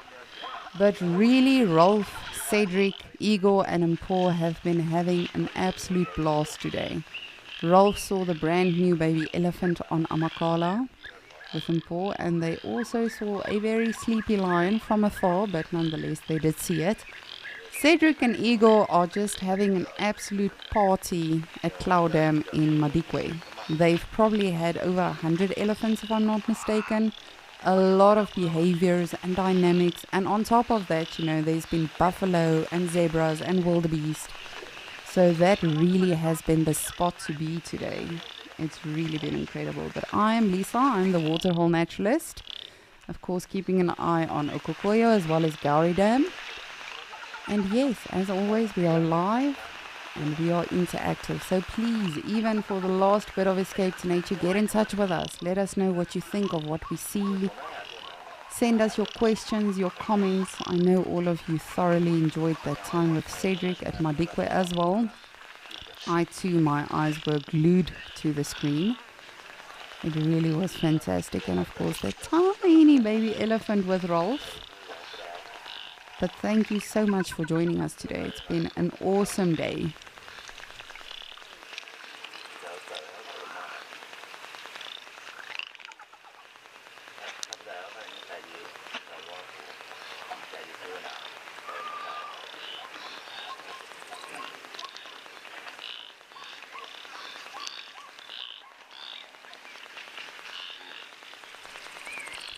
Michelle, so good to hear from you. You are saying you think saddle-billed storks sometimes eat other birds. You are not wrong at all. That definitely does happen sometimes as well. As I say, you know, really with all birds, in particular, we should be very careful of, you know, saying that animals don't do this or animals don't do that. But you are not at all mistaken, Michelle. You are very correct in saying that saddle-billed storks can sometimes feed on other birds, but for the most part, you know, they'll go for the sort of easy thing, which would be a fish. Because remember, as soon as you feed on another bird, let's say there's a saddle-billed stork that comes across a Egyptian gosling, then that feathers still, or those feathers still have to be plucked, depending on how picky the bird is, I guess. But I don't think, you know, if you can choose between slick sushi just gliding down your throat, and if you first know how to eat this fluffy little thing, it would probably be a bit easier going for the fish. But again, animals are resourceful. If there's no food around, then they will definitely do what they can to sort of get food, get water.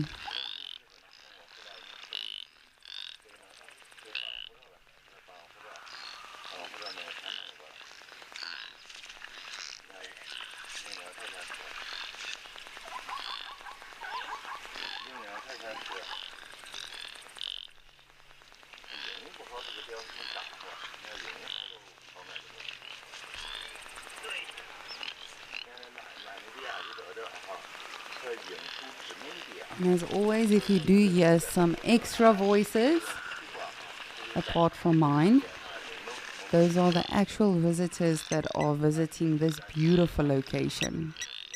Can you imagine? Yes, we are experiencing all of this in real time as it's happening right now in Namibia. But can you imagine being here for yourself in real life? I think it must be such a breathtaking experience.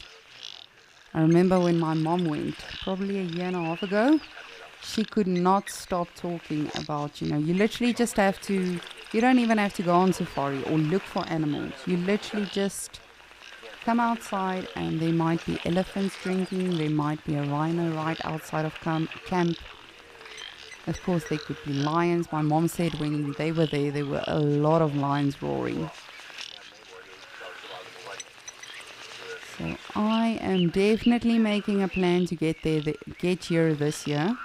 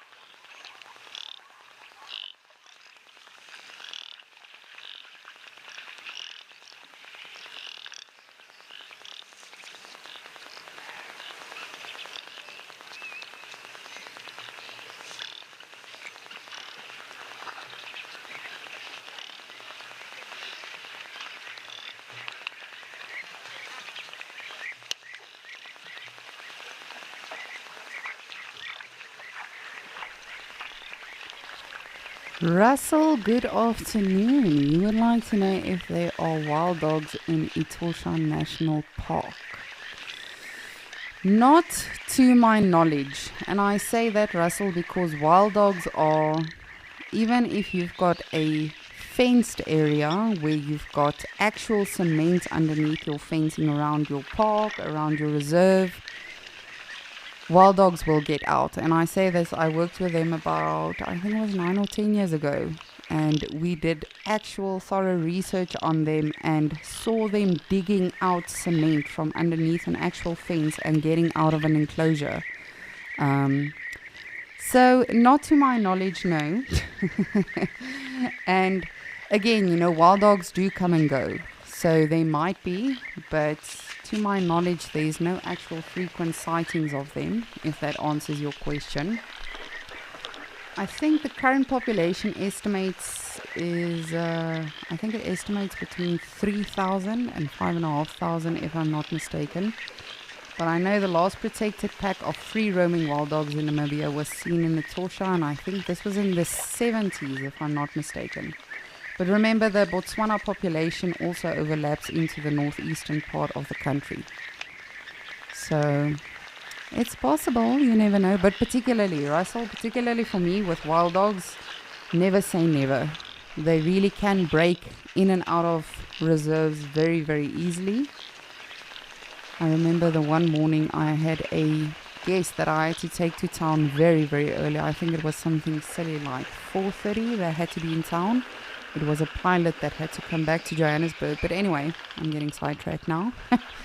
After dropping him off and going back to the reserve, there was a pack of 6 or 8 wild dogs that had literally just dug their way underneath the fence, and they came out of our reserve. And that's what they do. They literally just, they dine and dash. They go into one reserve, they eat a couple of impalas or kuru or whatever the case is, and then they carry on with their lives. And they had just broken out.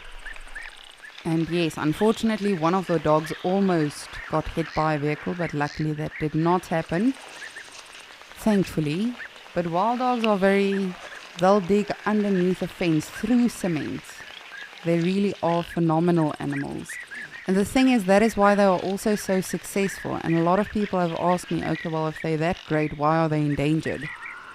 Of course, they are great carriers of rabies, and being such social animals, they give each other, if one's got rabies, you are guaranteed that the rest of the pack is also going to get rabies, because not just the fact that they lick each other constantly, they're always on top of each other, always in each other's space. If the pack has actually made a kill, they'll swallow whole pieces of meat, and then upon returning to the den with the alpha female and the nanny and the puppies, when they regurgitate that meat, the saliva spreads the rabies, and yes, it escalates from there. But humans, just like anything else that I always talk about, humans are also one of the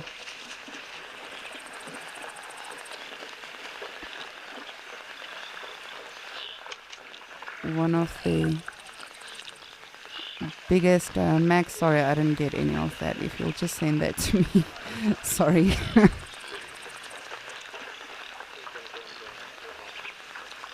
But humans too are one of their greatest enemies. But as I say never when it comes to animals, specifically wild dogs. For me, in my personal experience, I've literally seen them dig their way through cement. And also, they are so successful because that way they don't have other predators. If they can literally just dine and dash the whole time, then they can eat a little bit, carry on, avoid the lions, avoid the leopards, carry on with their lives, and off onto the next restaurant.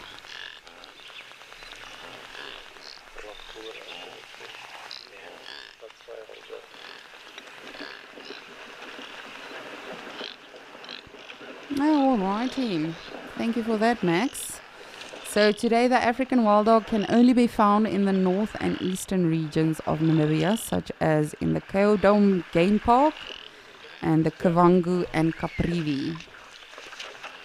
Caprivi is not too far away from here though.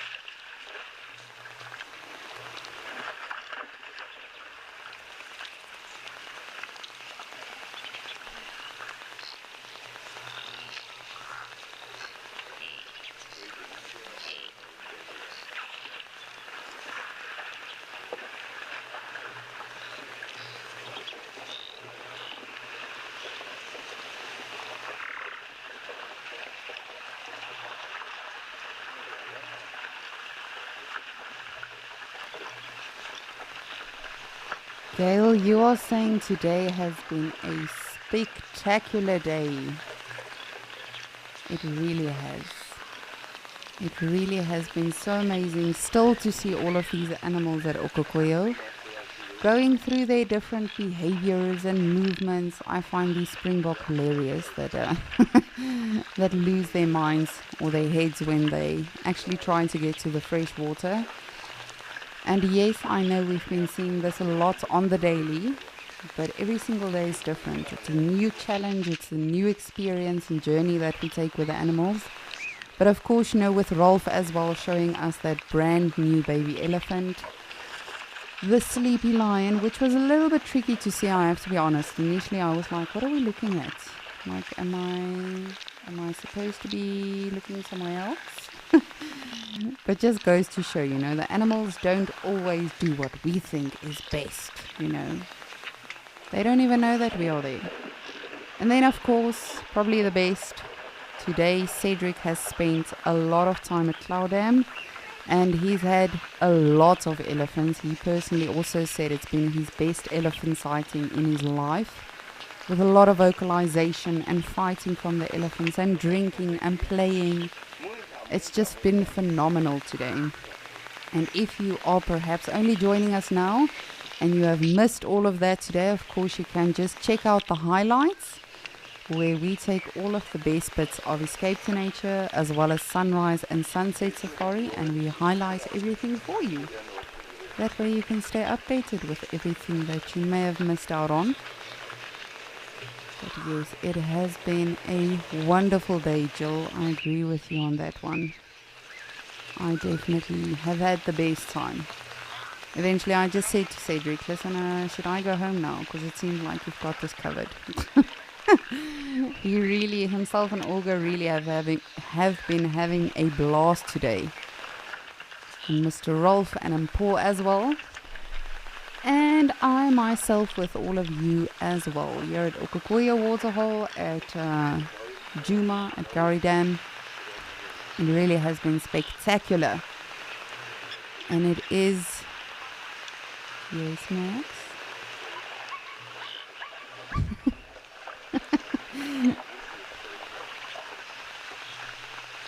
But as I just mentioned, you can definitely check out the highlights.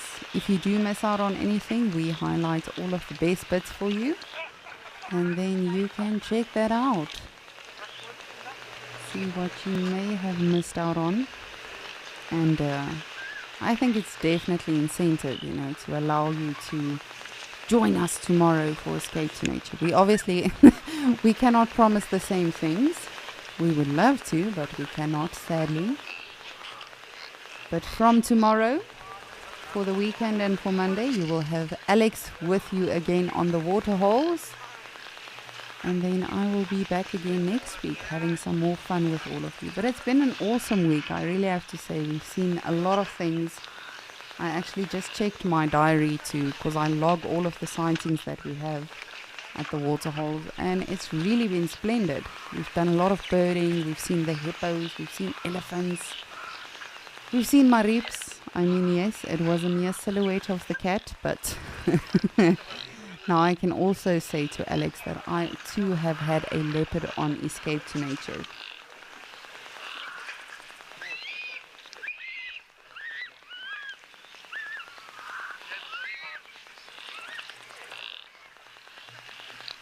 Lindsay, good afternoon. You would like to know, will you ever get to see me on drive? Lindsay, sadly not, for this is an automated, you see, I can't even do it correctly. I was going to say an automated voice, but had it been automated, it wouldn't be getting tongue twisted so much as I have been today and yesterday. Lindsay, yes, you will definitely. I cannot tell you when and I cannot tell you the location. But yes, definitely you will. I'm keen to get out into the bush as well. I doubt that it will be for very lengthy stints because I am mostly city bound now, if you will. But yes, definitely. I am very eager to get out in the bush and do some stints with all of you so you can see my crazy face. I can also show you my pink bush shoes, which is ironic because I'm not really a girly girl. I can be, but not all that much. But then I will definitely, Lindsay, I promise, I will show you my pink Fellies. Fellies, for those of you that don't know, is a very South African shoe. It's not a sneaker, it's not a smart shoe. I don't even know how to describe it. Max, how would you describe Fellies?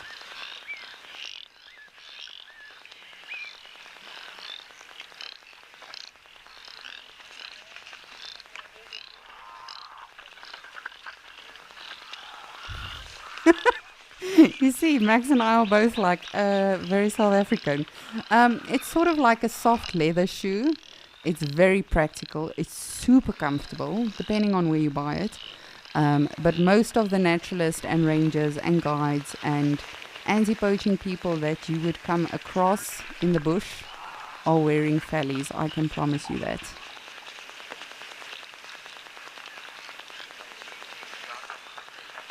Oh, wow.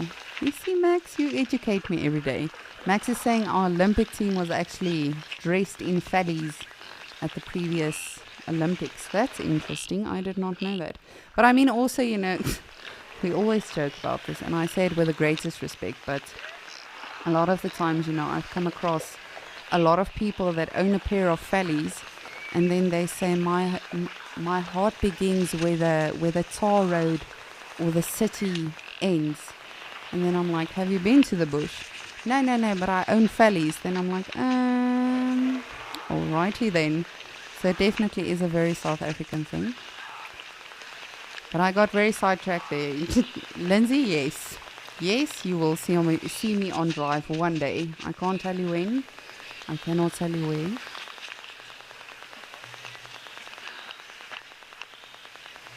But when I do that, hopefully I can find you some animals, and we don't just have to be patient at the water holes.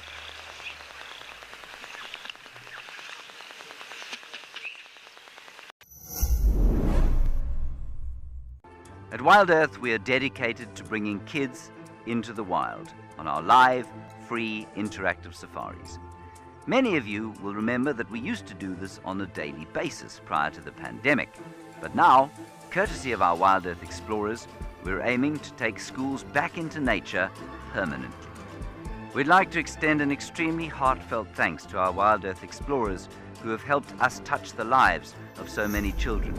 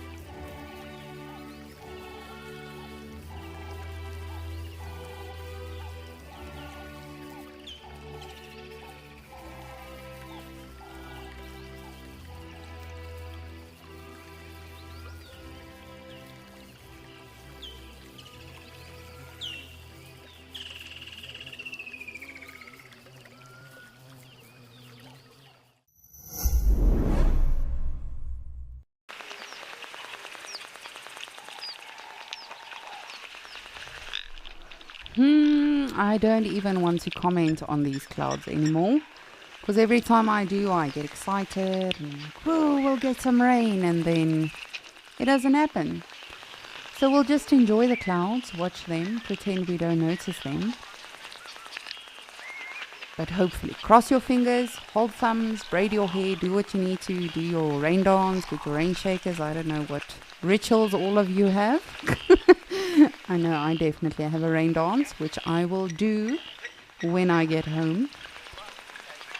But we can only but hope. But as I say, I am off. I will be handing over to Alex tomorrow for the weekend, and then I will see all of you wonderful people again next week. But what a brilliant day it has been. So many animals, so many birds, so much activity and dynamics and behaviors.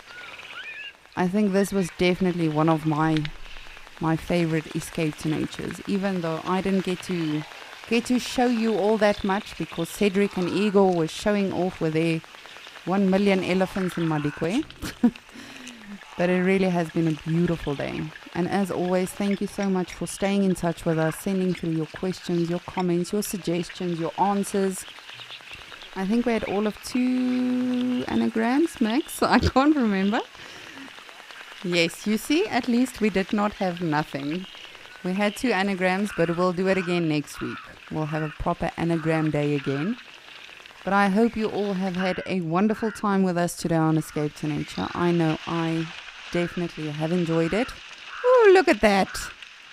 Just look at that. Amazing.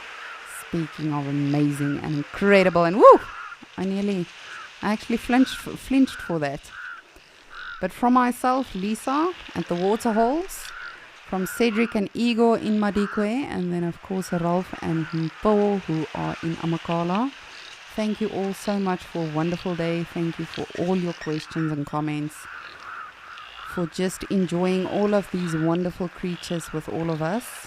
I hope you have a beautiful Friday. Be safe this weekend, and I will see you again next week for some more interesting behaviors, sightings, just absolutely everything. Have a beautiful weekend.